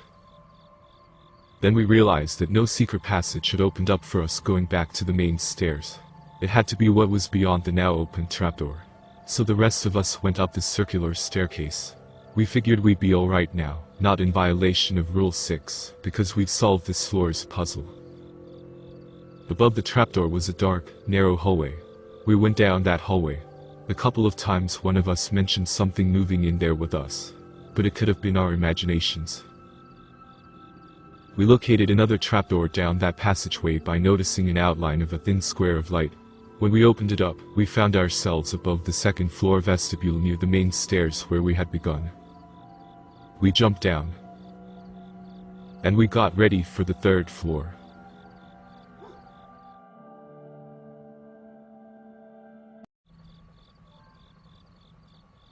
The 3rd floor. Up we went. This time I did my best to not think about Walt the Stairman while on the stairs. I certainly didn't speak of him. I didn't want a repeat of the earlier incident when I'd gotten a nasty glimpse of that particular entity. In the 3rd floor antechamber, there were paintings of gears and other mechanical things.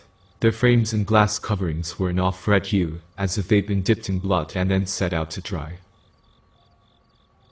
There was a bench you didn't want to sit on, because of thin nails sticking out. Beside the bench was a flower pot. Instead of flowers, a fake arm and leg, the kind amputees might wear, jutted above the rim. This time there was just one door. And even though that door wasn't set with a trap. I dreaded that room more than I'd dreaded any other room we'd encountered yet. This was the room I might have had the biggest influence on. We opened the door and went inside. Dimacher lights displayed a room full of fish tanks, small to very large. Though the water in each tank was murky, they were lit up so well that we got a good view of their contents. There weren't any fish inside them. Instead, there were metal beams and bracing, gears, rubber belts, cords, and metal parts so twisted that their original purposes were unclear. There was a decapitated head of an animatronic squirrel character of a family entertainment center, some local knockoff Chuck E. Cheese type established that we used to go to, but was now defunct. Rust and grime caked these objects. Since childhood, I've had a fear of submerged mechanical things. I didn't find out until later that there was an actual phobia for that. Submechanophobia, the fear of underwater man-made objects. This room had been an attempt to make my friends understand. To make them understand a certain fear of mine. Because they had laughed at me, unable to comprehend how machines underwater could be a whole lot scarier than above it. It did not bring me any joy whatsoever to find that upon looking at the contents of this room the design, made real, my friends finally got it. I wish I hadn't been trying to prove a point back then. We knew there was a trap in there, under the floorboard, but we couldn't determine where it was. We had to step carefully. We gravitated towards the submerged head of that squirrel character animatron. His name had been Singing Squirrel, and the family entertainment center he'd belonged to was called Singing Squirrel and the Gang. As I said, a local Chuck E. skin. Cheese knockoff that we had in our hometown, and was now defunct. Why did we all go over to that particular tank? Because it had started to move. When we got closer we could see that the nose and other plastic parts of the face had started to wear away, revealing the bone and nerve-like machinery behind it. It was all swollen, as if what was inside couldn't wait to get out of the worn plastic. It was moving. "Welcome, kids," it said. The animatron's voice was distorted and muffled from being submerged. When its jaws moved, bubbles went up and popped the surface of the tarnished water. Its tank gave off a smell like rotten bologna and blood. Banjo Bear and Fiddler Ferret were just asking about Chaw.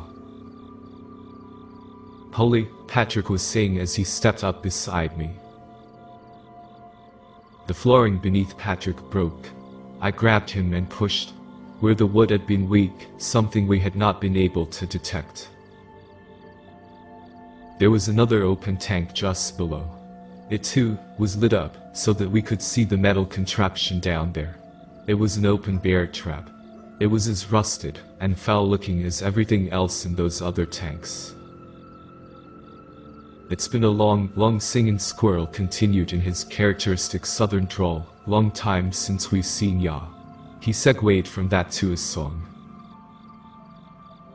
But then he got caught on the word long, repeating it over and over until it slowed down and got very deep, like that old record player downstairs.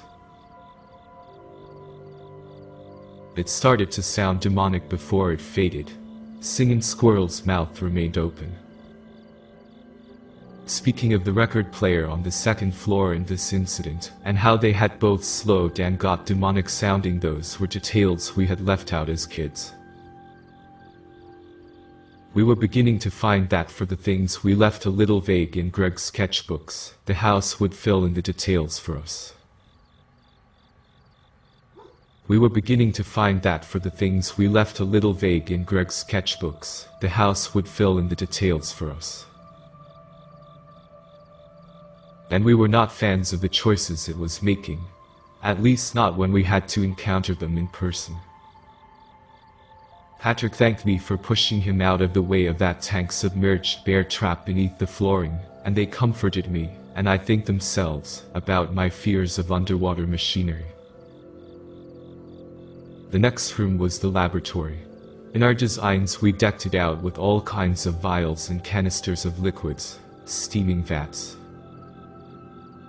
hoses that pump things here and there, forceps, spatulas, and other utensils, and ancient-looking machines that sparked electrical current and spit fire.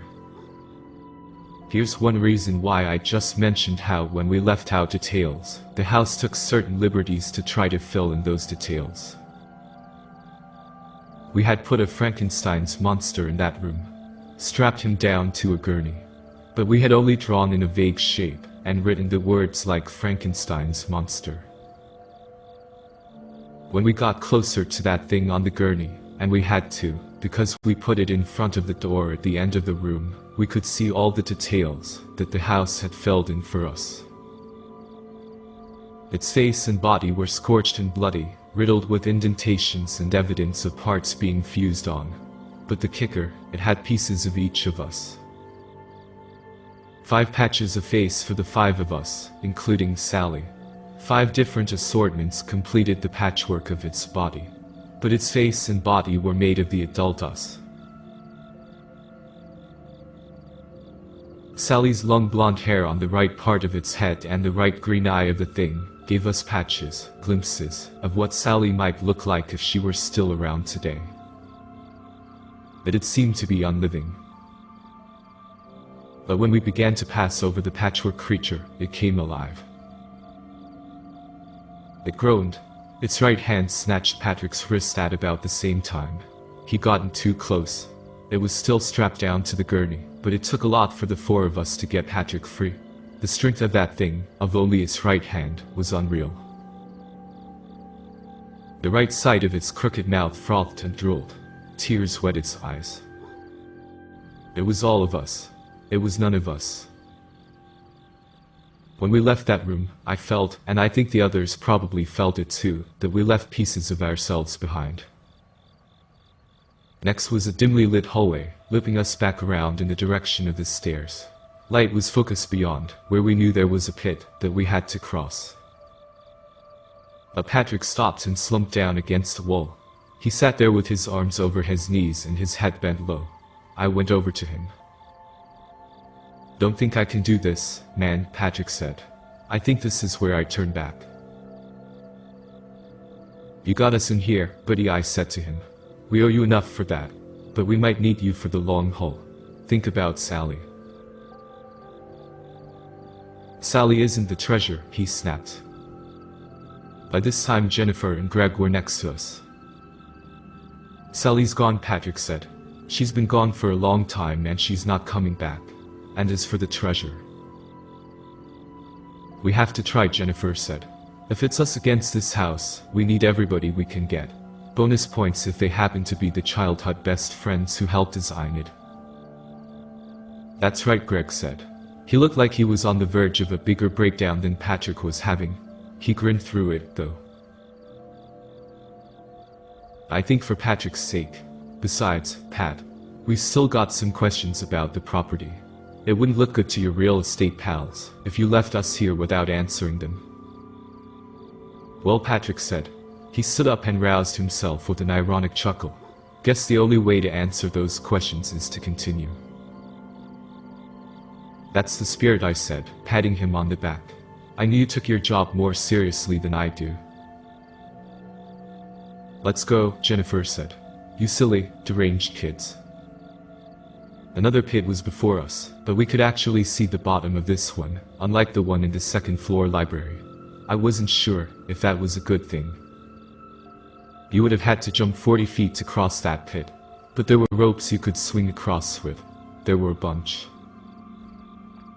They were taut, though, and fixed to stakes in the ground. You had to trigger those traps to get access to the ropes. Leg snare traps, like the ones in the movies, that catch their victims or prey in a leg noose and pull them up in the air, leaving them dangling by their feet.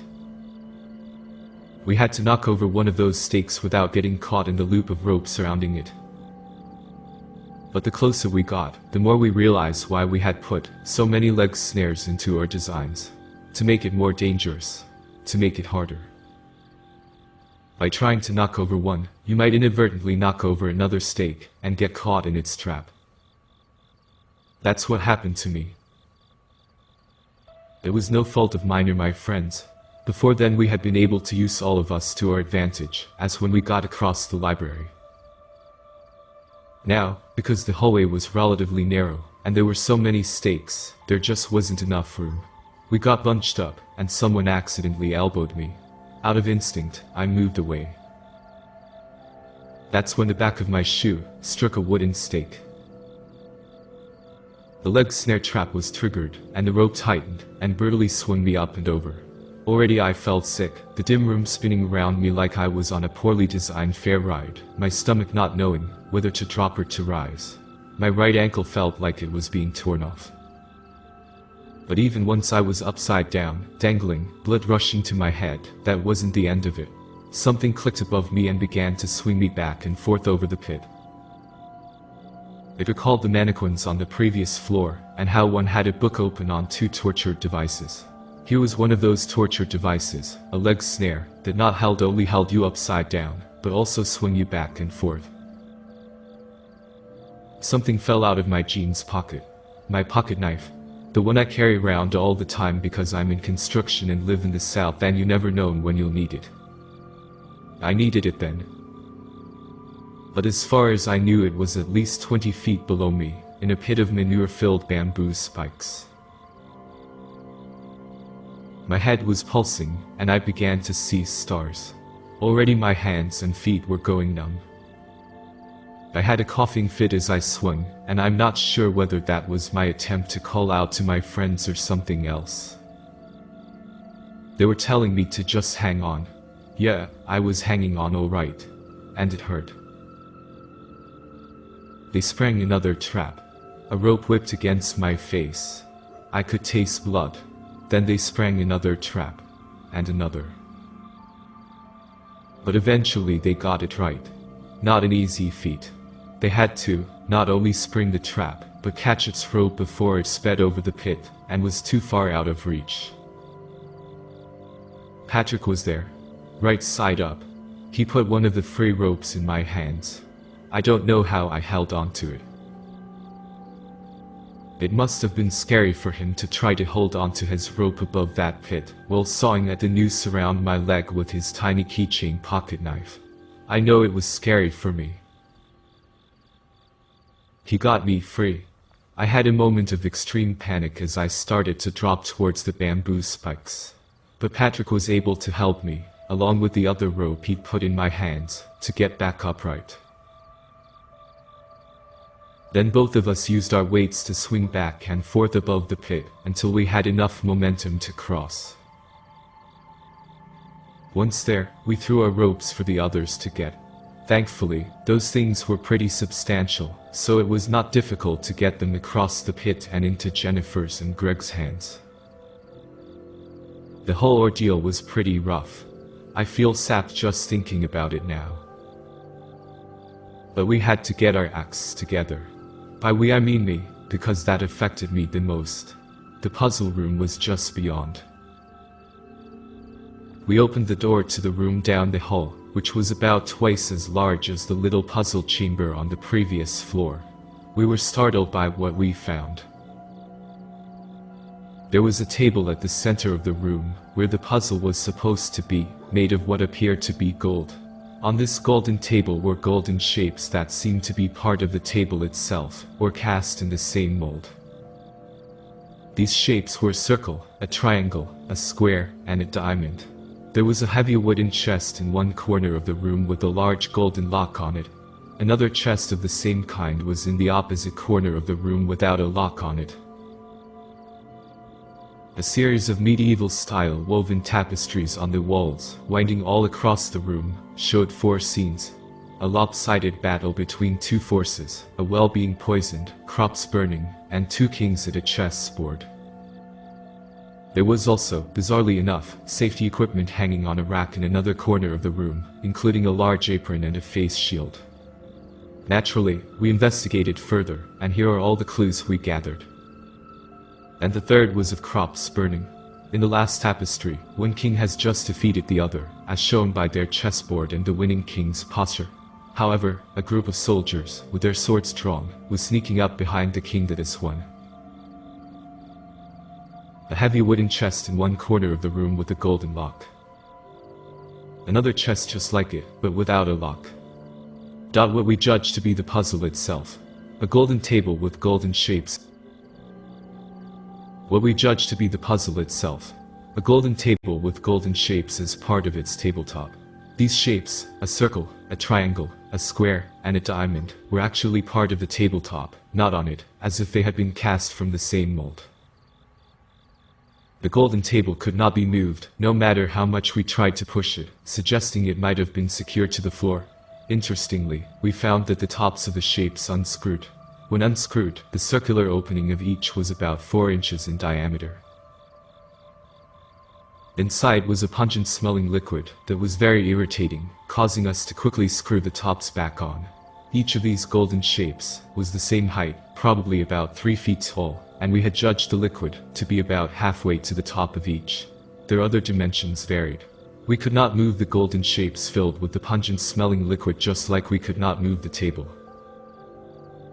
Inside the chest, without a lock, we found an old postcard with a checkerboard design and nothing else on it, a clear box made of a very durable plastic with a golden key inside it. We could neither break the box, nor fit the box inside any of the unscrewed golden shapes. And 4 pieces of chalk.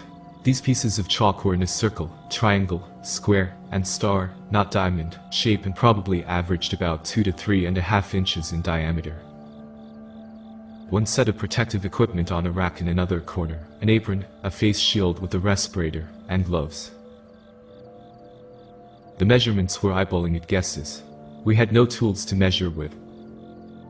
The whole time we were trying to find out whose puzzle this was. Well, they were all of ours, but it seemed with our past puzzles, that each one was connected to one of us in particular. Like with Jennifer's Fibonacci sequence or Patrick's Penner's stairs. It took me a while, but thinking about their mumbo-jumbo number sequences and paradoxes, along with the clues we'd gathered in this room, jogged loose a bit of mumbo-jumbo in my own brain. Parando's paradox, I said. Beg your pardon, Greg said, looking up from the notes he was taking. I used to play chess and checkers a lot, I said. Even back when we were making up this house. I haven't touched the stuff much after high school. But I do occasionally. Yeah, I was a bit of a geek. Still am and proud of it. Some other kid would throw around this fancy term called Parando's paradox, which I guess is a showy way of putting when you use a losing strategy to win a game. It gets done in games like chess and checkers. There's this old story about this Chinese general that wins horse races against his king. And he does it by starting with his slowest horse. Figures the king wants to win and will use his fastest one up front. So the king wins the first round. But in the second round the general uses his fastest horse. Well, at that point the king is forced to use a slower horse than his best, unless he wants to use the fatigued animal. The general wins that second match. In the final match, the general wins again because at that point the king has used up all of his fastest horses. Okay, Greg said. Interesting. But how are we going to apply that to the puzzle? Maybe we have to fail this puzzle, Jennifer said, in order to solve it. How are we supposed to do that without summoning those entities? Patrick said. Rule of 5. We fail the puzzle, the entities come after us. We traded looks. Before then I had been hoping that we wouldn't see the entities on this floor, that we would solve this puzzle the first time. Maybe I'd been hoping in vain. We put our heads together, and went over the clues to the third floor puzzle again.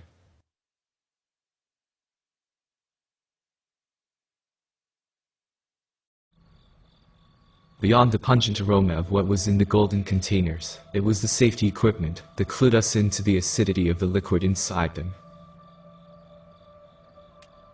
If I remember my chemistry classes correctly, Jennifer said, hydrofluoric acid can dissolve many things, but not gold. That's why the table, the containers, the key, and the lock on that one chest are all gold. Sure, those containers could be something else. Like a beaker made of a plastic that doesn't dissolve, but the gold is a clue to what that substance is. Gold was also very important to alchemists of past eras, Greg observed. Transmutation. The perfection of all matter. Right, Jennifer? Right. Now hydrofluoric acid, or something similar to it, could dissolve many plastics, like the plastic of that clear box containing the key, if my guess is right. We can't move those golden containers, Patrick said. They're merged with the table, and the table won't budge. So how do we pour the liquid onto the plastic container? We thought about that one for a while. We don't, I eventually said. That's where the chalk comes in. We don't have all the right shapes to solve the puzzle. We're missing a diamond and chalk piece. But I'm thinking, based on their size, we have enough pieces of chalk to overflow one golden container. If we place the plastic box holding the key on the table beneath that container, then put all of the chalk in to raise the liquid level and overflow the acid, whether it's hydrofluoric or something else, we could melt through that box and get the key out. We'd lose the puzzle because we put the wrong shapes in, but we'd get the key to what I'm assuming is the locked chest. The losing strategy, Patrick said. So what's in the locked chest? I think we're meant to find out, I said. We put the clear plastic box with the key in it right up against the triangle shape on the tabletop. I guess we could have chosen any of the shapes. But if any of them had less total volume than the others, we supposed it would be the triangle. Then I donned the safety equipment, the face protection, the respirator, and the gloves. I insisted because it was the puzzle that, so far, seemed most connected to me. My puzzle. I wanted to be the one, to risk my life on it, as something in the chalk pieces reacted with the acid, and it all exploded in my face. I didn't say that last part to my friends, because I didn't want them to worry and talk me out of it. I almost went back to that laboratory to get some forceps, and a spatula or something to help me put the chalk in without any of the acid splashing up on me. But I really didn't want to see that Frankenstein thing again. It had parts of each of us, and there was something about it. What if, with the strength we'd already gotten a taste of, it had broken free of its straps after we'd left the room? I put that thought down. Put my mind to the puzzle in front of me. I told the others to get back. Against the walls. To get ready. Not just for the chemical reaction but for the entities. I would have asked them to leave the room, but if and when the entities came, I didn't want them to be out in the hall. Carefully so as to avoid splashing, I nudged each piece, where I put it on the rim of the open triangle container, letting it slide down while I backed away a little. The substance bubbled and frothed. I did it as quickly as I could while being careful, so that we might take advantage of the bubbling, to get the substance overflowing. Sure enough, after all the chalk shapes had been placed in, the liquid inside the golden container overflowed. I stepped back, and watched with the others as it melted through the clear container that the golden key was in. At the same time, something clicked in a stuttering way, like a machine failing to get started. And then we heard the entities approaching, in the hallway outside the room. 1. Delay for that jerk to the side. 2, 3. They didn't walk in unison, but you could pick out a few of their footsteps or hoofsteps or whatever their lower extremities ended in. We'd failed a puzzle, and broken a rule, but intentionally this time. The key, Patrick said. Unlock the other chest. All of us started walking towards the table at once. I was surprised we all remembered the rule about not running, rule number 4. That rule also stated that the entities could run if we ran. Let me handle it, I said. I've still got my gloves on.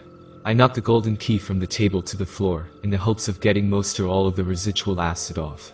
I'd heard stories about people getting poisoned or burned through their gloves. That's why you usually wanted to use a tool like forceps or a spatula to handle such things. Here we go, I said, picking the key up off the floor. I walked as quickly as I could over to the locked chest in the corner of the room, unlocked its golden lock with the golden key, and dropped the key. My friends were there looking over my shoulder by the time I was opening the chest. Inside were more chalk shapes, another circle, another triangle, another square, and a diamond, which we had been missing before. We had everything we needed to try again. The entities were getting close. While my friends huddled together in the corner of the room furthest from the entryway, I opened all of the other containers on the table and tried all of them. Circle for circle, triangle for triangle, square for square, and diamond for diamond. As I was doing diamond, Jennifer and Patrick got to yelling. One of the entities was now in the room with us. I did not turn to look, but I was so quick about the diamond shape that some of the liquid splashed up onto my gloved hand. It seared me through the glove. I didn't know if that was due to the acid or some kind of reaction. I cried out in pain and yanked the glove off. The back of my hand was red, but it wasn't too bad looking. However, I knew the chemical burns could have long-term repercussions. Despite being absorbed in my own pain, I just had to look over my shoulder. No entities. Couldn't hear them coming anymore either. My friends were on me inspecting my hand. Nobody thought to bring a bottle of water, Patrick said. What if we got thirsty? He shook his head, and then from out of an inner pocket in his sports coat, he took out a water bottle. It had his real estate firm's logo on it. I came here thinking it was a prank, Jennifer said. Guess I reckoned that we'd have drinks and refreshments inside once the prank was over. Well, I said, that butler on the second floor tried to accommodate us. Too bad none of us can eat or drink broken glass, Greg said. We chuckled a little at that, which helped me through the pain. Patrick poured some water from his water bottle over my hand. That helped some more. It still burned like crazy though. Through all that, I hadn't paid the other clicking and the grating nose much attention. One of the tapestries, the one with the well being poisoned, had fallen to the floor, and there was a small opening in its place. It couldn't have been there before, because we checked behind the tapestries earlier when looking for clues.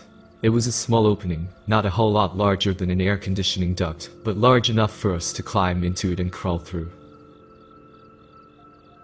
Once again, as with that narrow passage downstairs leading us back, it was dark.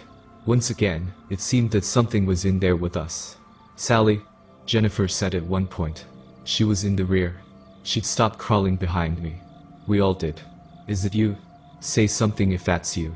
We heard movement. "I think it's behind me," Jennifer said, nearly a whisper. Then the noise stopped. Let's keep going," Jennifer said. "Good call," I said. There was no light at the end of the tunnel. The crawlway ended abruptly. We'd been hoping it might turn, and that we'd get to see some light. Some of us got a little panicky. "Wait," Patrick said. He was in the front. "I do see a bit of light." There was a succession of banging noises. Then our tunnel got a lot brighter. When we crawled out and hopped down a few feet, we found ourselves back in the third-floor anteroom next to the stairs. Patrick had knocked down one of the paintings, one with a bunch of rusted gears. It had been covering the opening. We solved the third-floor puzzle. We had needed to lose first in order to win. But we passed it. According to the rules, we were free to move up the stairs to the next floor. 2 more floors, and then the attic. And the treasure. For now, the 4th floor awaited us.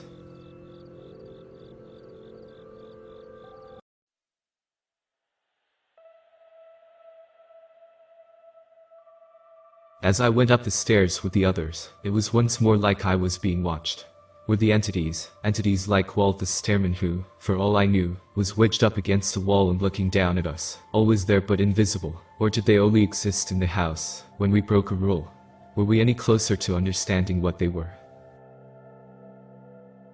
And why did Walt appear for a moment when I mentioned him the first time? These were the kinds of questions that occupied my thoughts, though I didn't bring them up.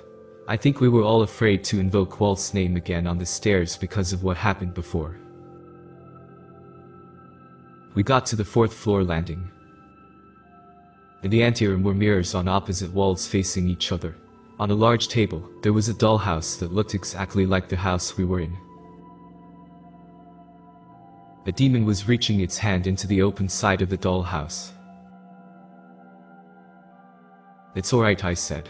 "It's just a doll. Just a life-size doll. Remember?" We couldn't help but get closer to the dollhouse on the table, because we had a notion of what we might see inside, where the dollhouse was open. You could see into the 1st floor anterooms along with the stairway, as well as some of the other rooms we had been to. But another detail I wasn't sure whether we had put in as kids, the 5th floor and the attic were completely closed off. They were not part of what we could see into. In the dollhouse, standing in the 4th floor anteroom, the same room we were in now, was a doll of each of us. Standing in the same exact places we were standing. Wearing the same clothes that we were wearing.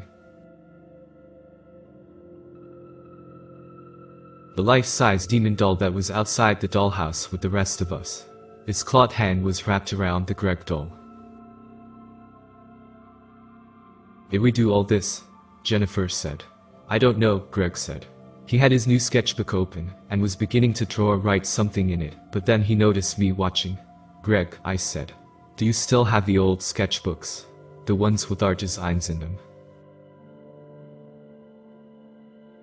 "I already told you I'm asking again. Do you have them?" "No." "Whatever has them," I said, "I think we've got to get them back." "Good luck," Greg said. "You'd have to leave this house, and probably search deep in a dump somewhere near where we used to live, if they haven't been pulverized by a trash compactor beyond recognition, and become plant food over the years." We opened the door to a sitting room. Being the last person out of the anteroom, I glanced back again at the little dollhouse replica of this house, and the life-size demon doll standing outside it.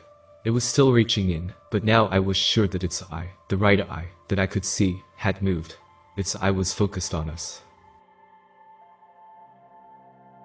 "Perry," I said, pushing the person in front of me. I closed the door as quickly as I could, and told the others what I'd seen.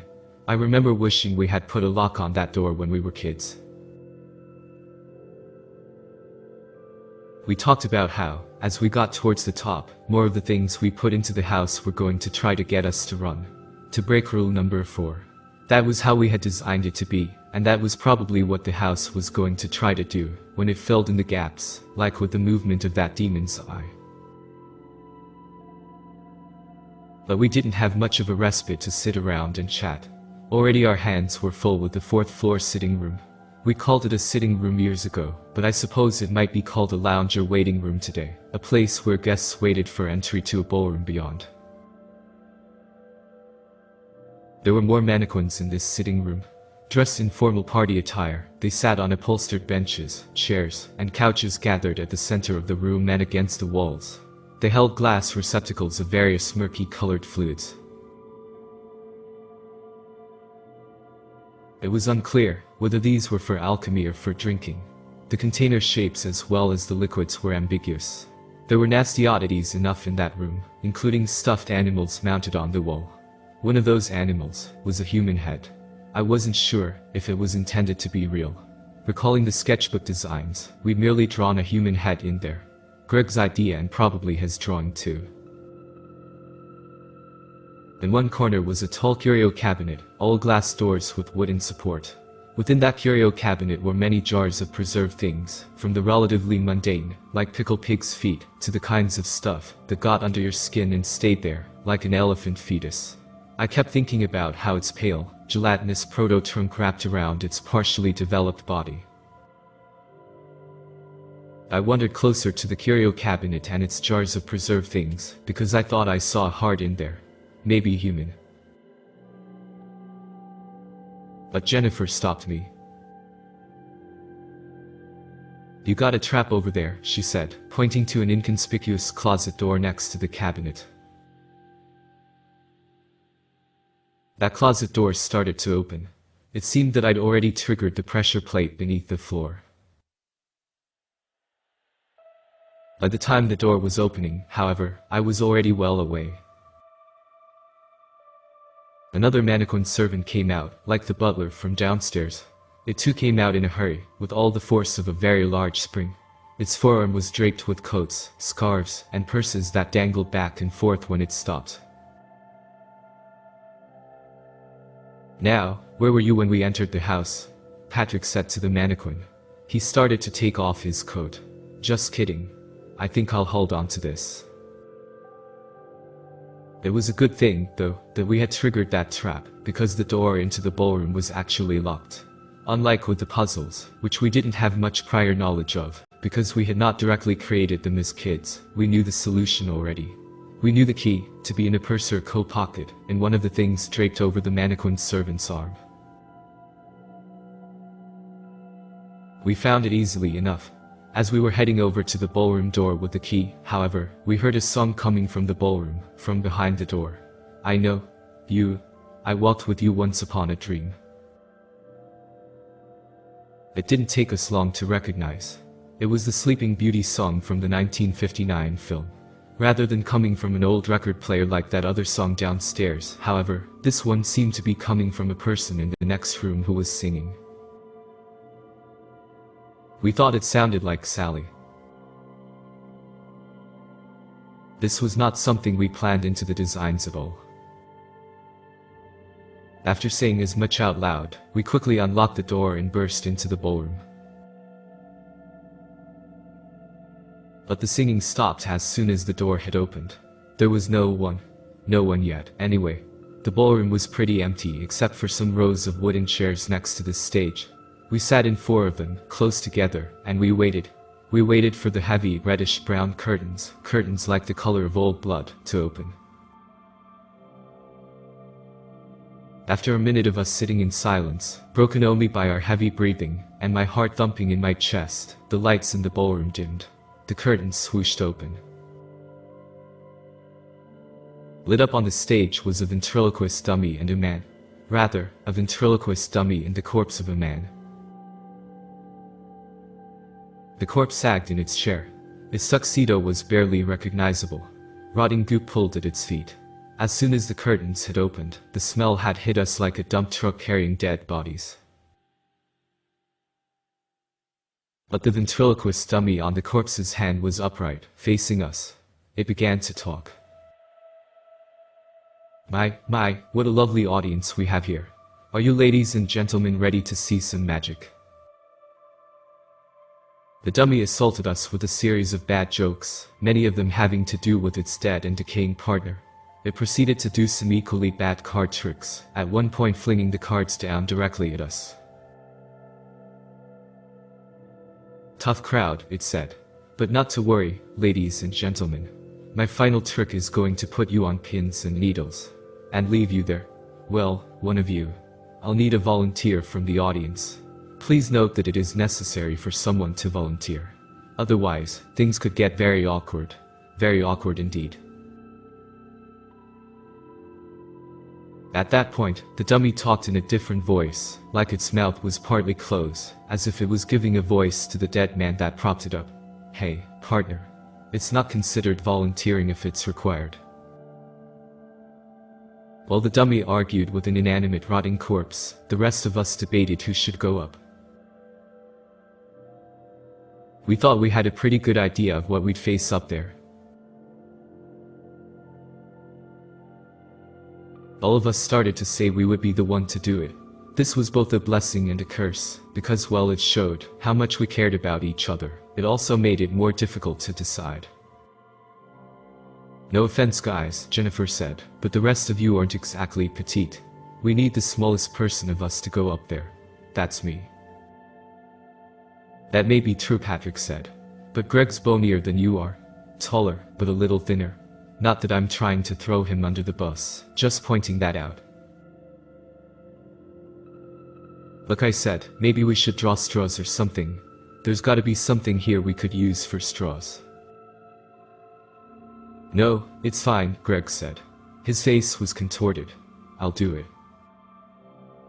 We argued back and forth for a while, but after little progress, decided to just let Greg do it. We thanked him. A lot. Want me to hold onto that sketchbook for you? I said. Sure, he said. He opened it up and wrote or drew some things with his pencil, then sighed and handed me both his pencil and sketchbook. I opened up the sketchbook and flipped through it as he walked up to the stage. There were notes and rough sketches about some of the things we'd seen, as well as some notes and diagrams for the puzzles we'd solved. On the last page, before a whole lot of blank pages, was this note. You guys are the best. No matter what happens. Silver lining, we got the chance to do this. Together. If something does happen to me, tell my wife and kid. Well, make something up. Whatever's clever. By the time I'd glanced up from his sketchbook, Greg was on the stage with the dummy and the corpse. The dummy whooped and clapped at Greg as he approached.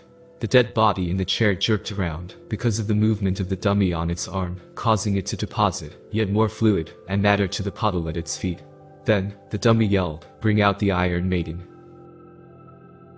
Here was the other torture trap alluded to in that mannequin's open book in the second-floor drawing room. The large metal cabinet, its shape suggesting a bloated human body, screeched forward. It moved from out of darkness towards the front of the stage. It must have been on a rail. I could not see who, if anyone, was pushing it. The head-like protrusion at the top of the Iron Maiden depicted a stylized human face caught in the extremes of pain. When the Iron Maiden stopped moving forward, it opened up, revealing the sharp metal spikes that covered the inside of it. The dummy said, "Now get on in, and make yourself as big as you can. Think big thoughts. Trust me, I'm a magician." We did not trust the dummy. By the way, never trust a ventriloquist dummy whose partner is a rotting corpse. According to what we put in one of Greg's old sketchbooks years ago, the spikes should be just long enough, or just short enough, to not touch the person inside, if they were very careful. If, however, any pressure whatsoever were applied to those spikes, the spikes would extend fully, and pierce the body within. Greg waved to us from the stage. We told him to be careful. I firmly believe that all of us, Greg included, were praying that the trap would perform as we designed it. A moment later Greg was inside. Another moment and it was closing. Then it snapped shut. We heard muffled screams. Blood oozed out from the bottom of the Iron Maiden torture device. The dummy laughed and laughed. We called out to Greg, started to rush the stage. I was on the verge of breaking the house's rule about running, when we heard Greg's muffled voice from within the Iron Maiden. "It's okay, guys," he said. "I'm alright. The house is doing that, not me." When the Iron Maiden opened up, he was covered in what looked like blood. Thankfully, none of it was his own. We used the stage curtains to try to get that nasty stuff off him. No telling whose blood it was, or if it was even blood. It was thick, weird.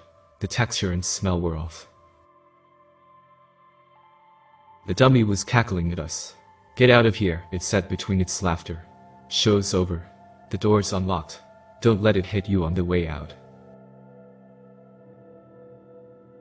I can't say we were happy, but we were eager to oblige. We got out, and found ourselves in a hole. It was similar to the one directly beneath us on the previous floor, yet it did not have a pit with leg snare ropes. There was another trap, one we anticipated but was still difficult to navigate. The smooth floor at one point shifted beneath us, becoming a ramp.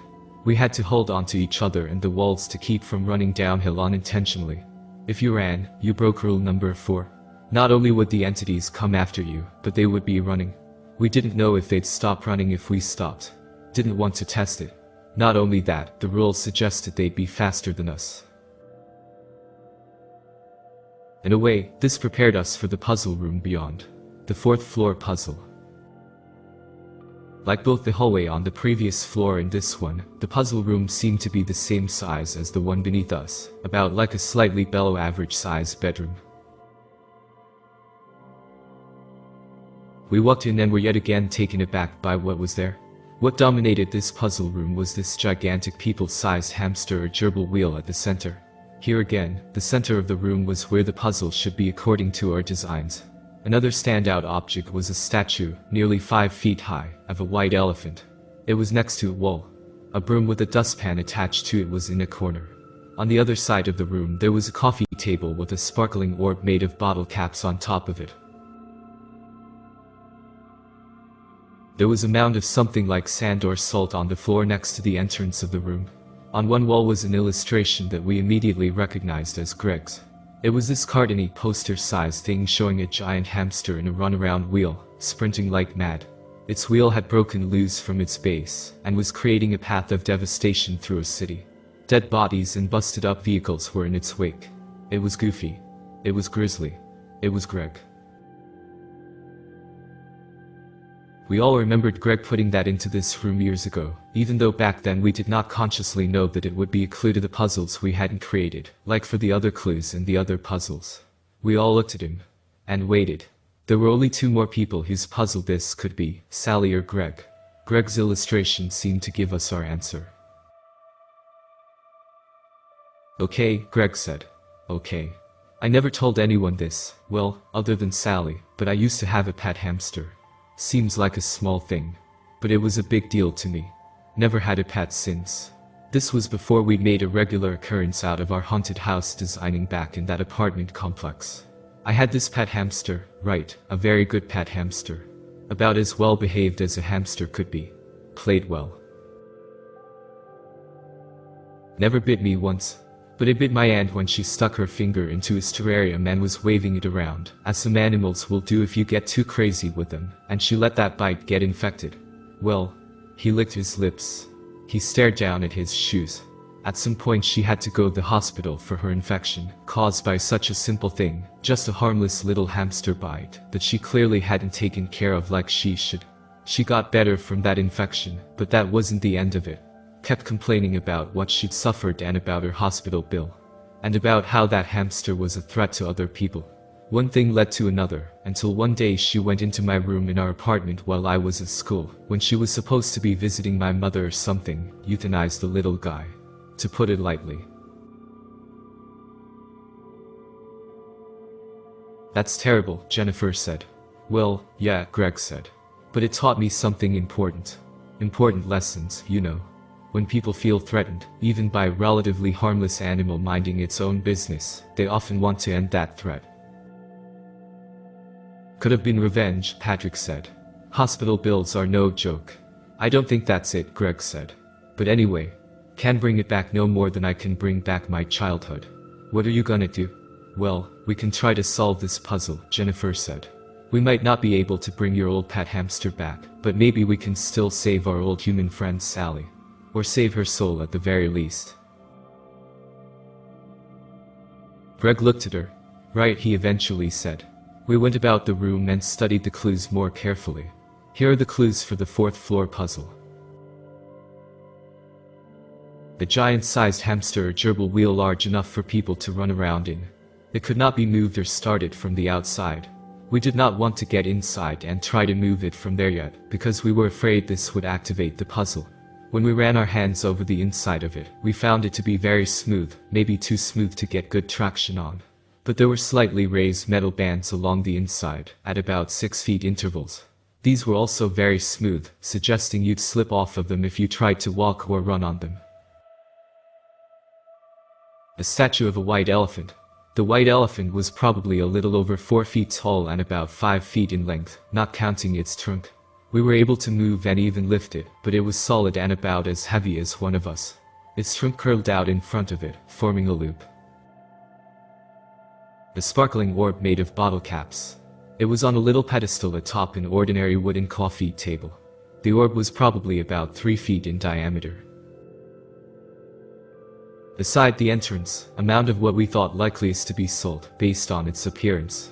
We weren't about to taste test that stuff. This mound was roughly 3 feet across and about half an inch deep. A simple wooden broom with a dustpan. Greg's cartoony illustration on the wall of a gigantic hamster and a gigantic wheel running amok through a city, causing damage. Broken things and dead bodies lay in its wake. Despite its both goofy and grisly nature, you could tell how afraid the hamster was, even though it was the one causing all the damage. The hamster wheel puzzle appeared to be asking us to get inside and run, but how would we do that without violating the 4th rule? This was the rule we least wanted to break, because not only would the entities come after us, they'd be running too.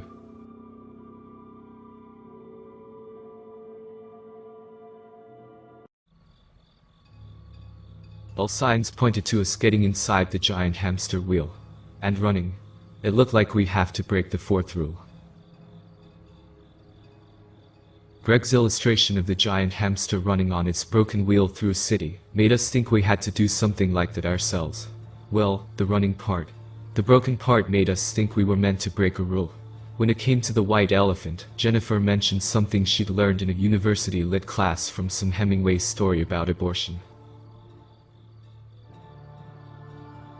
Something symbolic about a white elephant being a gift from kings to people they didn't like. A white elephant was a costly gift to maintain, and it was so revered that you couldn't put it to work to get your money back. It was a gift you didn't want.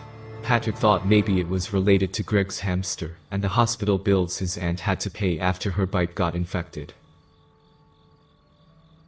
Greg's sporadic mumblings while taking notes helped us to the conclusion that the glittering orb made of old bottle caps was related to a favorite saying of his when younger. One person's trash is another's treasure. Apparently, it was even an expression he reminded himself of nowadays when helping design advertisements. As for the salt, once we tried a little on the smooth surface of the inside of the wheel, and ran our hands over it, it seemed like it would not give us a whole lot more traction when running inside. For a while Greg had been pretty silent, mostly only jotting down and drawing things in his new sketchbook, but then he had a whole lot to say. Alan guys, Greg said, I've done a fair amount of research on matters concerning ghosts and demons. I thought it would help with my doodles, back when I gave a hoot and wasn't a slave to the corporate system. Salt doesn't always work. And we don't know if the entities we have fall under those categories. Besides, we should take a moment to consider something important. You know how we were vague with some items in the house when we put them into the design as kids? And how we think the house might be, filling in the missing details. Well, we left the puzzles vague. I think it wants us to get into the wheel and run. I think it's using the salt to trick us into doing that. But we came up with the clues, Jennifer said, including this salt.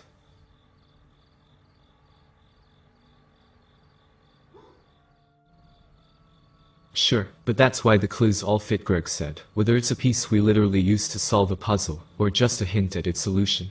We did plan on each floor puzzle relating to one of us. That's why one person took care of the items in each puzzle room, instead of us all handling them together.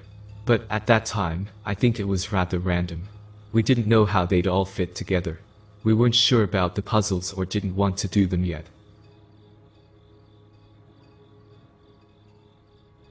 That's right, Patrick said. And those items, at least for me, were placeholders. I remember thinking that once I figured out what my puzzle would be, I'd come back to it, change some of the things in the room to be more clue-like. But we didn't come back to it, Greg said. We considered the house finished with the puzzles still nothing more than the things around them, with arrows or circles and the word puzzle pointing out where it would be. No, I said. We didn't finish. The house was complete, but not finished. There were some things we could have made better. We gave up. About the time we gave up on Sally coming back.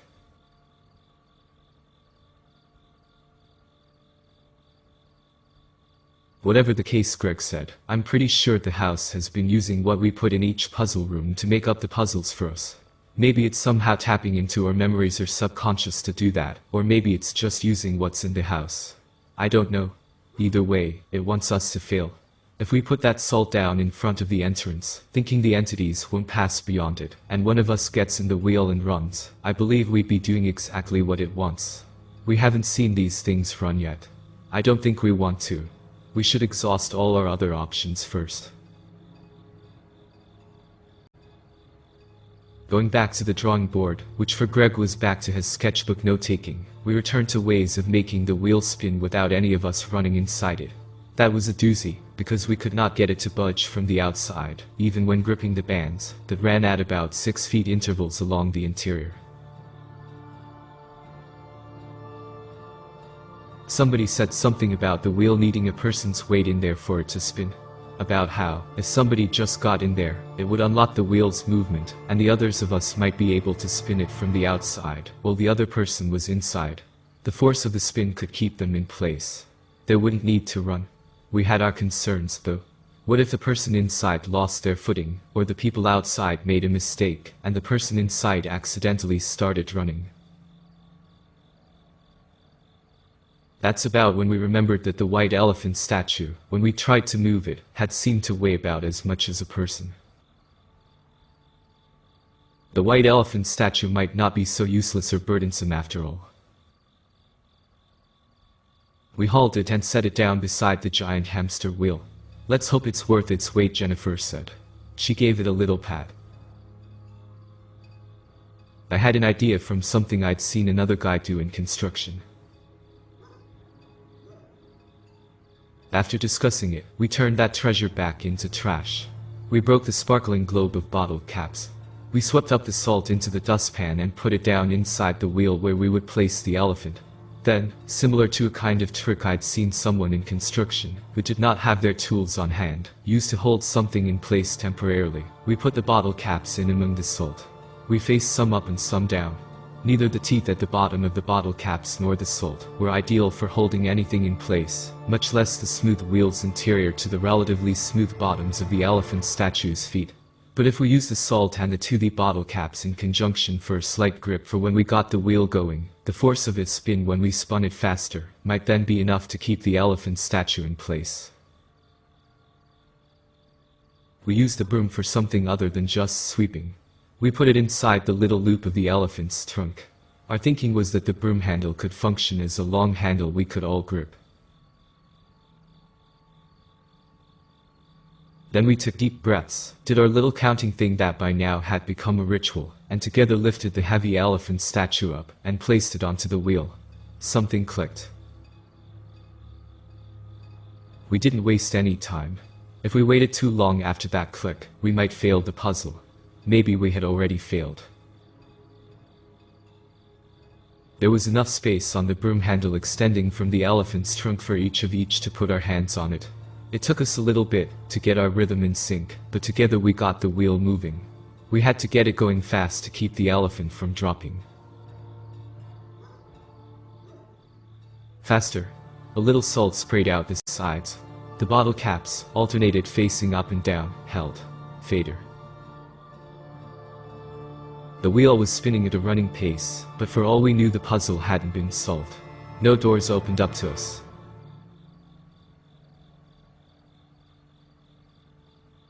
My arms felt like they were being pulled out of their sockets. I imagined they'd keep going, still gripped on the broom handle once separated from my body, as the wheel was spun more and more frantically. I kept glancing at the crazed yet frightened cartoony face of the hamster and its giant wheel terrorizing the city in that illustration on the wall. The four of us and the white elephant statue got that wheel going so fast that I began to think it was a wonder it didn't break loose like the one in the illustration. That's exactly what it did.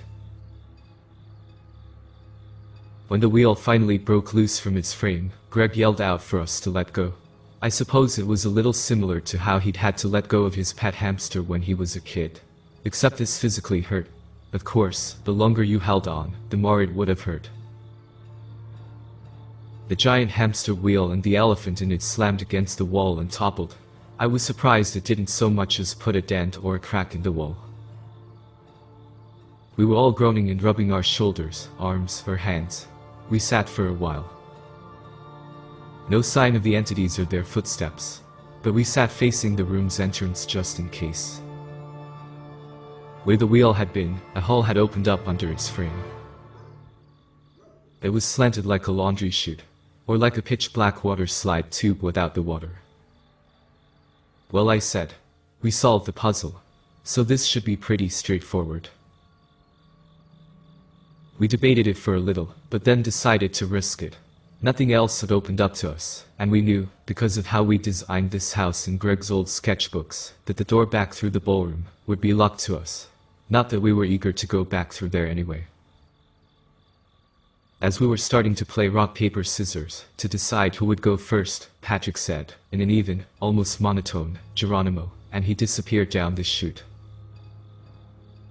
We waited for about a minute. Then we called. When we didn't hear back, we decided to go down after him. We agreed to each wait about 30 seconds so as to avoid hitting each other. I went last. It was a long slide down in the darkness. I called out to the others as I went down it. No one replied back. I felt alone for the first time I'd been in that house. Then I heard agonized shouts up ahead. I tried to slow myself as much as I could by applying pressure to my heels and putting my hands against the walls. It hurt, but not as much as hitting my friends would. I heard them calling up to me. Patrick had slammed into a wall down there. He was hurt. Moving my shoes to the side when I was really close, I avoided much of the impact with Jennifer in front of me. She grunted as both of us did our best to buffer the impact. I could see nothing. Probably the darkest place I'd been in. Flashlights might have come in handy. Maybe they were considered electronic by the house, but we could have at least used a candle or gas lantern. Something. Patrick had checked ahead that electricity was running to the house. We banked on being able to use the house's lights that we had drawn in years ago. But we hadn't taken into account the secret puzzle corridors in between. By the way, that was something else we did not put into the house. I'm not sure if we forgot, or if we hadn't done it yet because we never made the puzzles. As far as we knew, the house made those secret corridors for us. Down there in the dark, we were pretty sure Patrick had broken one of his legs. I guess we all hoped that, due to some magic of the house, it would somehow deposit us from this slider chute down into the floor we'd been on above us. You know, paradoxes and everything. Seemed like the house liked those. Instead, we just slid down and hit a wall. Hang on, Patrick said. There's some rungs above me protruding from the wall. I think we're meant to climb back up. Man, this hurts. Think you can climb, Pat? Greg said. Maybe, he said, if I can use only my arms and my good leg. We could help from below, Jennifer said. Just don't touch my right leg. Can't see it, Pat, Greg said. Can't see nothing. I'll let you know with a scream. Speaking of screams, something was sliding down towards me. I was the last of the four of us. As I began, we've got comp. Fingers, or something like fingers, got into my hair. I tried to twist around, to see if I could get some leverage on whoever or whatever was behind me, but it kept me from getting a good handle on it. Go up, I said. There's something physical in here with us. It's grabbing me. Grunting through his own pain, Patrick started to climb up the rungs, and Greg and Jennifer after him. I couldn't see them at all, but I heard them going up. I gave a warning in case it was a person, like Sally, in there with us. Told it to let go, unless it wanted to get popped. Then I used all the strength I had from that position, to strike behind me with my hands and elbows. I hit air. Dark, blank, dry and nothing. When I climbed up behind the others, I kept thinking I felt something on my neck or back. Couldn't tell how much of that was the after effect of getting struck, or my imagination. There was light above. Kept thinking something would grab my foot, and yank me down. It didn't. The ladder brought us back up to the 4th floor anteroom next to the stairs, where a panel in the floor had opened up. My pain after getting clobbered by whatever had been behind me was residing to a dull, tired throb. Patrick was hurt worse. However, he could stand and even walk on his foot, though he hobbled. It seemed to be an ankle sprain rather than a broken bone. Even so, we had to comfort him as he expressed his worries of being a dead weight. Now I might as well have turned back before, he said as Jennifer and I got on either side of him. I got the feeling, that ain't the case, I said. You took one for the team, Pat, Greg said. If not you for you, then someone else probably would have gotten messed up. Somebody had to go first. Hey, Jennifer said, we just have one more floor left. It was true. One more floor, and then the attic, and whatever secrets it held. Secrets like the treasure. Propping Patrick up, we stood together facing the flight of stairs that would take us to the 5th floor.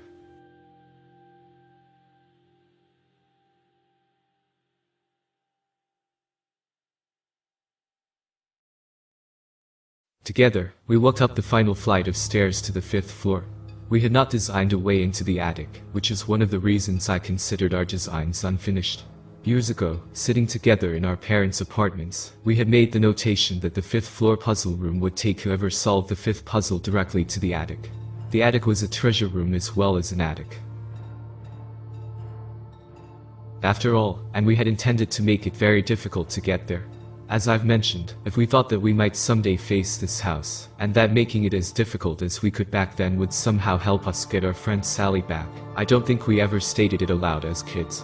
Based on what we've seen so far as adults, we could only assume that the house would fill in the details as to how we would get from the puzzle room to the attic.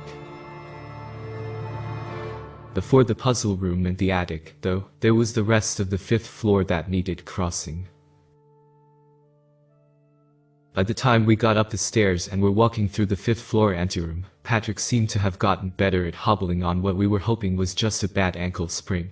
The expressions on his face, though, made me think that the pain was as bad or worse than it had been. In this anteroom there were a series of photorealistic paintings that my mind kept telling me were real blown-up photographs. The frames were gilded and elegant, a stark contrast to the subject matter. These framed pictures were about the dolls had pots with plants in them on the front porch of the house. From left to right on one wall, they showed first a doll head being removed from its body, then it being sawed open with a saw, then filled with an actual brain, then filled the rest of the way with soil. The final 2 pictures showed a dead or dying plant, something like a small tomato plant without its fruit, being transplanted to the doll head pot. And lastly what looked like a dried, shriveled heart being attached to a branch of the dead or dying plant with twine. As if the dried heart were some kind of makeshift fruit. In all of these pictures, the hands of whoever was doing these things was always out of view. That brain and heart, Patrick said. That wasn't our doing. Yeah, Greg said, not to mention how realistic it is. Guess I was a good enough doodler as a kid, but I couldn't have made anything approaching that level of realism in one of those old sketchbooks. Nobody could. It's like someone really took pictures while putting one of those doll hat pots out front together, Jennifer said. And then took some liberties. My mouth had gotten very dry. I had to borrow Patrick's water bottle. Well, I said, Sally did like dolls, and the creepier the better. Similar to other anterooms, I think we had put all this stuff in to prepare who was going through the house for what was beyond. We knew that what was on the 5th floor would be almost entirely Sally. Unlike the other floors, which we kind of shared, other than the puzzle room, we'd ended up moving most of her ideas up to the 5th floor, the highest floor next to the attic, after she had disappeared. We had done that to honor her. By the way, the mannequins on a couple of the other floors had been her idea to begin with. She used to say, what are mannequins but grown-up dolls? The next room had some of Sally's creepiest doll ideas. Dolls sat on shelves with their heads completely turned around. Dolls were glued together into towers and pyramids. There was decaying furniture so overrun with dilapidated dolls and doll parts that you couldn't tell where the furniture ended and the doll parts began. Doll heads were used as bowls, vases, and light coverings. Doll limbs were arranged on the floor in random, yet strangely esoteric patterns. The next bedroom was like this as well. But there was a human skeleton in that next bedroom. I nearly fell over and took Patrick with me. Greg and I were supporting Patrick and his hurt leg at that point. We were taking shifts. The skull on that skeleton had been replaced by a doll's head. It took us a few moments before we recalled that this had been Sally and Greg's idea. However, any relief we had upon remembering was quickly replaced by even more terror. We had not colored anything in Greg's sketchbooks as kids. Any colors were all the house is doing. By now we understood that it liked to fill in the details, often to dramatic effect. The eyes of the doll head on top of the skeleton were green. The hair was blonde, like Sally's. It's just messing with us, I said. Hey, Patrick. Your dead weight, as you called it, is already coming in handy. I think I might have wondered a bit, after seeing that skeleton, if we weren't propping you up. Yes, Jennifer said. A trap should be next to that. Between that skeleton and the front of the door. Some dolls sailed past us. Twang. Whoop-up. My heart seemed like it was halfway out of my ribsage. Sharpened bones had zipped by, missing us by less than a foot. They'd come from an inconspicuous recess in the wall like flying spears. Greg sauntered up next to the other three of us, who were trying to support Patrick and keep our own balance at the same. You've got to spring every trap you can, Greg said. Treasure hunting 101. Or haunted house traipsing 101. I'm not really sure. You crazy, Jennifer said. Yeah, he said. Tell me that again when this is done and we're getting ready to leave. Greg had a decent point. Although the other puzzle rooms had secret passages that had led back to the anterooms and stairway after solving the puzzles, this time would probably be a little different, because, presumably, we'd be going up to the attic. And then coming down from the attic. If we survived. It looked like Greg had thrown some dolls onto the pressure-plated area for that particular trap. I kept getting mental images of somebody else's sharpened bones sticking out of my body. The next room was even worse, by design. The stench of decay hit us as soon as the door was opened. This bedroom was furnished with an opulent nightstand, mirror dresser, and canopy bed with curtains. There was horse riding paraphernalia decorating the walls and shelves, like an antique riding crop and riding helmet. Sally loved horses. When I used to think about what I hoped had happened to her instead of what probably happened, I would imagine her having run away from the cramped spaces of our apartment complex to become a professional equestrian in some nice, open place. Or maybe she had joined a circus where she did tricks with horses. But she had a good family that she would have been running away from. Even though money had been tight for them, her parents had once paid for all of us to go horseback riding on a ranch together. That had been a whole lot of fun. Scary, but fun. I kept thinking I was going to fall off or get thrown from one of those large animals. Our guide had been aloof, but Sally had helped me through it. I think she'd helped all of us through it. That had been when she was 11, and the rest of us were 9 and 10. By the time her 12th birthday had come, she was gone. I went over to the other side of the large, elaborate bedroom and tested the other door. Yep, I said, it's locked. We tried to prepare ourselves for what we, mostly Sally and a heaping of Greg, had decided would be in the canopied bed of this room. It was another something we had to face to go farther. We drew aside the curtains. Inside, a unicorn was lying on the bed. Its horn was broken, and a good portion of its face was sloughed off to the bone. Flies and maggots had colonized both its surfaces and exposed interiors. It's okay, Patrick said. He stood up on his own, without two of us propping him up, though I could see him wince from the effort. It's dead. In its mucky mane were objects that had been braided in, beaded and jeweled trinkets, symbols made of woven vines, and a silver key on a chain. It was the key that we needed. Somebody just had to reach over and unbraid the chain from the dead creature's hair. Jennifer and Greg had been supporting Patrick at the time, so I took it upon myself. I got a good breath, careful not to breathe through my nose, steeled myself, and figured I would just dive right in. The condition that mane was in, it seemed the hair might just pull away with the key. The large horse's eye opened. We all got back as the by all appearances rotting unicorn carcass stood up on the bed and clopped down. On the bed where it had lain were pieces of hair and flesh that made an outline of its body. It galloped over to us, backed us into a corner. Its front hooves kept trying to clip us. Its green-grimed teeth chomped inches from our faces. Its broken horn threatened a slower death than a sharper, hull horn could. One of us has got to run, Jennifer said, to distract it, while the others get the key. We can't run, I said. Rule number 4. Wouldn't do to have both the entities and that thing chasing us at the same time. Gonna get ourselves killed if we don't do something, Patrick said. Then Patrick hollered at the unicorn. He couldn't stomp his feet because of his injury, but I think he'd been hoping to frighten it. My stomach sank as it put a huff in Patrick's chest, and I thought I heard something snap. At that point we'd been letting the wall support Patrick. His body completely buckled to the floor. Patrick, Jennifer said. Patrick was crawling in a semicircle face down, jerking. I'm gonna gouge that thing's eyes out, Greg said. As if understanding, the unicorn aimed its broken hook's face, and then charged. Jennifer pulled Greg out of the way. The unicorn thumped the wall like a ram against a tree trunk. Then it walked back and got ready for another charge. The stench was crushing. More flesh, hair, maggots, and other stuff had fallen off of it. One of its eyes did seem about ready to fall out. Maybe if we could keep dodging, its body would fall apart on its own. Or maybe the unicorn would find a way to keep moving until we were dead. But that got me thinking about falling and horses. It jogged loose a more specific memory of Sally. I'd been riding on a horse behind hers on a trail near that ranch.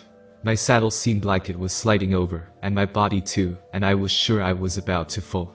The up and down motion was giving me a thrashing at the same time. I'd been trying to shout for help over the sound of hooves. As I alluded to before, our adult guide hadn't been very attentive to us. But Sally had ridden her horse back to me. She got a hold of my reins and was able to slow my horse down. I told her I was afraid and that I did not want to do horse riding anymore. I was ready to go home. She'd said something to the effect of, "This horse doesn't want you to fall. It doesn't want you to get hurt. Relax. Work with it, not against it. Your horse will help you to keep from falling." It comforted me and allowed me to enjoy the rest of that day. The calling that also helped me remember more details of when Sally had put the unicorn into our designs of this house. She had not wanted to put any horses into it. She had not wanted them to be scary or dangerous. Greg had pushed the issue, though, because he kept emphasizing that the house needed that kind of stuff from her. The more she had said she should never try to make them scary, the more he had insisted. Eventually she had compromised with this unicorn. Not a horse, but a mythical version of the horse. But if this zombie unicorn was true to Sally's wishes, I began to think maybe we weren't approaching it the right way. Got as calm as I could, which was very hard given the situation, and I walked towards the unicorn. The unicorn had been charging again, but it slowed down like I'd actually confused it. Jennifer and Greg were screaming at me. Slowly, I held out a hand. The unicorn snapped towards it, but it stopped. It sniffed a peace offering. I sighed, knowing how unpleasant it would be without really knowing, and I ran a hand through its decomposing scalp. Hair and less solid stuff came away in my fingers. I worked my way up to the key, and I worked the key loose. Greg and Jennifer were able to help Patrick up, who was breathing heavy, and said he felt like somebody had taken a sledgehammer to his chest. All of us approached the unicorn and gave it some careful pettings. Even Patrick, who needed assistance. Seemed like Patrick was already recovering from getting hoofed in the chest. I was thinking to myself, I don't know what kind of diet or workout regimen he's on, but I've got to get on that myself. That guy was holding up quite well, all things considered. Sliding down a long chute into a wall. Getting kicked in the chest by an undead unicorn. Dang. But back to that unicorn, it tried to follow us out of the door when we unlocked the room on the other side. Seemed it was on its way to becoming our very own pet zombie unicorn. Jennifer said that Sally would have been proud of how I handled it.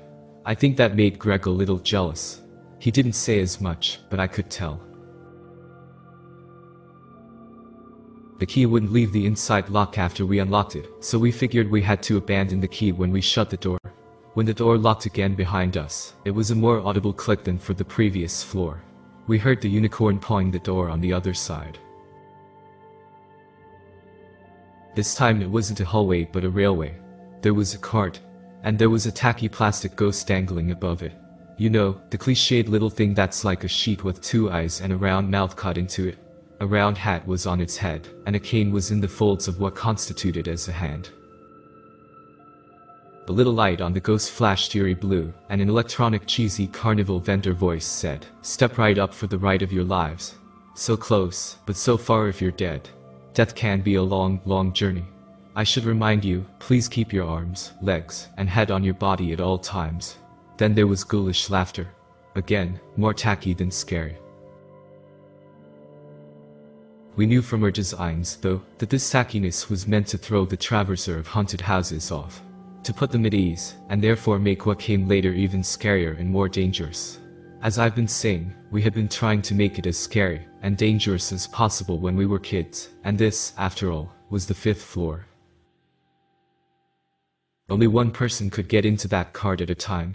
Maybe 2 kids could have fit, but we weren't kids anymore. It wasn't far that the cart had to go on that railway. It was about the same distance as the hallways directly below us. But we knew that it would go slowly, and that if you didn't get in that cart, if you tried to walk it, you probably would not make it very far. The larger blades would swing more quickly and randomly, if you didn't get into that cart. That was how we had designed it, anyway. There were little blades inside the cart itself, and larger ones in the grooves of the walls. The ones inside the cart stuck out like a porcupine's quills, forcing you to stand up, while the larger ones swung back and forth like pendulums, forcing you to duck down into the cart. If you ducked or stood up at the wrong time, you might get yourself fouled up pretty bad.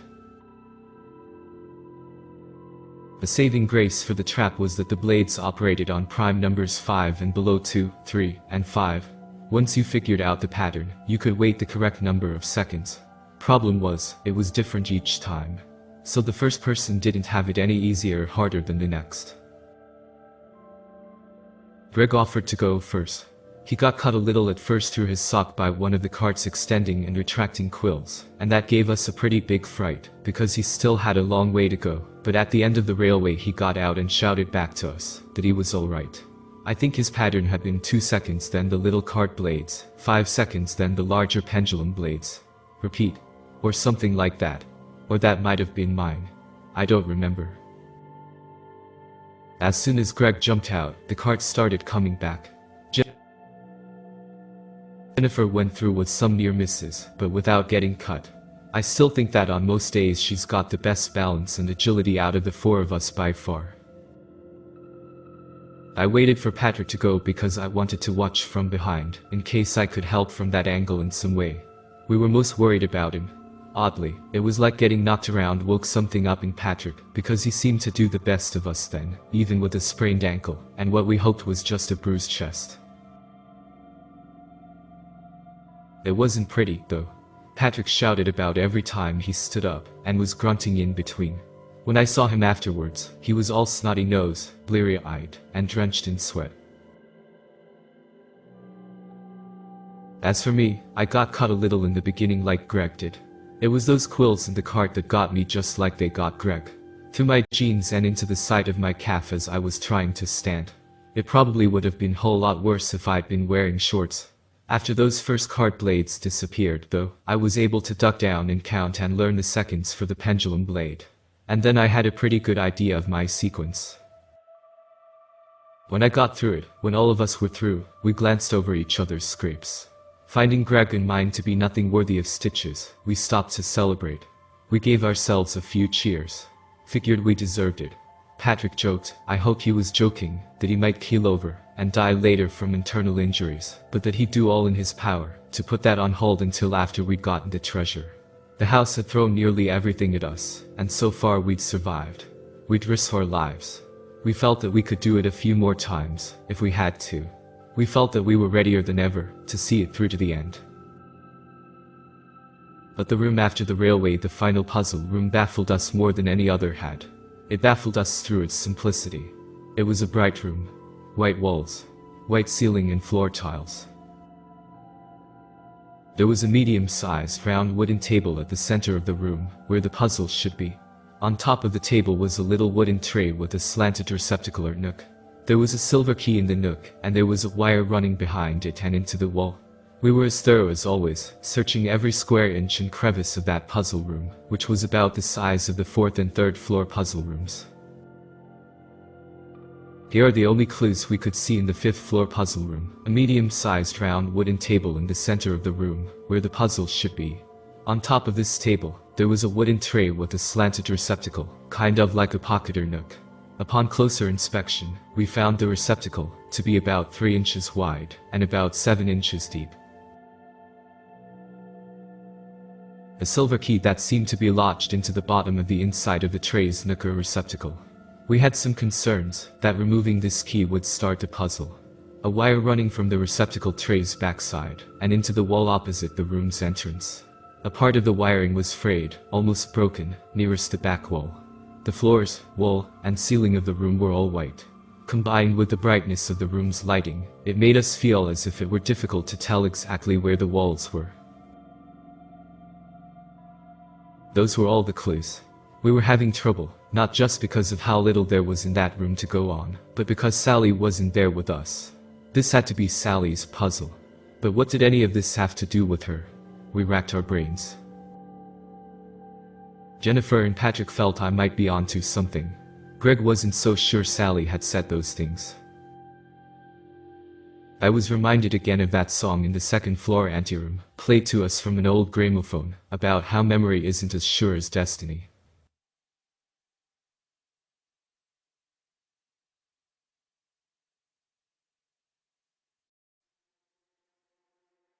Despite how minimalist that room and its puzzle at first seemed to be, we spent a long time in there figuratively banging our heads against those bright walls. That silver key in the nook on the table, the white walls, the brightness of the room, the wire running from the nook's platform and into the wall, what did any of that have to do with Sally? We had a breakthrough when Jennifer made a certain observation, almost casually. It was one that did not seem to relate very much at first to the items in the puzzle room. It related more to what I'd brought up earlier about Sally coming up with the idea of puzzles being on each floor. Jennifer pointed out that all of the other puzzles had to do with rules. Well, it seemed to be the case that each puzzle was most connected to one of us. Every puzzle also seemed like it was trying to get us to break one rule in particular as well. For the first floor puzzle, Jennifer said, which was related to me, we had to resist grabbing the treasure, which according to the 7th rule, should be in the attic. Yeah, Patrick said. That's right. And, with the puzzle, that related to me on the 2nd floor, we had to get around that rule about climbing stairs. They looked at me. The one most related to me, I said, that would be the 3rd floor puzzle. The 5th rule is about failing, and solving the floor puzzles. We had to fail that one, in order to succeed. Well, let's see, Greg said. My puzzle on the 4th floor nearly got us to violate the 4th rule, about running. Huh, that's weird. 4th floor puzzle, 4th rule. That is weird, Jennifer said. I'm guessing the house did that intentionally. 7th, 6th, 5th, and 4th rules. The rules are going in reverse. By now Jennifer was speaking a lot less casually. If there's a pattern here, the next puzzle should not only be about Sally, but also about the 3rd rule. The one about depositing electronics in that cubby hole near the house's entrance. Patrick stood up where he had been sitting. He had to steady himself against one of those white walls that made the room feel much larger than it was. He winced as he took some pressure off his bad ankle. He pointed.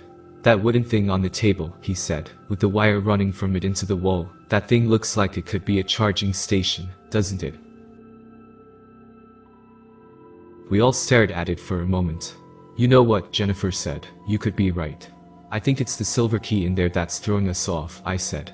If that's what it is, a charging station, or something that can plug into one of our phones. We talked about it a bit. There was no way for us to know if it was a charging station without removing the silver key lodged into the bottom of its neck.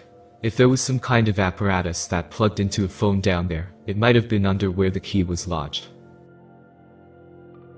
Then I remembered and brought up the key that had been braided into that rotting unicorn's mane.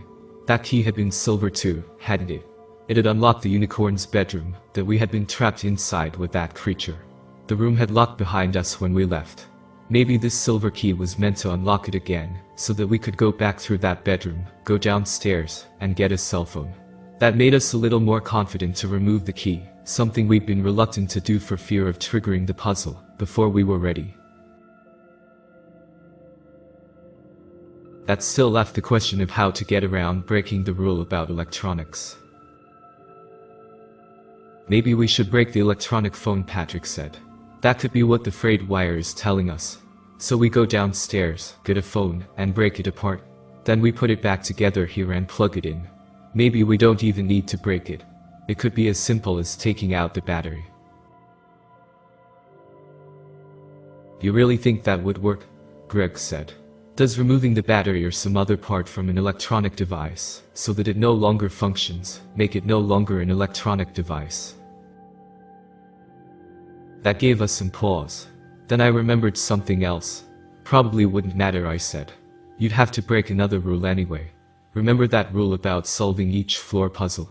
In addition to what it says about succeeding and failing the puzzle, there's also something in there about not fleeing the puzzle. The entities might come after us anyway as soon as we leave the area. But didn't we leave the 2nd floor puzzle room, Jennifer said, to look again at some of the other rooms in that hallway on the 2nd floor? Maybe it's considered fleeing once you leave the entire floor, Patrick said. Or once you leave the house, Greg said. Regardless, I said, we can't stay in here forever. I don't know about you guys, but swinging on a rope upside down, getting my hand burned, climbing and sliding in fear and everything else has got me bushed. Patrick's no doubt feeling worse than I am. I think adrenaline has been propping us all up. Don't know how long that's gonna last. I think one of us should go ahead down and get a cell phone. Will we still some energy in our tanks? I volunteer myself. We should discuss it, Greg said. About who should go downstairs. If that's what we're going to do. Out of the 4 of us, I said, I might be the best person with that unicorn. It would have been Sally, but she's not here. You're worried about it attacking us again, when we go back through? Patrick said. It's not that, I said. I did my best to smile. I'm thinking about writing it. Naturally, my friends protested. Something along the lines of I must have a death wish. But I reasoned with them about how that unicorn could help us. As long as I wasn't running myself, the entities should only walk when they tried to get me, after I left the puzzle area for the cell phone. That's what I would be counting on, anyway. I also wanted to see if I could count on that unicorn carrying me faster than I could walk. There was nothing in the rules about riding a horse or a unicorn at running speed. I more or less won them over about the idea, though we had to take a vote. Greg voted against it. The majority rolled in favor. After we had what we hoped was a working solution to the final puzzle, a puzzle that had gotten us thinking about the other puzzles in the house and how the rules applied to them, I got myself ready mentally. Or tried to. The others patted me on the back, gave me the whole "you got this" spiel. Even Greg was warming up to the idea and cracking jokes about virgins and unicorns. I figured I might not have this, but at any rate at least I'd go down with a bang, riding the back of a zombie unicorn until I was yanked off by the entities. The others got ready, too, in case I had to hurl the cell phone the final distance through the railway. If I didn't put the cell phone in the cart, they'd have to quickly put it down in the nook, where we hoped there was something it could attach to where the key was lodged. The plan was to take out the battery right after. If that failed to get the entities off our backs, they'd take apart more of the phone. Or just try to break it. Like we had before entering that house and before starting some of the puzzles, we did our whole counting thing. Eyes open this time. Then I pulled the key out. It didn't take long for someone to fish down into the bottom of the nook. There was a small hole where the key had been lodged. Inside it was a wire lead. It didn't look like any kind of wire hat we were used to, though. Tiny symbols were engraved in the metal prong. You had to get really close to make them out. Gold spiraling out of a treasure chest, a stairway, and more. Each symbol seemed to represent one of our previous puzzles. It may not have looked like something that would ordinarily be plugged into a cell phone, but it seemed the right size, and that along with those symbols, made us more confident in the plan. Pocketing the silver key, I nodded to the others. Then I headed out of the room as quickly as I could without running. We still didn't know whether the puzzles were timed once started. Thankfully, the blade traps didn't active when I took the railway cart back. It wasn't something I could relax about yet, though, because I thought I'd probably have to face them again when returning to the puzzle room. "Well, hello again, Unitorn," I said. "Alright if I call you Unitorn. You know, torn instead of corn, because of how your body's all torn up. Get it?" It stared at me with its huge, dark eyes. One of those eyes bulged and sagged slightly more than the other. Its broken horn was lowered, but I hope that was more in pacification than intent to strike. "How about, Pete," I said. "Maybe that's a little better." "Pete the Unicorn? Pete, if you help us, by giving me a little ride up and down the stairs and to get you out of this house. I promise. Sound like a deal?" It neighed, shaking off jiggling white maggots and pieces of hair and flesh. There may have been a saddle somewhere in that opulent bedroom, in one of the many fancy drawers of the nightstand or mirror dresser, for example. There might have been one in the closet. I did not spend time searching for a saddle, however, because I didn't know how much time we had after removing that key, and because I wasn't sure how to properly saddle a horse or unicorn to begin with. I'd also remembered something Sally had told me when we were kids, something about riding a horse without a saddle. She'd said it was possible, it was just harder. You had to really get a good grip on the horse's mane. I was hoping, with the state that unicorn was in, that its mane would not completely pull away as I was riding. My hand on the unicorn's cold, damp back, I got ready to leap up onto it. I had no idea how successful I'd be without using a stirrup for my feet. I figured I'd have to do some climbing. But as I was tensing to jump, the unicorn, surprisingly enough, knelt down for me. Thanking Pete the Unicorn, while being bewildered he had done that, I climbed on. Then he stood again. I gripped his mane. I could tell that some of the hairs were better attached than others.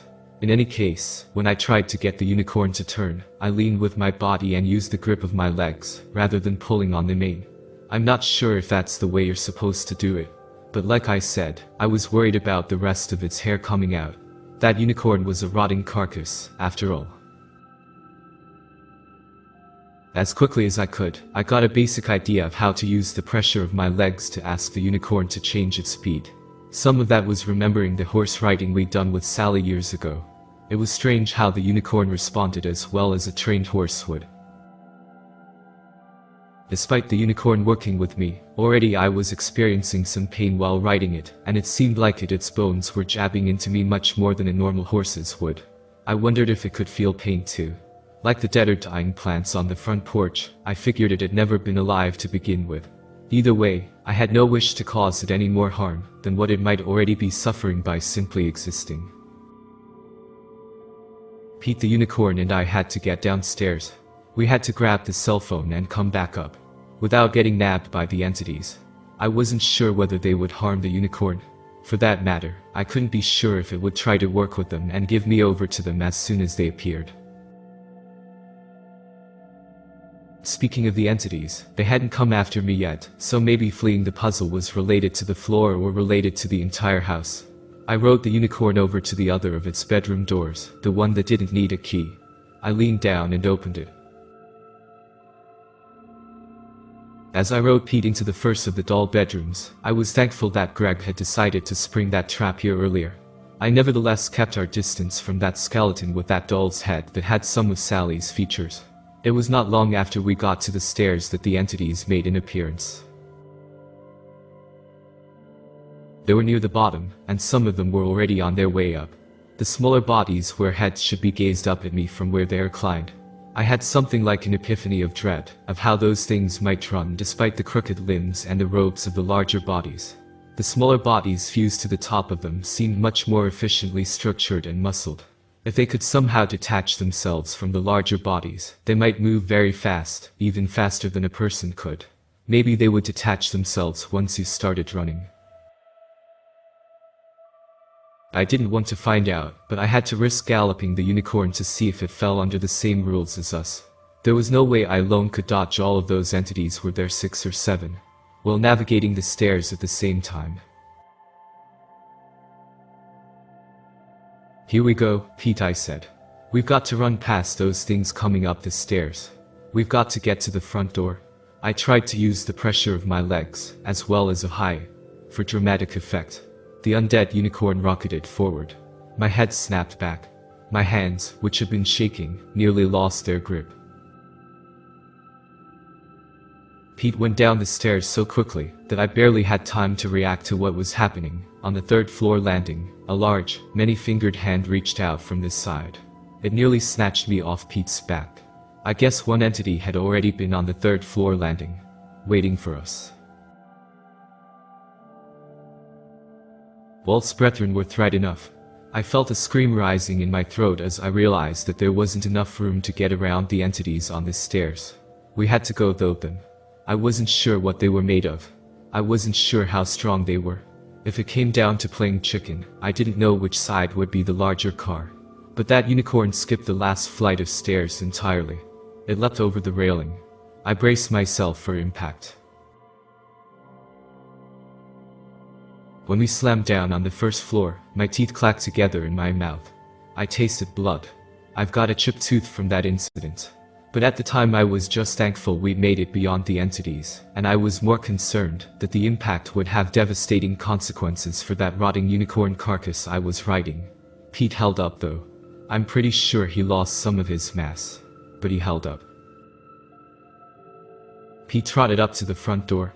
I leaned from the unicorn's back, wishing again I'd had the time and know-how to search for and put on a saddle, and I reached as far as I could into the cubby hole, until I got my hand on his cell phone. I turned the unicorn around to find an entity just a few feet away. Its smaller body had completely unfurled on the mound where the larger body's head should be. The smaller body unveiled those blade-covered upper arms. Because the entities had only been walking upstairs, it made them closer to me now than if they had been running. The ones that had been in the rear of that procession were especially close. I figured Pete couldn't pull the same magic twice, not while going upstairs. I figured we'd have to clear those entities from this stairway. So I tried leading them away by going away from the stairs. I rode Pete throughout the rooms of the 1st floor. They did follow. But they did something weird. They all got into the parlor, the room next to the foyer and stairs, and would not move beyond it. It was the room with that clown etched into the top of a cabinet, and the Mona Lisa George Washington melted face portrait that had holes for eyes. The 6 or 7 entities gathered there. I have trouble remembering even how many gathered in that parlor. Maybe it had something to do with the distortion of air around them, like foggy glass in a mirror. At the edges of the room, they did an obscene little dance with their crooked limbs. The smaller bodies on top of them joined in. It was as if a group of psychotic cultists combined the random stuff you see in a modern dance club with some kind of ceremonial waltz, and then added a dash of their own esoteric flair. Reverent and irreverent at the same time. The crooked limbs of their larger bodies and the handless, bladed arms of their upper bodies didn't help make it any less unpleasant.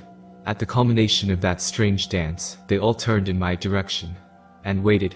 I was outside of the parlor at this point, looking in from the kitchen. What could I do but ride the unicorn at a gallop through the ring of them?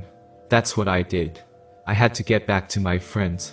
If I'd been part of some ritual those entities had been doing in the parlor, I didn't want to think about it. I galloped Pete up the stairs and to his bedroom. I gave him some pettings, assured him again that we'd try our best to get him out. The entities, for all I could tell, had no longer been chasing me. That weird dance of theirs had signaled the end of their pursuit after I'd broken a couple of rules. I had no idea what it meant, but it did seem to tell me a couple of things. One of which, they probably weren't dumb enough to have been led by me from the stairs without them realizing what I was doing. The other, they had their own motives, beyond the rules we made, that were foreign to me. Probably foreign to all of us. Had we created them, or had they been created by the house that we created? The entities themselves were one of those things, like the finer details of many of the house's objects and like the puzzles that we had left vague. Like the house had seemed to have done when it filled in those details. I suppose the house was filling in the details about the entities. But if the house had done so, it was almost like it had created something of its own. I thought maybe the house was making some kind of play at symbolism. The entities had those larger bodies with the smaller ones fused on. Like adulthood fused to childhood or vice versa. I had no idea what it might be trying to accomplish in that, or what the house or the entities could want beyond scaring and hurting whoever went inside. Those were 2 motives we had worked into the house's designs when we were children.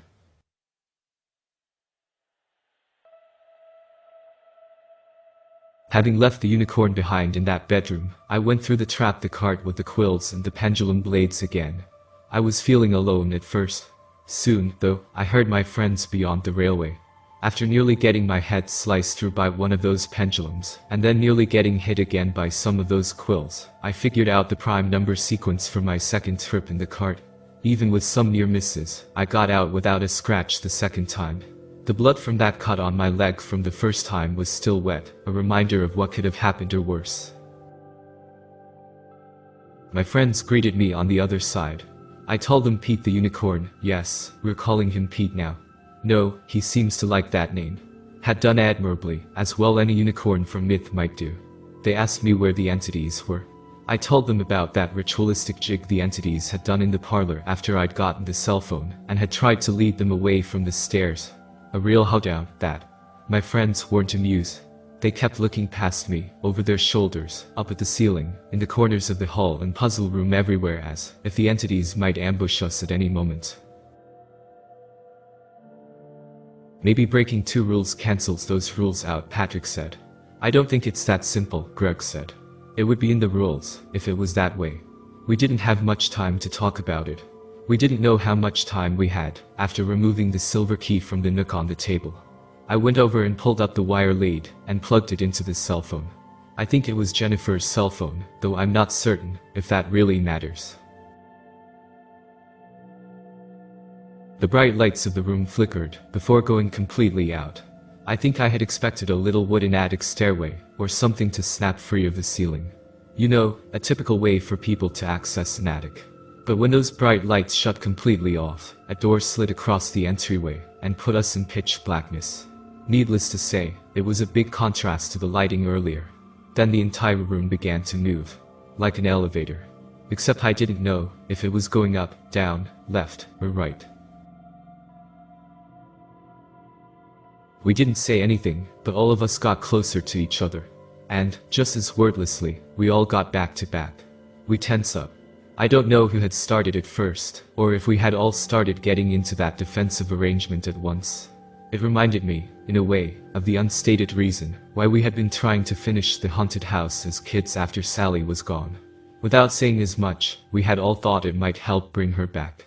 If we had to deal with something else that the house threw at us, here in the attic, something we had not designed, but that the house was filling in the details for, whatever it was, would have to deal with the four of us. The fifth floor puzzle had been solved. As that entire puzzle room moved, we readied ourselves in darkness and silence, carrying the unspoken bonds of our childhood friendship as a light. The attic and the treasure had to be next.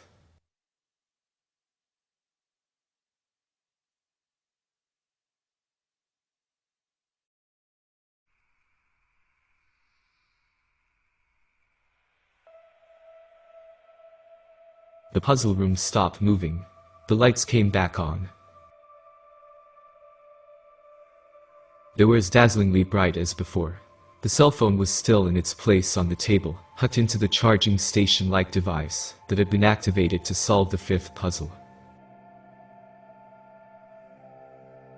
Though the room had stopped moving, the door did not open. The cell phone rang. No number. Jennifer walked over, answered the call, and put it on speakerphone. The voice that came out of the phone was strange, different than I thought an ordinary human voice capable of. It had a baroque quality, with additional sounds coming from the words themselves. Like an ethereal growl of other noises. Like static that spiraled outward with its own mysterious meanings. It was at once soothing, mystifying, and alarming. "Congratulations," the voice on the phone said. "No one has ever gotten this far. The others perished. But what less can be expected? You have created, you will create, you create. Nonetheless, congratulations are in order. You risked, and you won. Now, step forward and claim the treasure." The call on the phone ended. The door opened. That call shook us, but we were not to be deterred. Not this close to the treasure. We walked into a hallway that would have been dark if not for the spillover from the bright puzzle room. There was an old but solid-looking wooden door at the end of the hallway. When Patrick put his hands on the doorknob and asked us if we were ready, it reminded me of when we'd gotten ready to enter the front door of that house. But there was no knocker this time. No rules we had to follow in order to enter. Patrick opened the door. We got a glimpse of a typical-looking medium-sized attic lit by a single light bulb. It had stuff like dusty clothing piled high, broken TVs and other electronics, and an assortment of chests and other storage containers. Some blood-covered old Legos had spilled out of one of the plastic storage bins. Mannequins stood in shadows, wearing dark clothing that made them more difficult to see. I knew we had put some of that in that attic in our designs as kids, but I wasn't sure how much. There was a closet door I didn't remember putting in.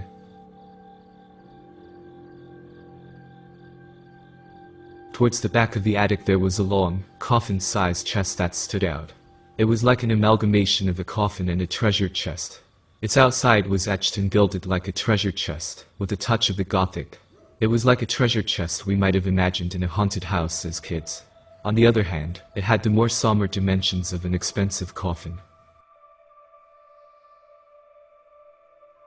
As with the puzzles, we had simply circled this particular area in our sketchbook designs, and written in the word treasure. For all we thought we knew back then, the treasure could have been piled high in the attic outside of a container, like all that old clothing. That chest had no locker place for a lock on it, but it did have latches. One of us unlatched it, and together we pulled it open. Inside was a woman with long blonde hair, grown past her waist, hair that seemed like curls of gold in that light. Her facial features were a little different than I'd expected, but more and more reminded me of Sally. She was very frail. Her skin was intact, and her body was moving up and down. She was breathing. Her eyelids twitched, began to open. Although she was right there in front of us, we called out to her as if she was on the other side of a river. It was Sally. The treasure had been our lost friend after all. The friend and fellow apartment brat that had vanished before her 12th birthday. Assumed to be kidnapped, or lost, or having run away. Likely dead. She wasn't dead. Sally was alive. At some point not long after we'd opened the chest, Greg went up and closed it. And he closed the latches.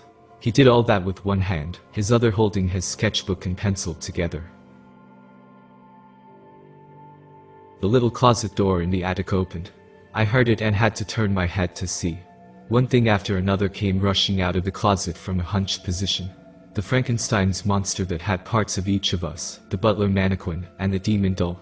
As far as I can tell, modifications had been made to everything but the Frankenstein thing.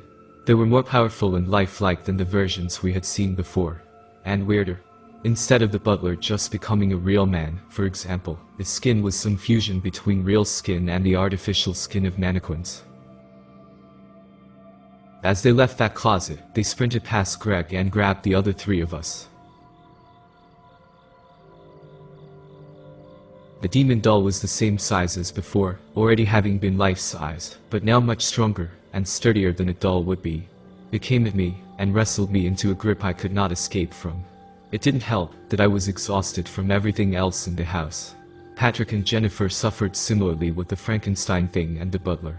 That Frankenstein's monster with parts of each of us was weeping and grinding its teeth behind Jennifer's neck while it gripped her around her body.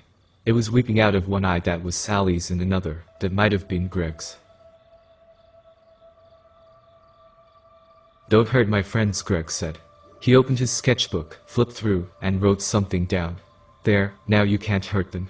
Greg, Jennifer said, as the Frankenstein thing wept and drooled on her shoulder while it held her. "What's going on?"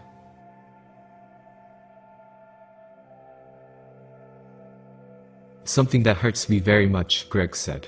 "I never wanted to do it to Sally." He was tearing up, almost as much as the Frankenstein thing. "I'm sorry. I wish things hadn't gone the way they had. When I told Sally about my power, and then showed her, and she insisted that she tell all of you, even though I warned her.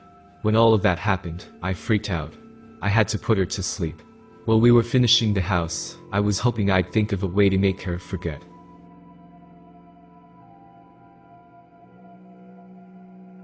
"What are you talking about?" Patrick said. "Why did you have to put her to sleep?" "Because she knew. And she was going to tell the rest of you. And one or all of you might have told others. The power I have makes me a threat to other people. It's my white elephant, the gift I never wanted. Remember what my aunt did to that hamster of mine because it was a threat to her, a harmless little thing like that. Now imagine what the rest of the world would do to someone that could make things real by drawing them. Once drawn, I can modify those things by making changes to the drawing or by making notations on them."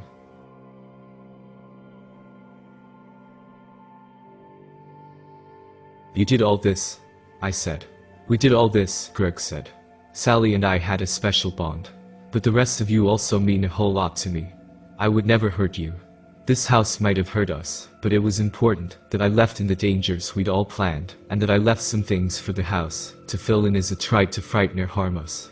I was hoping I could prove how much you mean to me. I risked my life here. Just like the rest of you. I didn't have to. I left the puzzles blank, so that I wouldn't have the answers. Let the house make them, I thought. I didn't have to do that either. You helped me create this. Anything you drew or wrote here, I went over with care and respect with my own pencil. We did this together. The house and its rules, they're ours."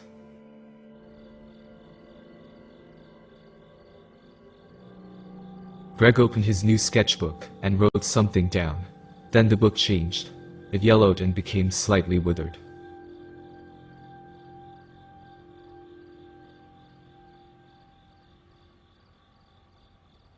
"All of those old designs are here with me, with us," he said. "Right after we had finished or completed whatever you want to call it our haunted house as kids, and some of us were beginning to move out of that apartment complex, I transcribed everything, in smaller size, from those other sketchbooks to one sketchbook. That was to simplify things, and to ensure that at the end of the day everything was in my hand.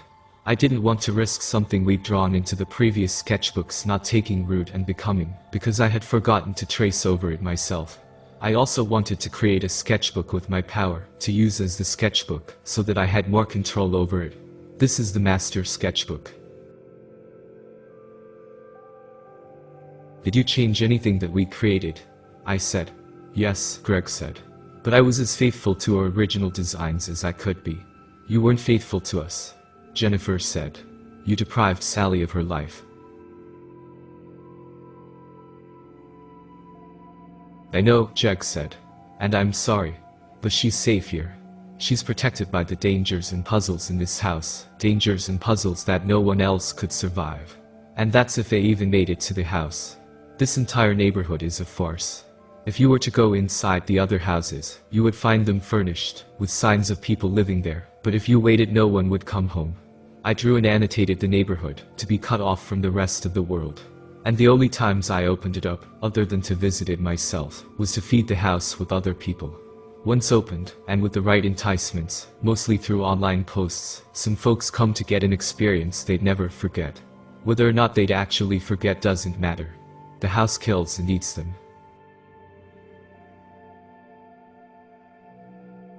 You let other people die here? Patrick said. Worse, I said. He lured them here. I warned them, Greg said. I let them know that they would be risking their lives. I gave them the rules and all that. There was no fine print. The only things I didn't tell them was that my friends and I had designed the haunted house, and that my power brought it to life. But they didn't know it was really haunted and really dangerous, Jennifer said. We didn't think it was real even when it showed up exactly as we had drawn it as kids. We thought it was a prank one of us put on. Greg, how many people have you let here to die? But Greg said, I know how it sounds. And it's as bad as it sounds. Probably worse when you get down to the finer details of me having to set up surveillance equipment outside, and dutifully feeding this thing like it's some zoo animal. But there's no other way. Believe me, I've tried. Dead animals, dug up corpses. I had to work my way up to live humans through trial and error. When I don't feed the house, it starts to fall apart. And Sally gets sick. It might need live humans because of how we designed it to be both scary and dangerous.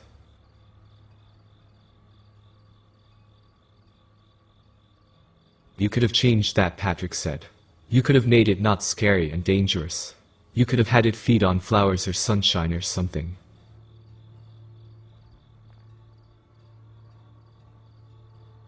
Greg shook his head.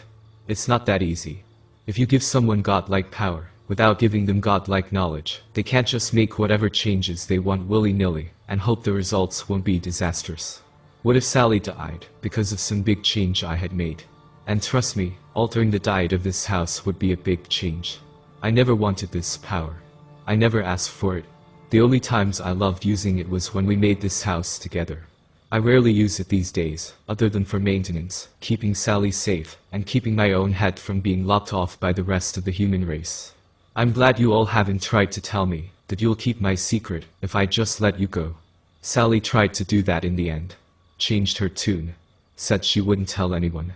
Obviously, I knew she was lying. That hurt me worse, because it made me feel like I was some kind of kidnapper or killer. It broke my heart. Whatever you plan on doing with us, I said, replan it. And let all of us, including Sally, leave this house. You said earlier you told some friends you'd be here. Yeah, right. But I really told some people I'd be here. Now, those other friends of mine might not come rushing up at 3 a.m., but they'll begin to wonder why I haven't come back the next day. Did you not hear me, Greg said, about how this entire neighborhood is cut off from the world, unless I want it to be open? The only reason I can think of that Patrick found it has to be because the neighborhood was open for the house's feeding session. Imagine that. What are the odds, right? I guess I'm to blame for making the access point somewhere in our hometown, but that made it easier for me to not have to travel far away when I have to go to the access points in person. Others, who were not on the house's menu, have driven through before. If they ever stopped at the house, they'd never go inside. Unless they were the thriller paranormal seekers who found out about it online, that I'd purposely let inside the neighborhood. Only reason I made 2 access points is because I thought it would make them feel safer, before they were eaten. And the only reason I opened the way in again for us, after Patrick found it, was because I had this idea. Well, it's an idea I've had for a while, but one that's been sped up. After I'd had to put Sally here when we were younger, by and by I began to think, wouldn't it be great if the rest of us could stay here with her?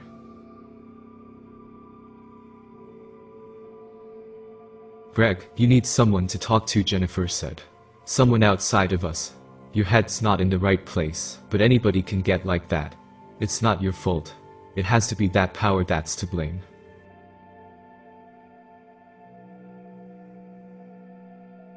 I need help, right? Greg said. No. I'm thinking very clearly and logically about my survival. About our survival. I don't need to stand here and tell you how nasty a place the rest of the world is. I don't need to tell you how we're given sets of rules all the time that we're expected to follow while others are breaking them, often at our expense. The world is a nasty place. This house might be scary and dangerous, we designed it that way, but at least rules mean something here. When the rest of the world goes to hell, we could all be sleeping here, dreaming forever. Together. I haven't figured out yet how the neighborhood could open and close of its own accord to let others in when it has to feed. I don't yet know how it could monitor itself, so that it won't be discovered in the wrong kind of way. But I'm working on those things. I'll be working on them as the rest of you sleep. I'll plan on having a solution by the time I'm old and gray and ready to join you. So that we can all dream forever. We could be immortal here. Sally got older, but I don't think she'd ever really die in that chest. There are some other things about the house I need to work on, like the liberties it sometimes takes. Filling in the details is one thing, but it wasn't me who put Sally's voice in there singing to us from the 4th floor ballroom. And I know that wasn't something we had planned when we were kids, and that I'd gone over later with my own pencil. Also, I wasn't to blame for that. As Greg was giving more examples, a strange voice whispered to me, "Get the sketchbook." It took a second or two for me to realize it had been the demon that was holding me. I also just realized that its grip had relaxed. The annotations around my body in the sketchbook, the demon said, they did not state how long to hold you for. I didn't waste any time mentally debating whether or not to trust a demon. I didn't have time for that if I was going to stop Greg. It was one of those moments when you're completely exhausted, but then you tap into those reserves you didn't know were there. I was given an opening. I took it. To get around the rule about running, I bounded forward as quickly as possible. There was nothing in the rules about jumping. Greg had seen me, and was fast at work in that sketchbook of his. But I was on him in 2 bounds. I tore the pencil out of his hand as he was still drawing or writing. I thrust it in my own pocket. And then I punched him in the face harder than I thought I could do, given how tired I was. Greg fell. I pulled the sketchbook out of his loosened hands. I'm not sure if that knocked him out, or if it was what Patrick did next. Patrick dove on him, and then proceeded to strike Greg, while on top of him. "Get off of him, Patrick," Jennifer said. "Give me a turn." "I can't get up," Patrick said. Jennifer sighed as we stood over him. "How can we just turn him over to the cops for kidnapping Sally? As soon as he gets his hands on something to write on, I'm guessing we'll all be in big trouble. Cops won't believe us if we try to tell them the truth. We could get them to believe us about the kidnapping part, but not about the other stuff. We've got to show them the house," I said. "Until then, I think Greg should stay here, where Sally has been staying. I'm guessing the house pumps oxygen and nutrients into that chest she's in. I'm guessing. Let's get Sally," Jennifer said. We unlatched the chest again, opened it up. Sally's eyes had closed once more.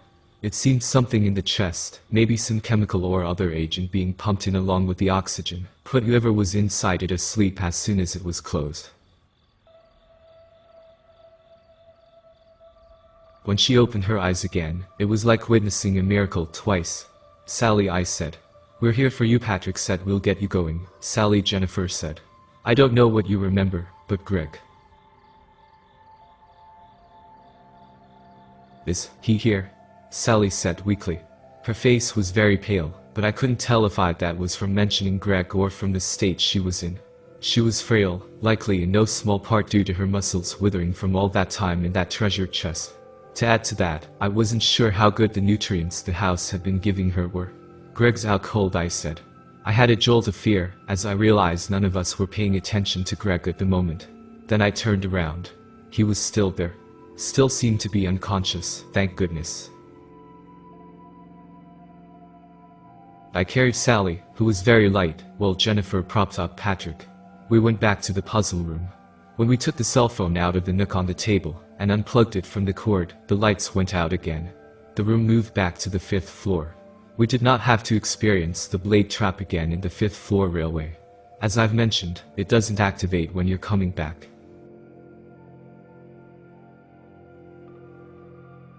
We spent some time with Pete the unicorn.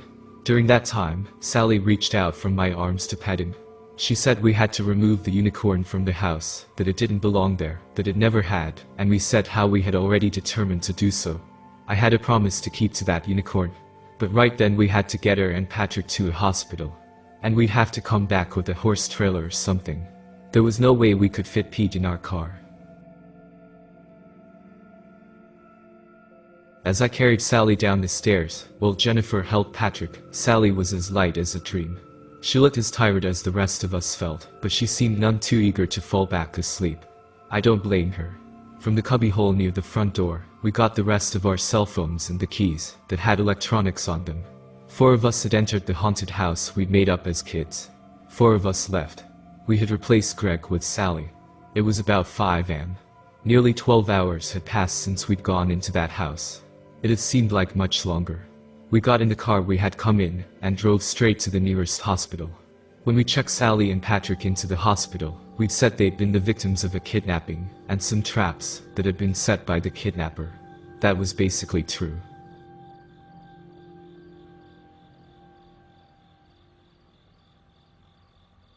At the time of this writing, a little over 3 weeks have passed since we went into that house, and since Sally and Patrick were hospitalized. Patrick did have some broken ribs, but those are already healing up nicely. His other injuries are muscle related and should heal even more quickly. He's been out of the hospital for a while. Sally's health issues are more complicated. She had been lying down and, as far as we can tell, asleep for over 10 years in that house. Many of her health issues are similar to someone who has been in a coma for a long time. Her muscles and bones, for example, are so weak and atrophied that she has to work constantly with doctors and physical therapists to try to get them better. We're not sure if they'll ever be completely better. We don't know if she'll be able to walk again. We visit her all the time. She's missed a lot of time. But she's the same Sally we knew. At least one of us is always there visiting when we can, filling her in on the kinds of things she missed while she slept into adulthood. Sometimes it seems like she's the one visiting us when we see her, like she's the one comforting us. She finds ways to make us laugh when we start to get sad about what she experienced. And about what she didn't experience. She's able to find levity in the darkest of things, even in her own captivity in a coffin-like chest. It reminds me of how she had come up with the idea of designing a haunted house probably, to make us feel better about being so cooped up as apartment brats. It's unfortunate that her idea of an escape had a reaction with Greg's personality and power. In a way, it might have been a good thing that she'd been asleep, as opposed to her having been awake the entire time in that chest. The police reports have also been very complicated, mainly because we were not able to find our way back to that neighborhood with the house in it. Jennifer and I even put pins down on our GPS as soon as we were leaving, so that we could come back and check on it directly after dropping Sally and Patrick off at the hospital. We were mostly concerned about somebody else going into that neighborhood, and, for whatever reason, trying to get into the house. As far as we could tell, Greg had left the path into that neighborhood open, even after we'd walked inside the house. How else could we have gone out of it? But when we tried to go back, the neighborhood was gone. There were some woods in its place. As much as we searched those woods, we could not find the house. So what were we supposed to tell the police without evidence? The 4 of us agreed on what our story would be in the meantime. We figured that, as long as Sally was telling the same story as us, we might look innocent of having anything to do with her disappearance all those years. But it seems that people are getting more and more suspicious. Our stories, well in sync, are too vague. And there's the matter of Greg, who disappeared in her place. Here's basically what we've been telling the authorities and Sally's loved ones alike.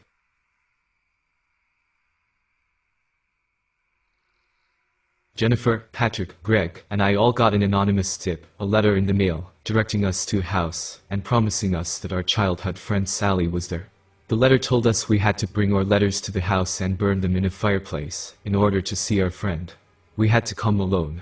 We think this meshes decently with the general kinds of stuff we told others before going. We did as the letter instructed, following step-by-step directions to a house where we expected someone to come out to meet us with further terms, or else try to kill us. But when no one came out to do either after we had burned our letters, we decided to explore the house. We found traps, which is how we got caught and injured, and we found our childhood friend Sally in a comatose state.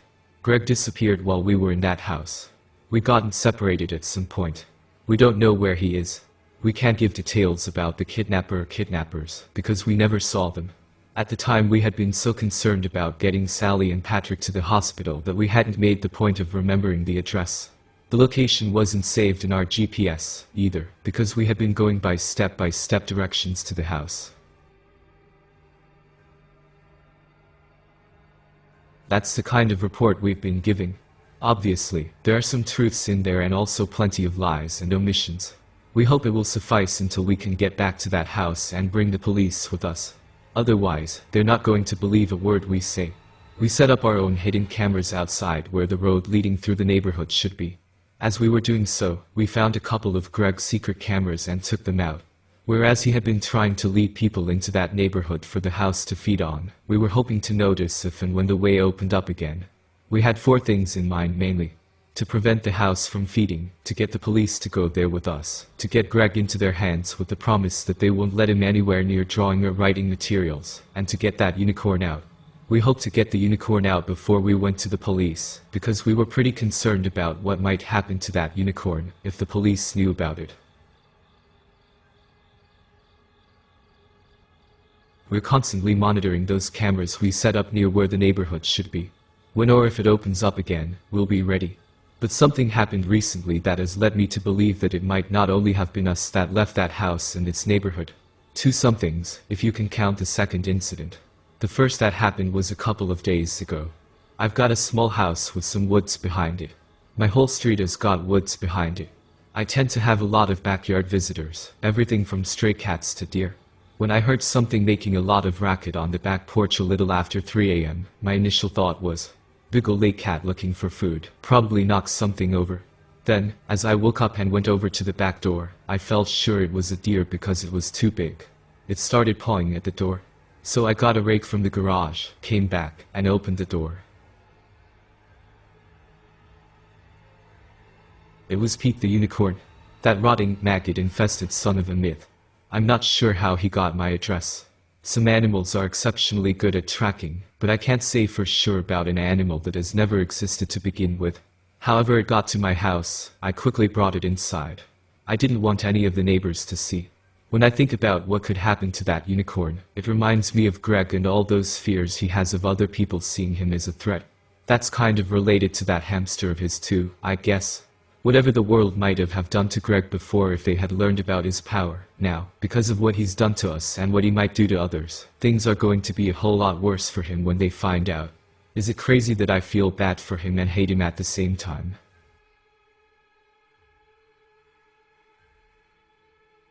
But the unicorn is not Greg. I don't think it would harm anyone, if it could help it. Yeah, it broke some of Patrick's ribs, but I blame that more on the house and on Greg. With a better living situation, who knows? Is it living situation, or unliving situation for something that's undead?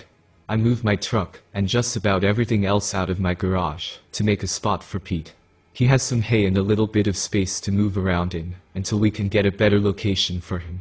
I've told the others that he came to my house, and is temporarily living in my garage. Patrick and Jennifer have already been over to see for themselves. I think Sally wants to keep the unicorn herself once her health improves. Maybe we can pool our resources, and find a secluded piece of land somewhere for it to live on.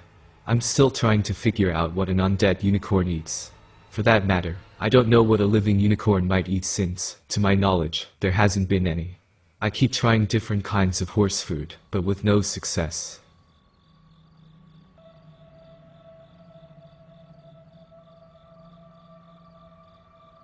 The other thing that happened more recently wasn't good. I'm not sure if it really happened, or if it was my eyes and imagination playing tricks on me. Early this morning, I was out on my back porch eating breakfast, as I like to do. I had been thinking about what I was going to try to feed Pete next time around, and whether he needed some toys or something, when I saw the leaves on a nearby tree move in a way that spooked me. It was like something was in those leaves moving them, but also like something wasn't there. You know, invisible. I could have sworn I saw a shape.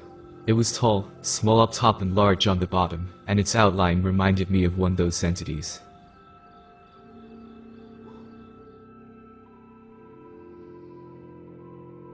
Then, whether it was due to a breeze or something actually in there, it moved away from the tree until I could no longer see that shape. I don't remember the wind blowing when it happened, but probably it was a breeze. Probably I'm just freaked out by the whole experience in that house. Having the unicorn show up on my back doorstep is one thing, but having the entities leave that house and seeking me out where I live, that's not going to work for me. I've still got some questions about the entities, questions I mean to ask Greg when we go back and wake him up. Either way, it's got me thinking. If things like the unicorn are finding a way out of the house and the hidden neighborhood it's in, we should be able to go back. In the meantime, we have Greg's master sketchbook.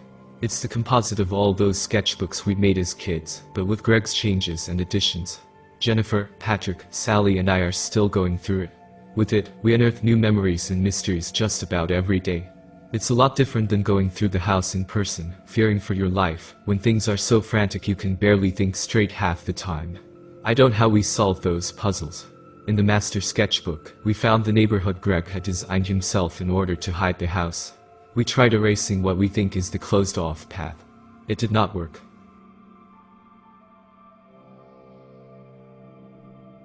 We also discovered an 8th rule in the master sketchbook. It was a rule that Greg had added to the other 7. One that he didn't tell us about.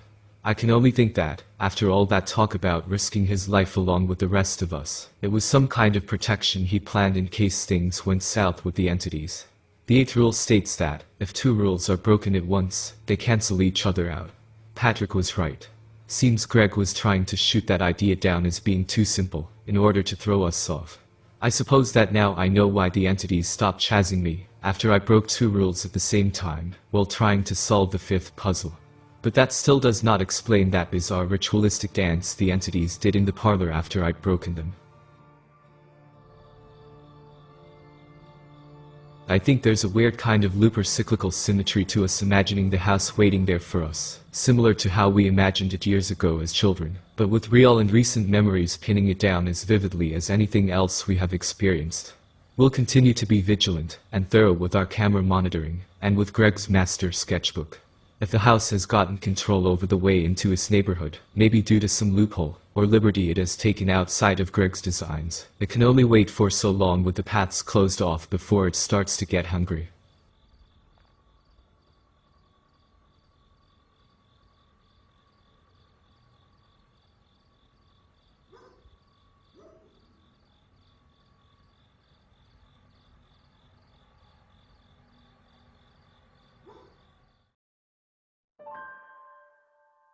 I've come to learn that there are certain feelings that come along with purchasing a new house.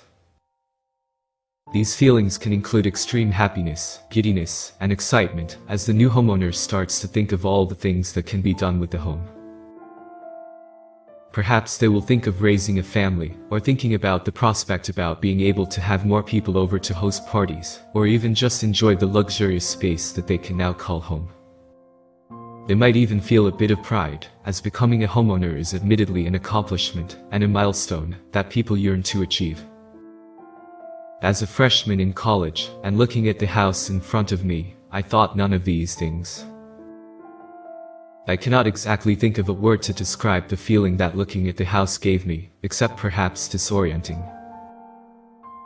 It looked fairly similar to those around it. Small, modest, maybe a bit run down. However, it wasn't any of these things that made me feel disoriented. No, it was the fact that the house seemed to have a personality. It had qualities that I couldn't quite explain. Nevertheless, a house was a house, and it was all I could afford. It had actually been my grandfather's, which he left to me when he passed away a few years back. I didn't want to find a roommate to split the cost of an apartment. instead of taking on multiple jobs to pay for an apartment for myself close to the college I was attending. I decided to move into my grandfather's old house. It was a bit out of the city, but the commute was fine and was much cheaper than the alternative. I had never really visited my grandfather at his house, since he always flew down to us for visits, so I didn't really know what to expect.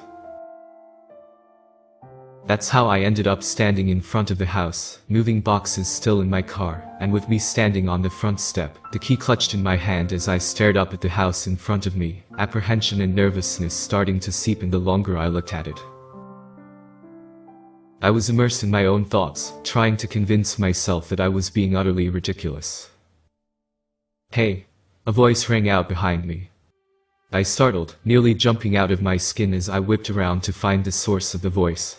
I half expected some crazy old man with a cane to warn me the house was haunted, or maybe a crackhead. In Portland, you could never be sure. To my immense relief, however, I saw it was neither of these things. It was a boy, who looked to be around my age, standing on the sidewalk. He was tall, a bit taller than me, with messy dark hair and dark blue eyes. Looking at him, I couldn't decide if his hair was really dark brown, or just black. He looked sheepish as I turned around. "Sorry, I didn't mean to startle you. You just moved in, right?" he said, motioning the house behind me. My heartbeat was still pounding, but I managed to swallow and nod.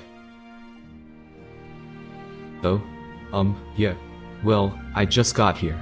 I've yet to move in yet, the boxes are still in my car," I stammered. The boy looked at the car before looking back at me with a small smile. "Ah, I see. Well, let me help. It'll go faster," he said, starting to move up the path that led to my house.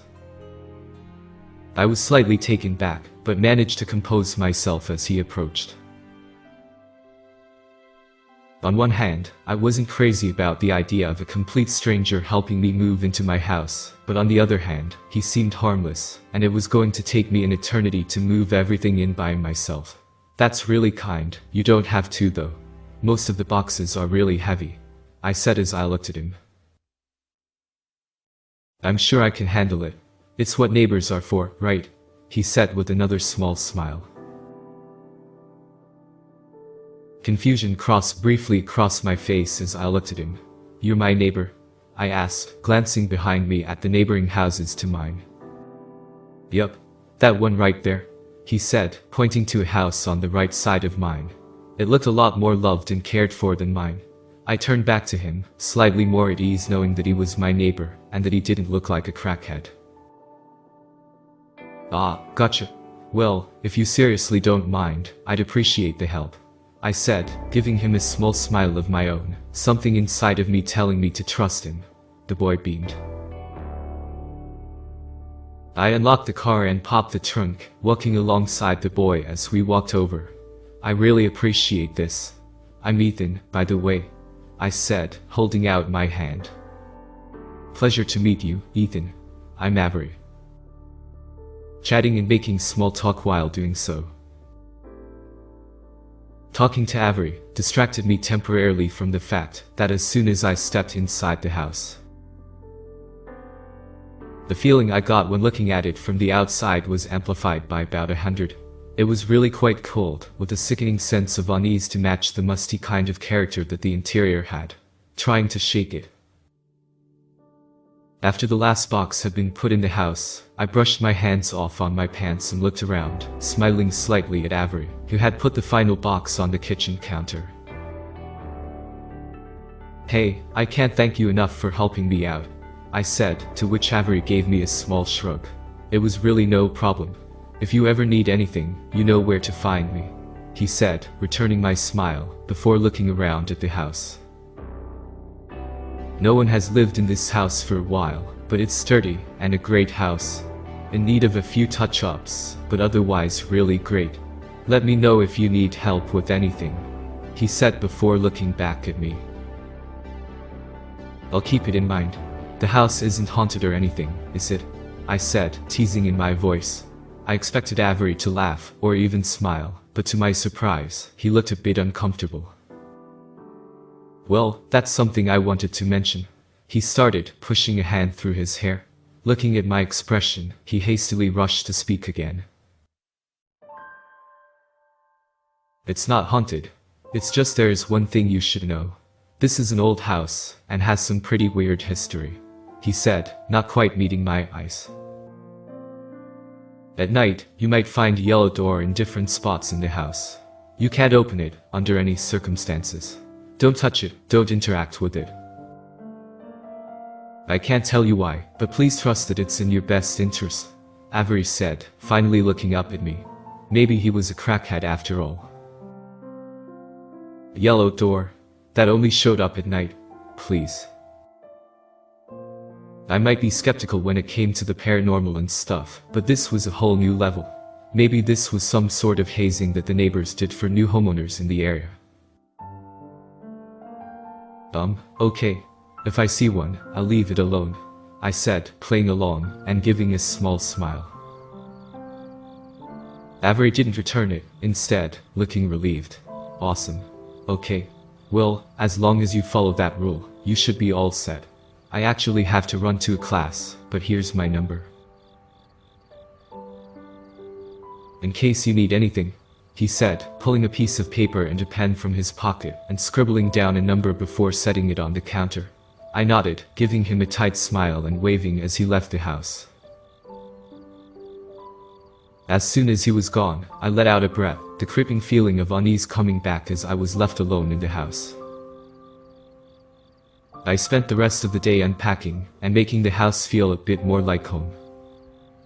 The day went by, spent unpacking and debating whether or not to make Avery a contact in my phone.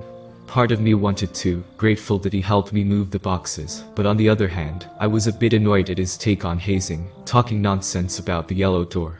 I tried to not think about it. As much as I hated to admit it, the last thing I thought about before drifting off to sleep was what Avery had said about the yellow door. The next few weeks went by without anything exciting happening, although college is a lot harder than people make it out to be. My classes were changing every day, and my schedule was hectic. I was stressed, since in order to maintain my scholarship, I had to have perfect grades in all of my classes. I tried not to show it, still being socially active and going out, but I was constantly exhausted, and the goddamn house wasn't helping. The house was old, I would give it that, but it was difficult to fall asleep. Since every time I tried to, the house decided it was the perfect time to start creaking and making general old house sounds. I didn't think about the yellow door anymore, chalking it up to nonsense, especially since Avery had never mentioned it again. Avery, as it turned out, was actually in a few of my classes, and I saw him regularly. He was actually really fun to be around, and I made quick friends with him. Often getting coffee and such together before our morning classes. Far away from my parents, I let myself notice the little things about him. Like how his mouth twisted to the side when he was deciding to laugh about something, or how he tapped his fingers against a surface when he was thinking. Sometimes, he would be waiting on the sidewalk in the mornings, coffee already in hand for me. When we hung out after school, sometimes we would go to my house. He never invited me into his. I had also made a small group of friends with some people in my anomaly class, which actually counted towards my science credit, since it was natural sciences. Two of the people in our group were siblings, Ava and Liam, who had lived in Portland all their life, and showed me the best places to go for coffee and pizza. The necessities. There was also Lucas, who was kind of loud, and thought of himself as a great physical comedian, which really only involved making loud, absurd comments, and flicking rubber bands at people. Despite this, however, he was fun to be around. With being around Avery, and my new group of friends, life actually was more tolerable, and though my workload hadn't decreased, I wasn't as stressed all the time. Unfortunately, this didn't last long. It was a Friday, and after weeks of bugging me, Lucas finally convinced me to throw a party at my house. I had never really thrown one before. But Lucas helped, and by the time we were finished, it wasn't half bad. Lucas got the alcohol since he had a fake ID, and once he brought it all into my house. I realized that I never asked how many people were going to show up. This is a ton of booze. How many people did you invite? I asked him, to which he shrugged nonchalantly. Dunno. A bit, but most of them probably won't show up, he said, his words careless and sure. I was already jittery and nervous about this entire prospect, already having second thoughts. What if the cops showed up? What if the neighbors filed a noise complaint? Would that go on my permanent record? However, when I expressed these thoughts to Lucas, he punched me in the arm and told me to loosen up and to live a little. God, this was a bad idea. Lucas went into the kitchen to start setting up some sort of station, and I pulled out my phone to call someone. It only rang twice before they picked up. Lucas went into the kitchen to start setting up some sort of station, and I pulled out my phone to call someone. It only rang twice before they picked up. Ethan? Hey, Avery. Where are you right now? I asked, leaning against a wall, trying to sound casual. I'm going to my last class of the day. What do you need?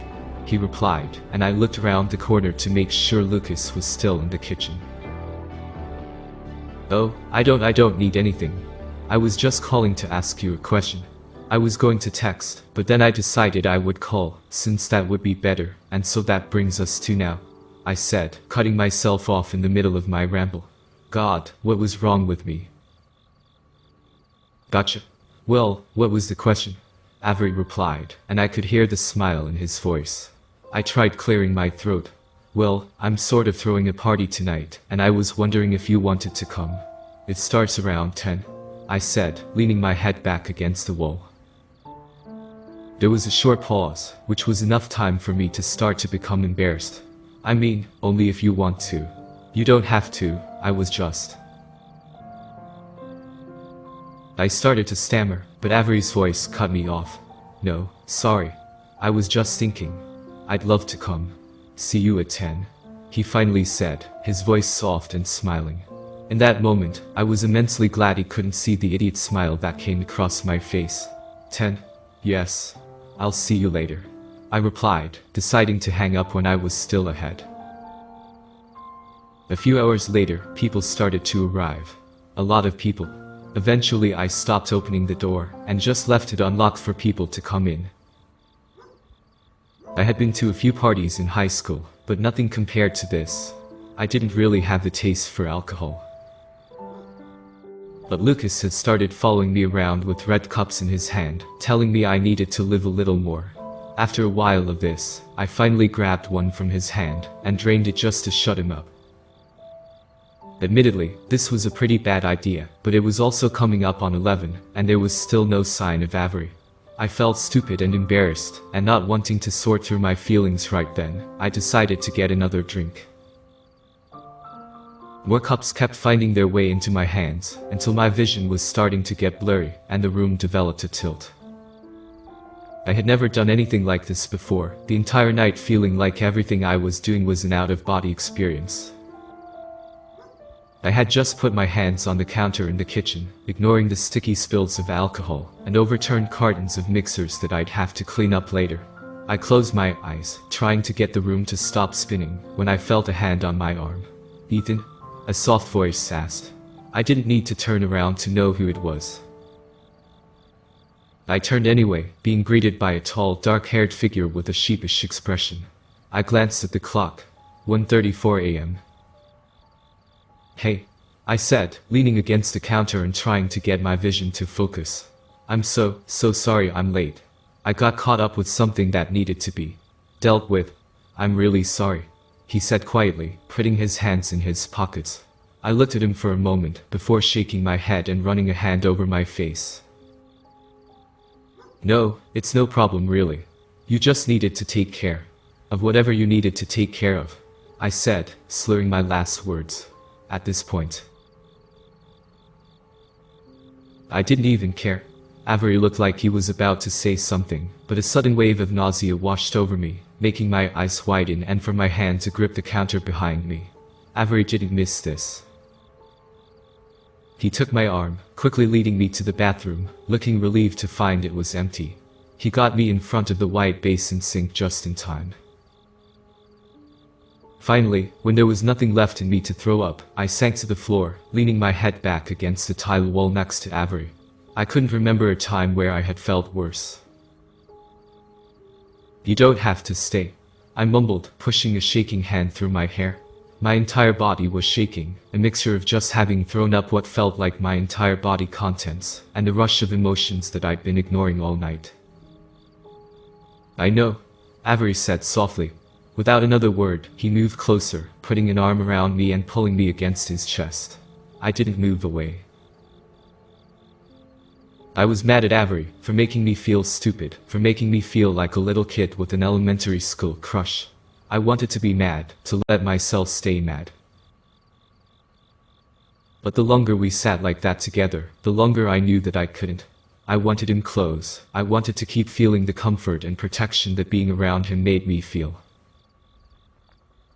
"Avery," I said, my voice cracking slightly. "Yeah," he replied, matching the soft tone that I had. "Please don't go," I said softly. I didn't say anything else, because I didn't need to. The way that his arm tightened around me, the way he moved closer so that we were flush against each other, was the only answer I needed to know that he understood. We sat like that for a while, until the room stopped spinning, and I finally started to feel more like myself, until I started to become more aware of my surroundings.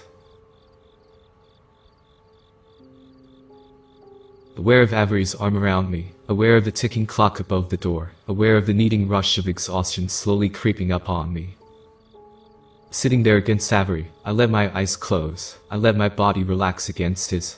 I was tired of being the one who felt all of these conflicting emotions, tired of being the one to prove himself to others.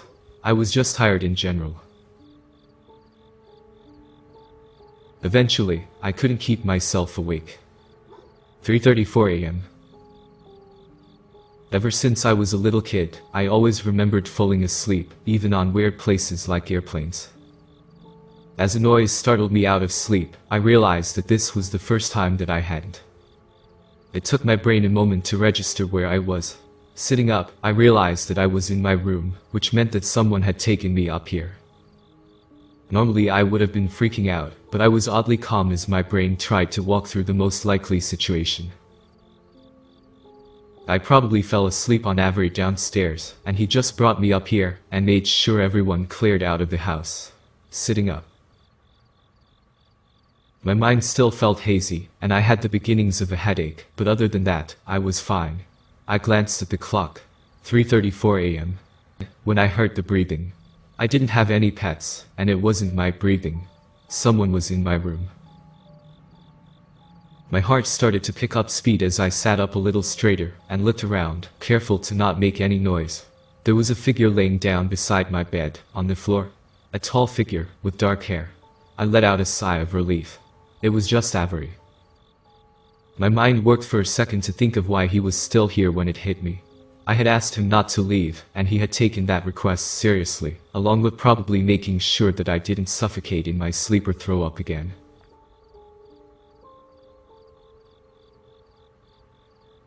He was asleep, with his arm under his head serving as a pillow. I smiled down at him, appreciation and admiration surging through me.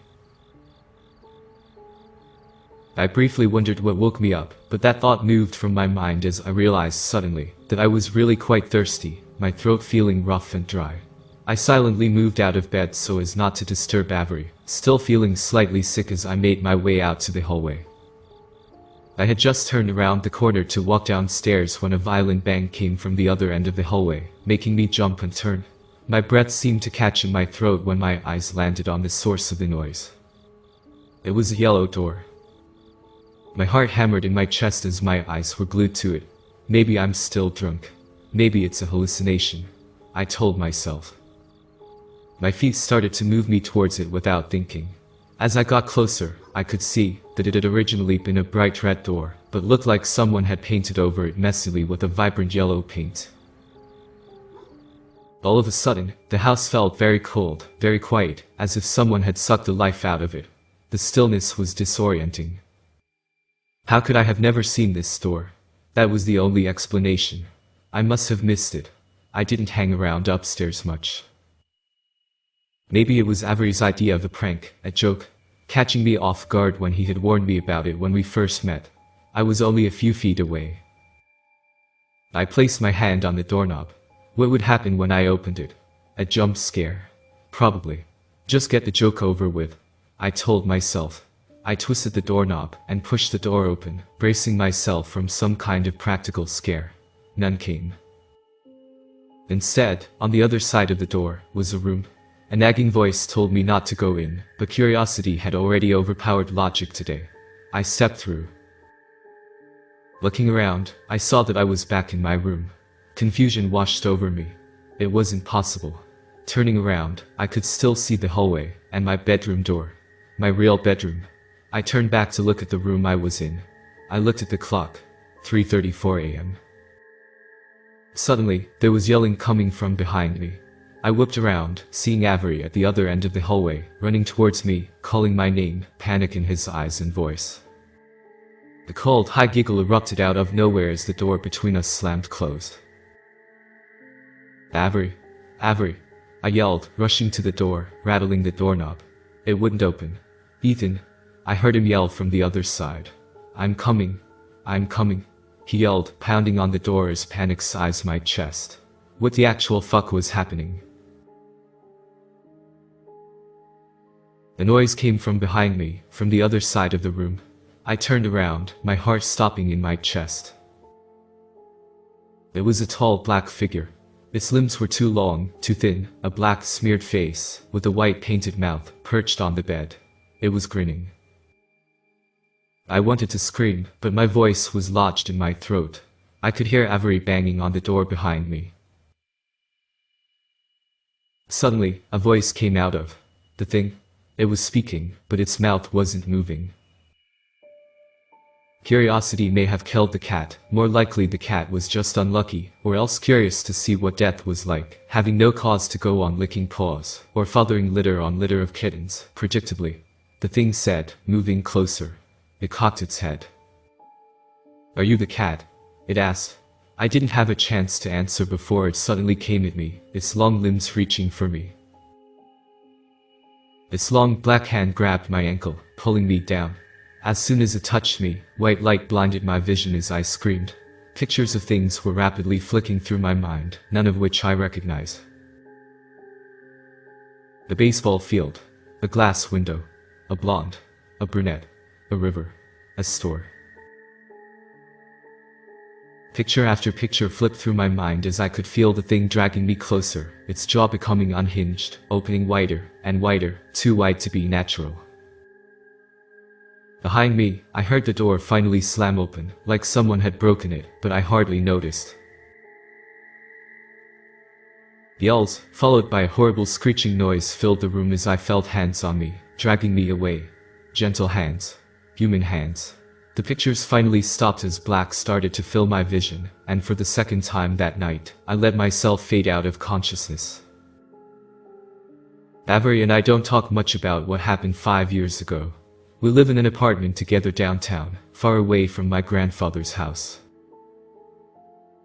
Although the house was only half of the problem, I asked Avery many questions, most of which he tried to answer, but many others were left to my imagination. Sometimes I have nightmares about that Friday night, but Avery's always there to wake me up, to remind me that I'm safe, that I'm okay. Sometimes late at night, when I went to get water, or to go to the bathroom, I see the yellow door. I never go near it, instead retreating back into my room where I could be next to Avery, where I could wait it out until morning. After all, I didn't want to be the cat. Ethan. Theodore. Aiden.